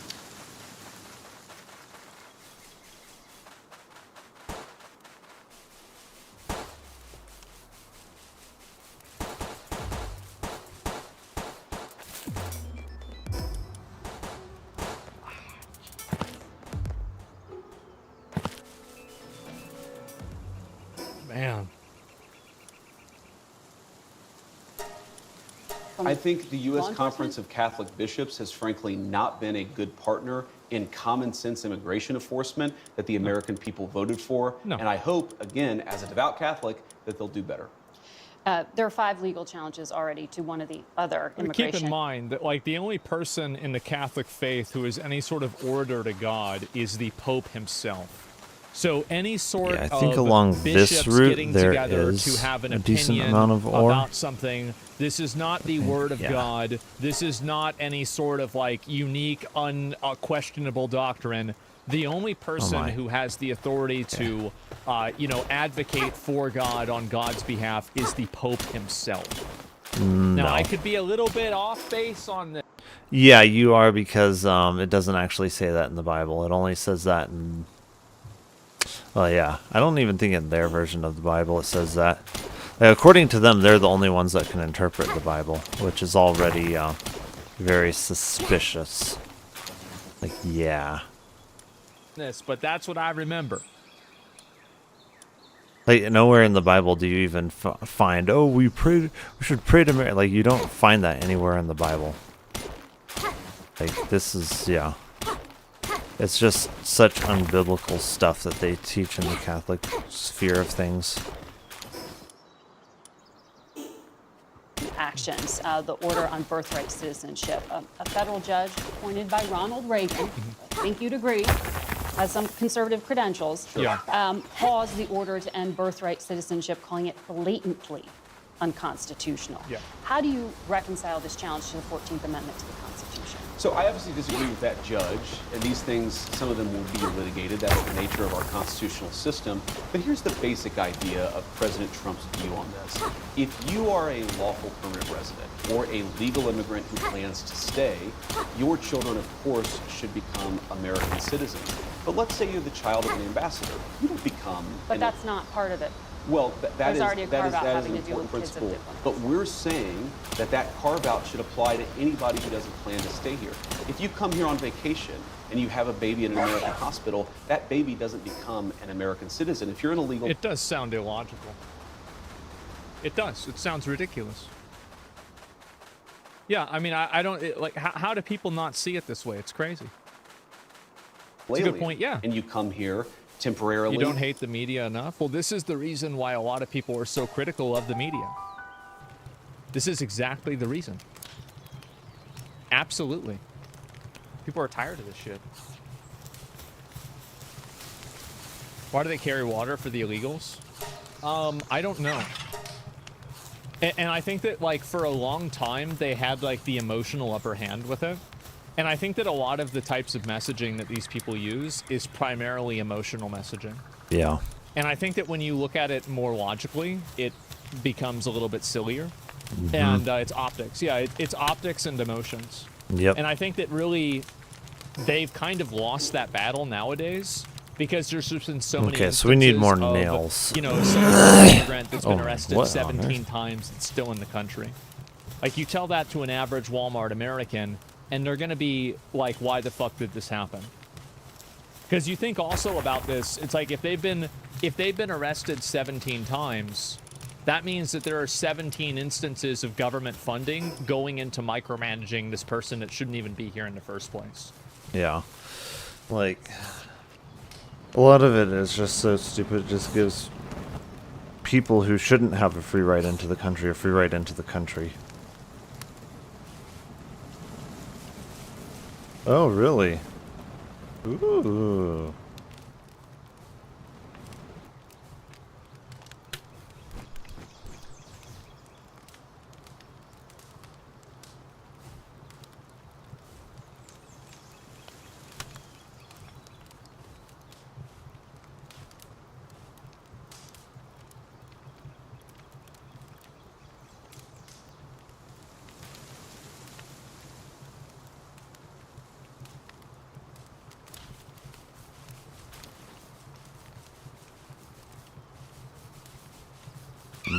Let's see.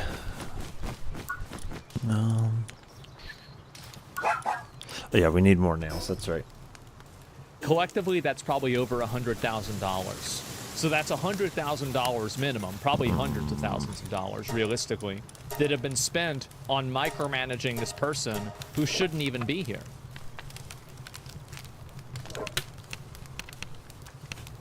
Hopefully, your child does not become an American Yeah. citizen by virtue of just having been born on American soil. Yeah. It's a very basic principle in American immigration law that if you want to become an American citizen and you've done it the right way, and the American people in their collective wisdom have welcomed you into our national community, then you Yeah. become a citizen. But temporary residents, people who come in here, whether legally or illegally, and don't plan to stay, their children should become American citizens. I don't know any country that does that or why we would be different. Oh, well, this is a Yeah, country. of course, right? I think that's the way a lot of people Exactly. see it.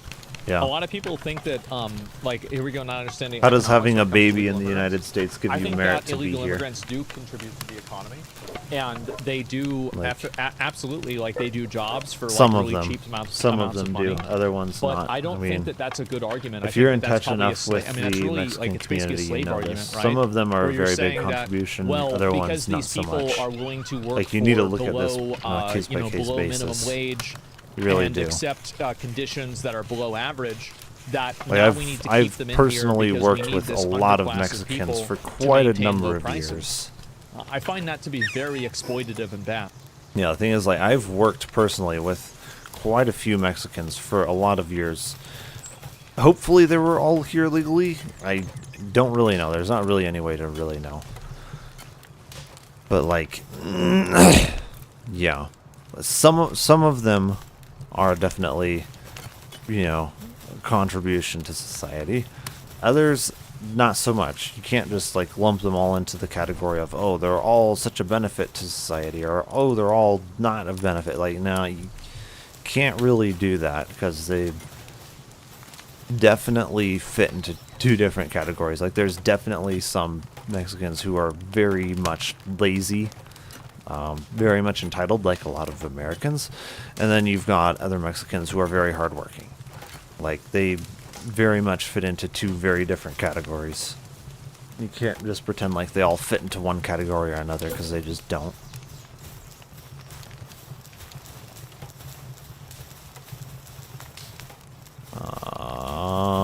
I saw, okay.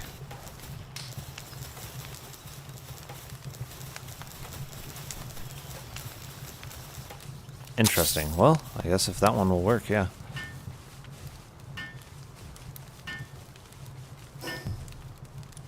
I think it's a moral evil. And so, like, it's not good, I think, in the long term, logically, and I don't think that it's good ethically or morally either. Because also those people, here's another thing, it's bad for them. See, the thing is, I love this day-night cycle speed. Like, this is almost a 2-hour day-night cycle speed. You can see from the time that we slept till now. Like, I feel like it's a decent amount of sun movement. Nothing. And honestly, like, it's another not big like factor the with days this, are and this is flying something by. that I really feel like they should do. It just feels like a nice day-night cycle speed. Is It really they fucking does. need to hold these companies accountable. Because those are the people that are really doing it, right? Yeah. It's like if you're a company and you're knowingly hiring illegals, like, you need to be paying massive fucking fines for that. No, Yeah. don't take my servants away. Yeah, exactly. Because those are the people, like, they're the ones that are creating this culture and this ecosystem. Yeah. Now, like, the government allows it to happen, but these companies are the ones, I mean, I wouldn't say it's human trafficking. I think that's an exaggeration.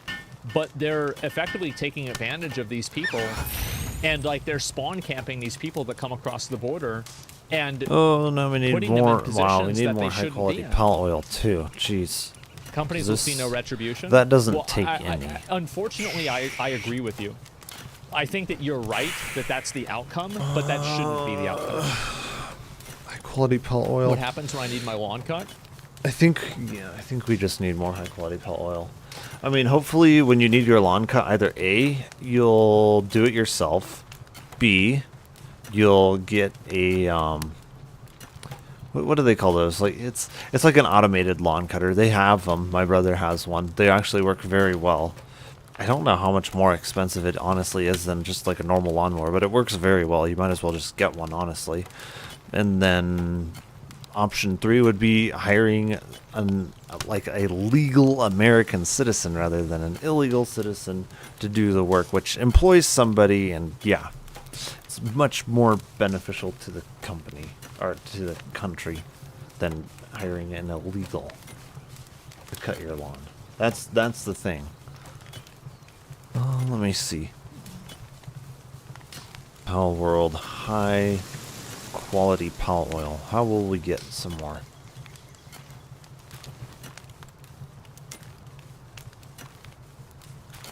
Okay, so they're saying up in here just below the mountains, just across from this island.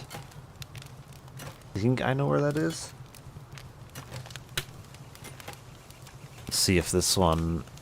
Okay, that's a different area. They're saying these guys?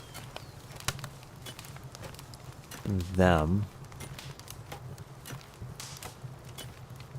It depends on how much I trust Reddit versus this. What exactly are they saying is over here? Memrest. What is a memrest? Oh, poosh.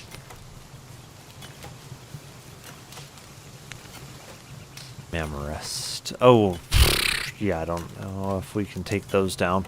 Those are pretty difficult. Yeah.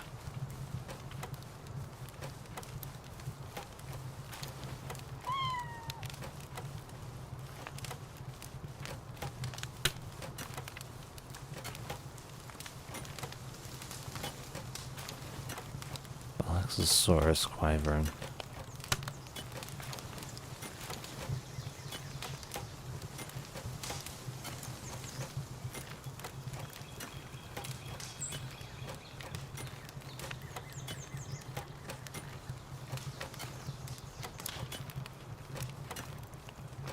Okay, so this icy area here, yeah, we can try to find that. You buy a lawnmower, you cut your fucking lawn. Yeah. Or you pay somebody who's legal to do it. Yeah, exactly. It's not like every single person that comes by to cut your lawn, oh, all the people that cut lawns are illegal Mexicans. Yeah, no. Not like that, yeah. Where is this place, though? See,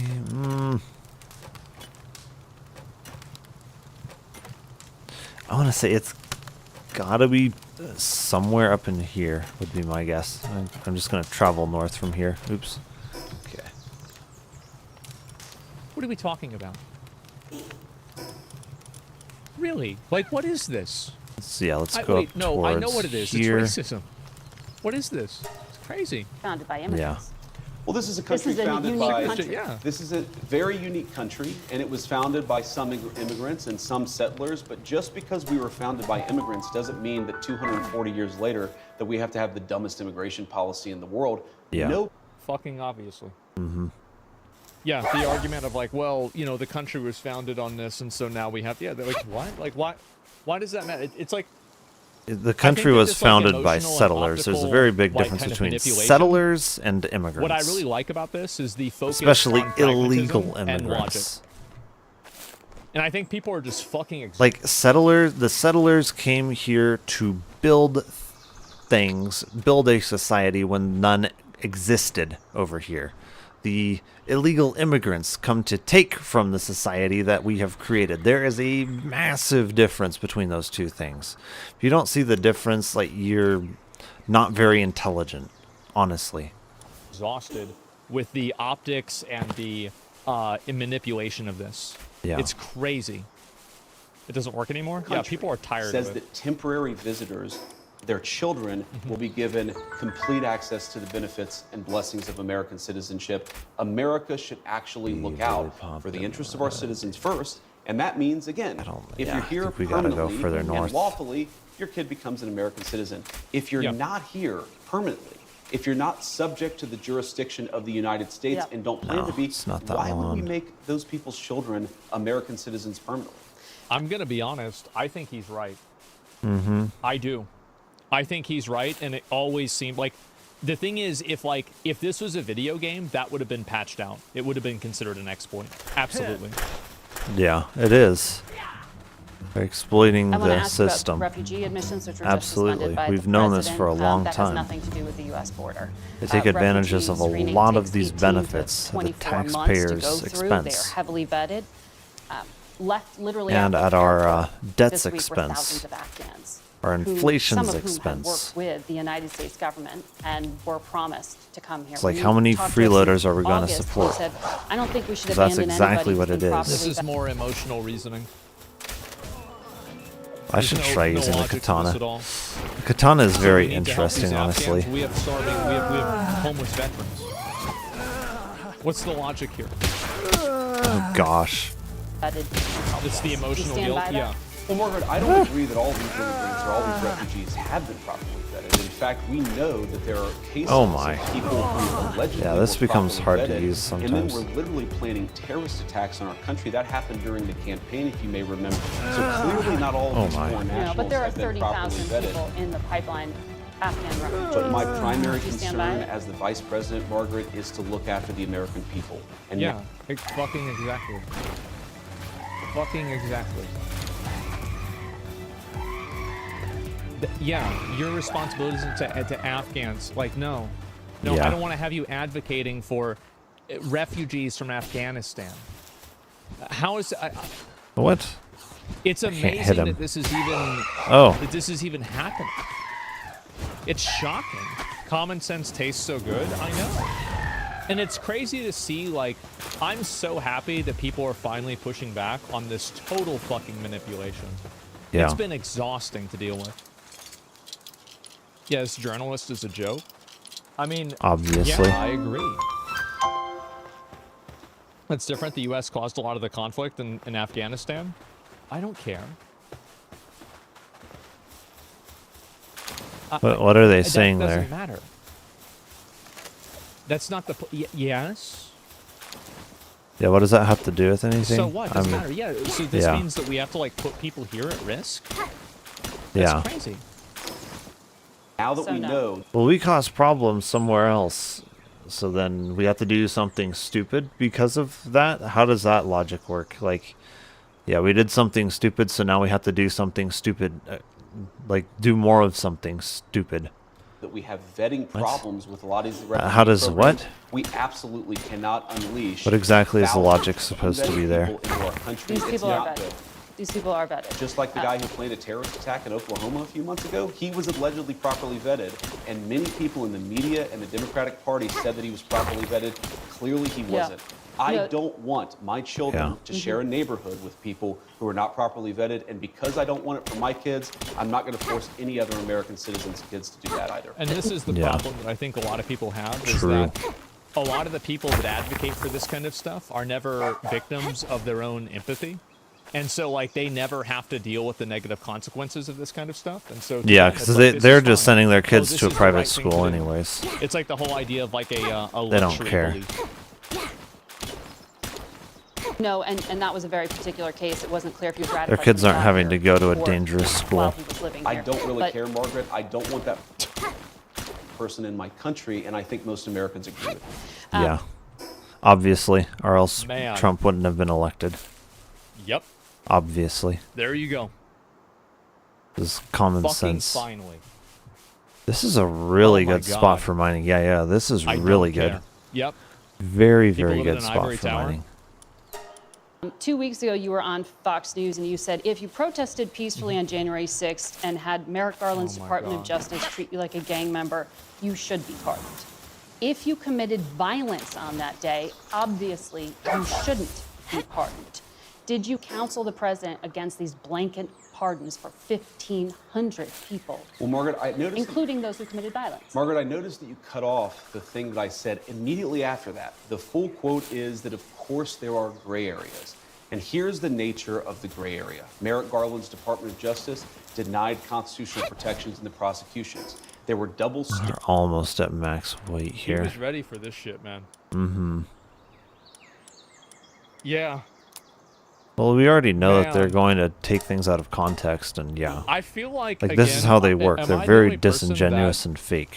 I thought JD Vance was a goober, and I was like very down on him. And then when he did that debate, my opinion of this guy, I hope 180. that I can make it all the And way like over. every one No, of these there's interviews not and going like to the be any way. conversations and everything, this guy is great. You underestimated him? I totally did. I thought he was an idiot, fat couch fucker. And it turns out that no, not really. Okay, I can probably climb this. How sentences were applied to the cases of protesters versus other groups. What the president said consistently on the campaign is that he was going to look at a case-by-case basis, This is blanket. and that's exactly what we did. We looked at 1,600 cases, and the thing that came out of it, Margaret, is that there was a massive denial of due process of liberty, and a lot of people were denied their constitutional rights. The president believes that. I believe that, and I think he made the right decision. Daniel Rodriguez used an electroshock. Somebody did bring up a good point. The couch fucker part is still up for debate. It is, but I agree with him on enough other things that I can forgive that. Listen, young guys do all kinds of weird stuff. It is what it is, right? You know, a sock, microwave banana, sofa. It is what it is. Oh Weapon my. against a policeman who was dragged out of the defensive line by plunging it into the officer's Apple neck. pie, yeah. He was in prison, sentenced to 12 years, 7 months. He got a pardon. Ronald Maccabee hit a cop while wearing reinforced brass knuckle gloves, and he held one down on the ground as other rioters assailed the officer for over 20 seconds, causing a concussion. If you stand with law enforcement, how can you call these people unjustly imprisoned? Margaret, you're separating, there's an important issue here. There's what the people actually did on January the 6th, and we're not saying that everybody did everything perfectly.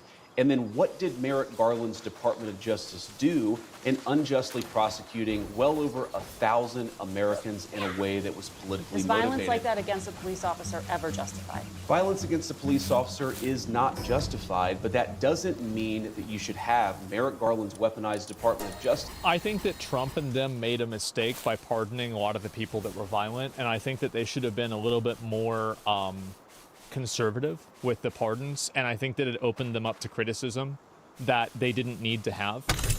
And I feel like they kind of made this decision as like a show of force, but I don't really want to see a show of force over the justice system.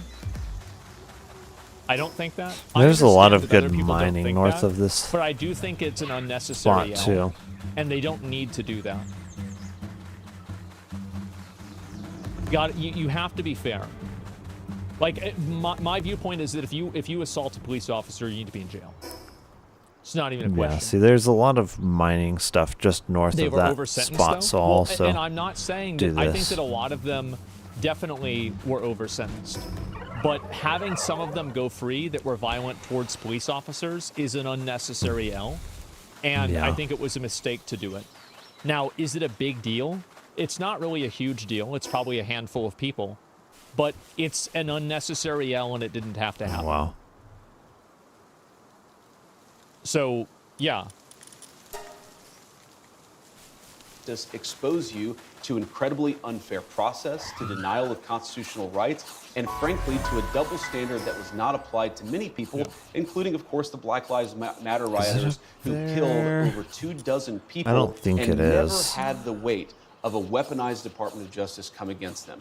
And I think this is the point, right? Is that I think, it's done in actually, I think because it's he's right over about here. this, I think it's but right two over wrongs here. don't make a right. You see what I'm saying? How many years for hitting a So policeman? more to the west. Yeah. Minimum 5. I think if you violently assault a police officer, especially with a weapon, you need to be in jail for at least 5 years.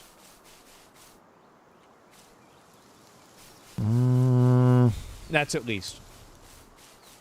Police officers are, it's a 2 to, Cody already knows. It's a 2 to 10 year sentence, yeah. Yeah, we There's a already know, lot of yeah, 2 to mining 10 down years here. over here. Hey, yeah, it is what it is. It's been around, yeah.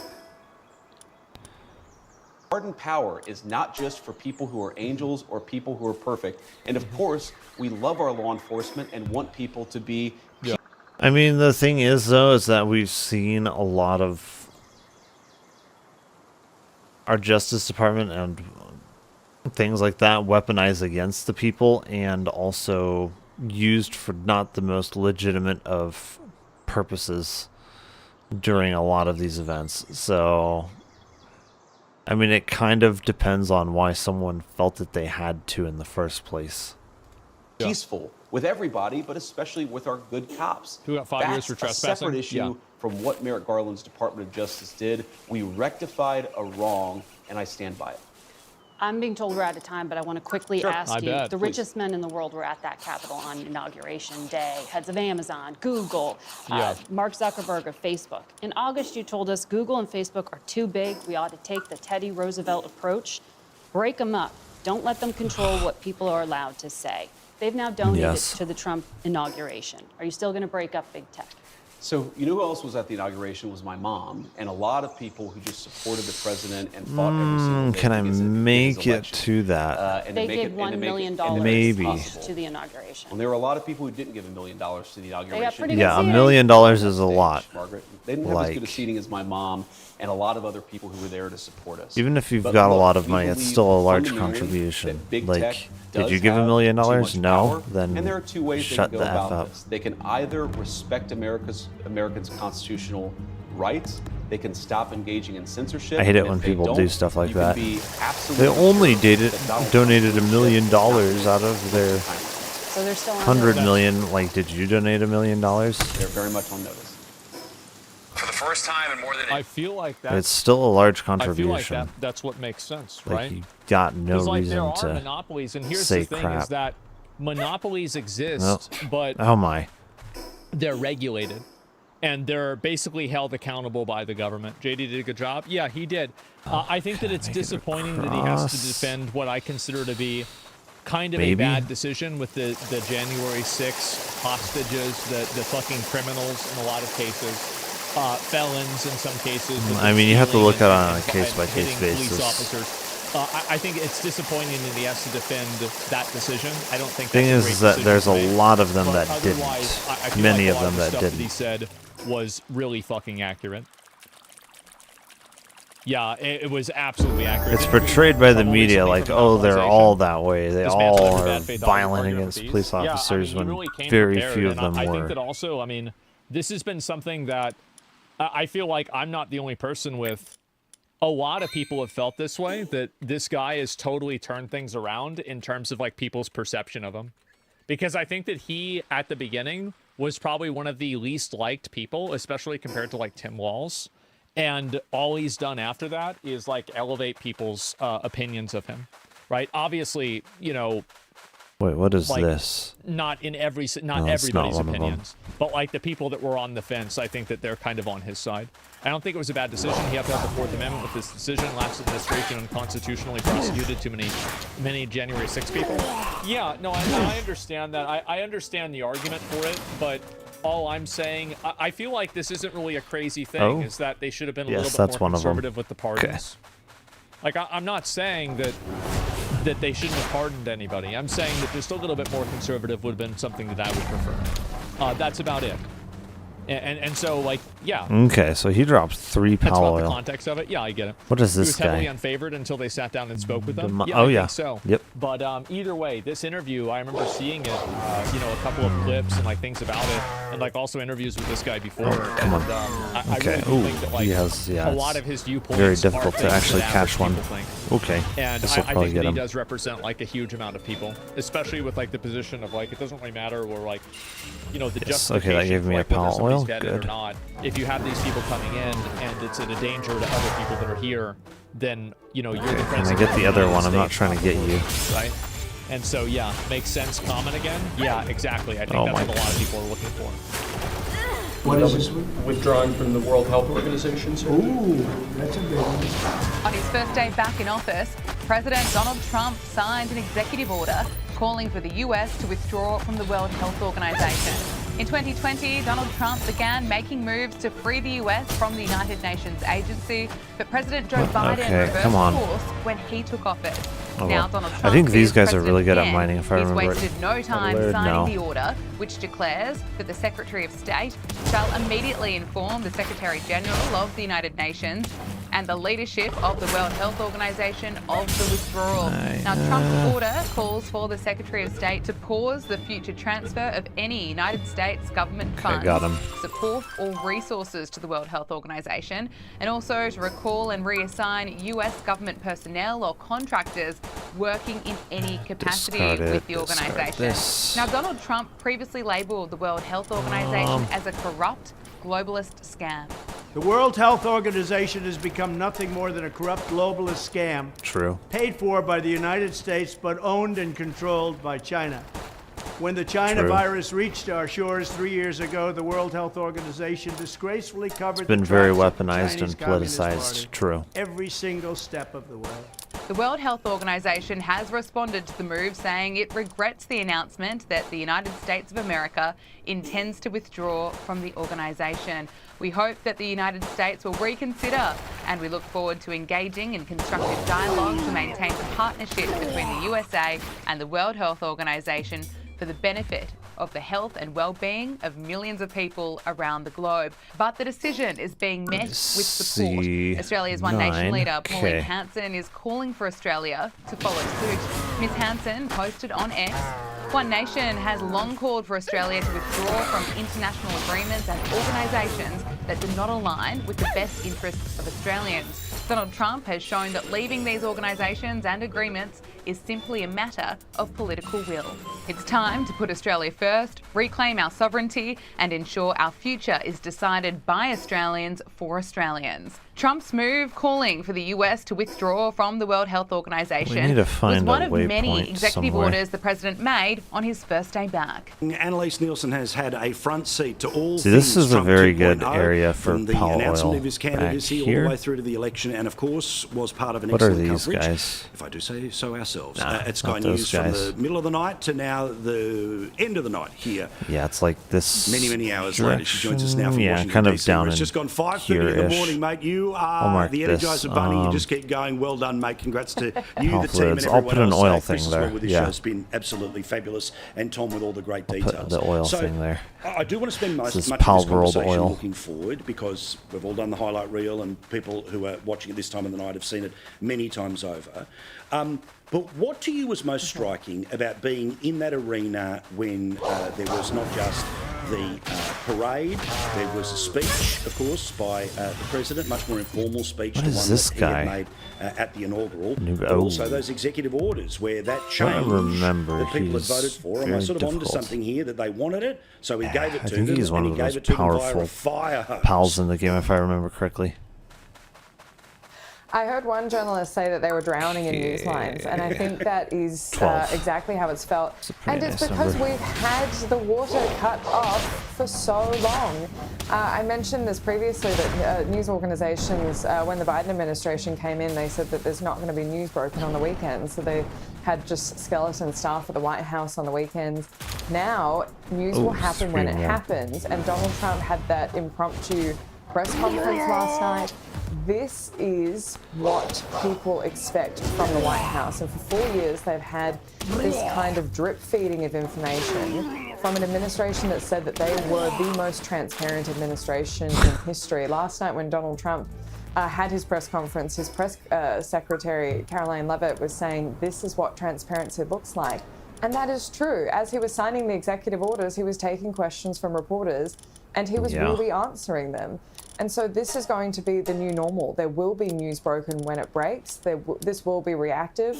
And I'm sure it's not always going to be as amenable as it was yesterday. I'm sure there'll still be tense moments. We saw that in the past. There were times when we saw that apparently Donald Trump ordered every single journalist off the White House campus, and his staff had to distract him because they simply can't do that.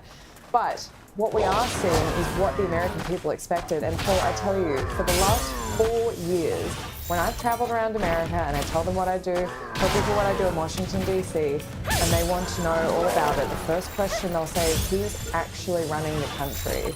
From today, everyone knows who's running the country. It's Donald Trump. And look, again, you know, what was important to see here was that the interaction with the reporters while he was signing stuff, it wasn't sort of a bunch of North Korean reporters which were saying, dear leader, why is everything amazing? Could you please tell us why you're amazing? It wasn't a Russian having their press questions conference. vetted. Yeah, it was, or literally being called out. Remember Biden used to stand there with those cards saying, I've been told I have to ask, and the whole charade that played out over the past 4 years. And the whole question would be there. Yeah, I mean, that was the garbage. So again, it is going to be fractious. There are going to be consequences to decisions that are made. There is going to be things. But something that I found interesting about the difference between when he came in the first time and when he comes in now is that built into the coverage, the word chaos, which was all sort of the key word for every decision and every thing like those press conferences. That was built into the narrative of how everyone had to consume the news and that news at all hours of any day. That doesn't exist this time around, does it? Because not only does he know what he's doing, but he's got a professional series of people around him who are his people. He had to compromise with staff at the start, and he was bumping into the furniture. But he's got people around him, including the person who ran his campaign, Susie Wild, who is an absolute genius at making sure you shut down leaks, keep things focused, and keep things on the message of the day. Absolutely. I think it was just the sense the first time around that everyone was so shocked they got in there. And I think having 4 years out of the place wasn't necessarily the worst thing for him. Oh, no. Having to fight against all these legal cases, I think has really focused him in on getting back in. But these are serious people he's surrounded himself with. And that wasn't the assumption going into this. We've watched him with his appointments for the cabinet secretary positions. The business community is really happy with the people he's put in for, especially those economic portfolios. And at the end of the day, that's what Donald Trump wants. He wants to point at the stock market looks like and say, I a did Pokemon that. And every American, statue 60% thing, of Americans have at least some kind of investment in the stock market through 401k. Oh, it's the coin firm. Retirement savings or some other investment mechanism. So the stock market does matter. That's a good there'll be one. people that tell you that this is a rich people thing. It's not. It's a really ordinary American thing. But also just having gas prices come down. That is huge. I cannot tell you how many small business owners I've talked to over the last year, and when they all work on small margins and just put their heart and souls into businesses, it'll often be the transportation costs, the thing that kills them. And so to say that we're going to start getting oil drilling back, we're going to get in a position where we're not having Russian oil going through around all these sanctions and actually costing the American taxpayer more at the end of the day. These are all things that are going to make a huge difference. And also just the signaling of Trump coming back in and saying, I care about business, we're doing this. We're going to see more investment coming into America to keep Trump happy. That's a good thing for Americans, and it's a good thing for the economy. It's going to be what changes the tone of everything. Same with immigration. The tone matters, and he's already set that tone. Yeah. Have them, and we'll. You think this is a 40?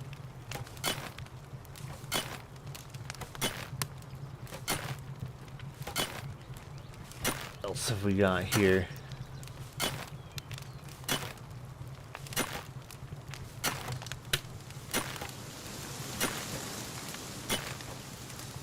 Interesting.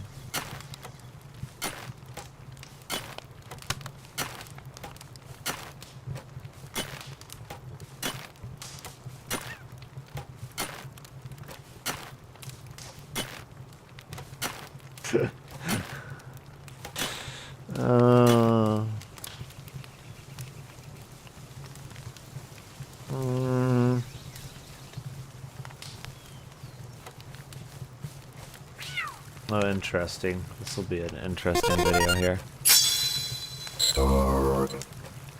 Hey, it's Lemon. Welcome to the Backlogs. As I'm sure a good number of you are aware, I like Dark Souls. I mean, really like Dark Souls. Really,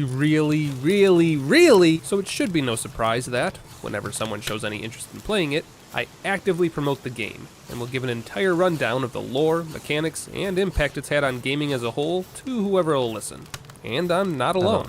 This flawed masterpiece has captured the hearts and minds of millions of people around the world. Type the words Dark Souls into your search bar and you'll be bombarded with thousands of hours of content, ranging from PvP matches, to walkthroughs, to lore videos, to video essays about how Dark Souls teaches its players coping skills, and can possibly assist them in truly challenging times in their lives. But take note of the title I just gave it, for it is indeed just that, flawed. And while I can gush for hours about all the great things this game has to offer, and there are many, I'd be lying if I pretended that there's nothing wrong with it. Because Dark Souls 1 is, if we're being honest with ourselves, hot garbage. Wait, hold on, let me finish. Look, I love Dark Souls 1. Hell, I love the Prepare to Die edition. You know, the ugly, slightly more clunky one. It's my most played game on Steam by a long shot, and is the comfort food I always return to whenever I'm feeling overwhelmed by my game library, which is often. But whenever a new player asks me if they should play it, I always feel like I have to add an asterisk to my recommendation. Because despite the joy and immense satisfaction I feel every time I see this title screen, not everyone will feel this way. Hell, I actively hated this game my first go around, and for good reason. So, with that in mind, we need to talk about Dark Souls 1. First things first, a little context. Dark Souls originally came out in 2011, then 2012 for PC. It was praised for being immersive, difficult, and incredibly important to gaming as a whole. So, being the good gamer that I am, a slightly younger Lemon picked up Dark Souls on PC and began the journey into Lordran. And I got as far as the Capra Demon before putting down my controller in frustration and uninstalling the game.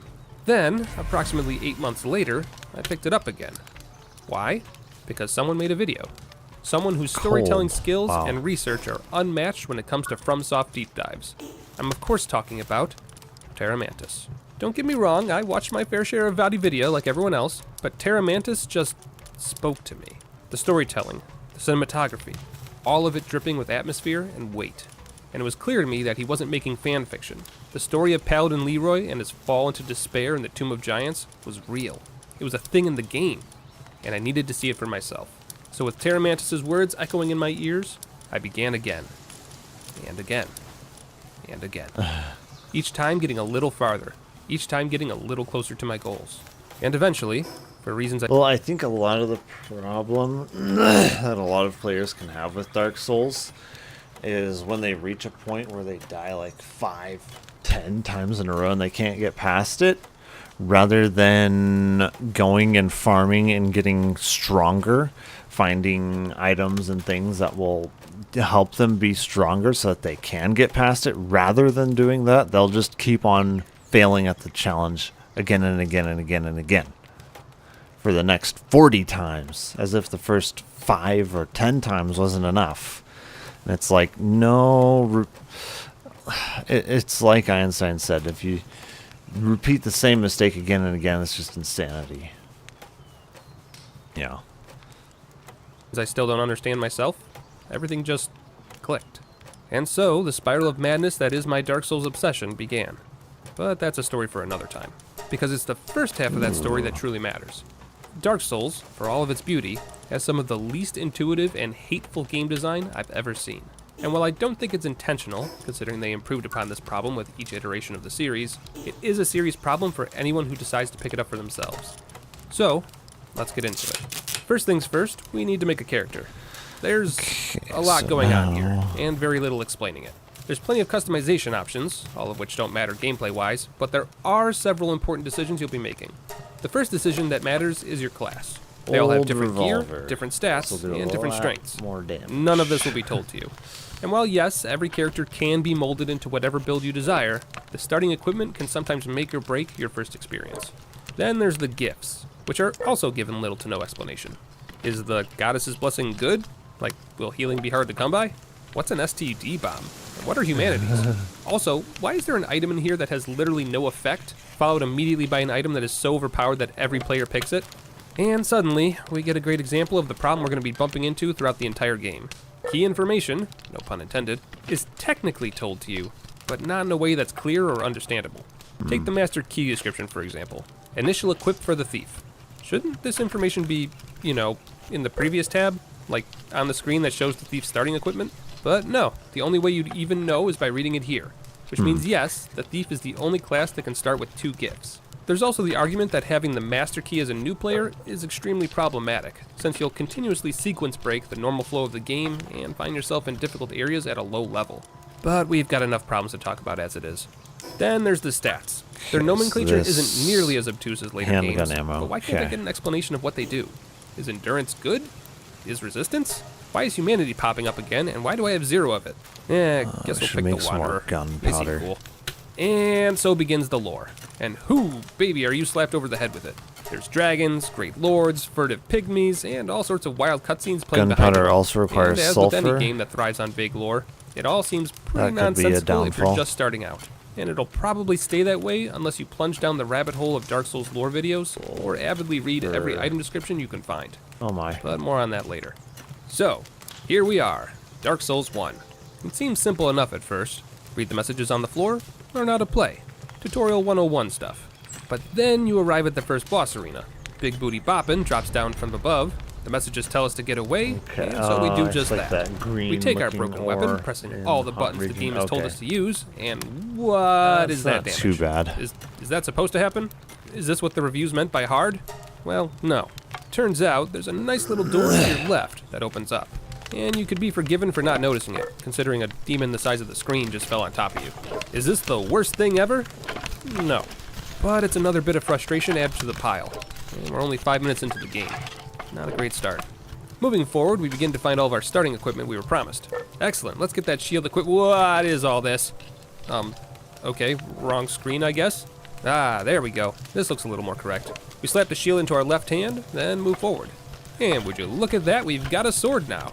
Guess I'll put this in my second weapon slot. I know the broken sword sucks, but I can replace that later.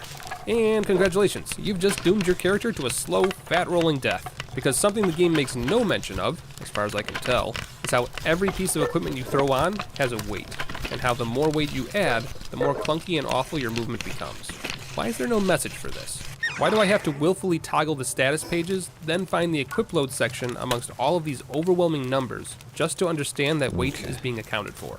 And why will the game never tell you that there are specific points in your carry weight that changes the way you move?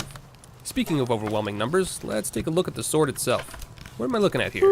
Is 80 good? I mean, these are probably damage types, but what the hell are these two?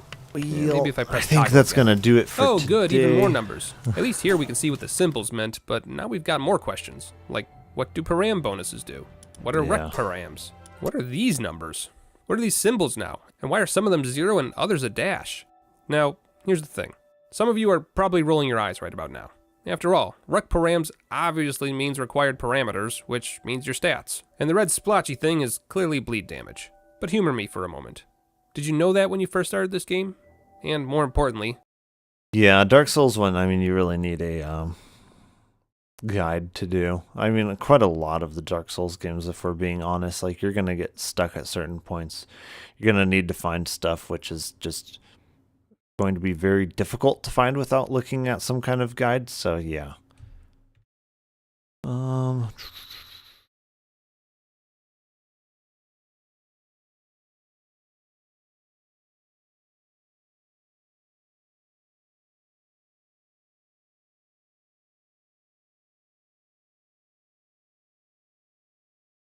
Who is live right now that we can raid? No, we can do Yumi? Honkai Storyal? What? Let me see. Because I cannot go there though. I need to go down. Yeah. Oh, Wizard 101? Oh, that's an interesting one. Yeah, we could raid Jen. Now taxes? It's Yeah. getting the TurboTax app. And filing your taxes yourself? I do like Wizard 101, honestly. 100% free if you didn't Once file it with us last shows year. us Pay our $0 stream here. when you file by 2/18. It doesn't allow raids. What? All 100% free. Now this is taxes. Oh, well. File free in the app by 2/18 when you switch to TurboTax to do it yourself. That's my only knowledge. Wizard there. 101 my is only, very my good. only thing I will know about cars, and I also know that everyone in my country mispronounces it, but that's also because people here don't care. Wizard 101 is a lot of fun, honestly. You should do some. I need to do some Wizard 101 sometime. Yeah, we should raid Well, it's not Potato. too different from the green. It's still pretty close. Potato's a Yes, lot of that fun is a lot of always. murders. She's a very good Jesus. streamer. Alright, yeah, let's go raid Potato. She's not, oh my goodness, she's not allowing raids either. I guess we'll raid Yumiya, maybe. Hopefully she's allowing raids. Oh my.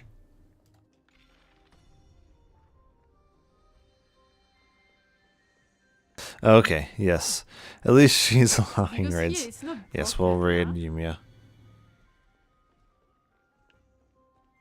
And there is no thingy. I cannot go any other place. Okay.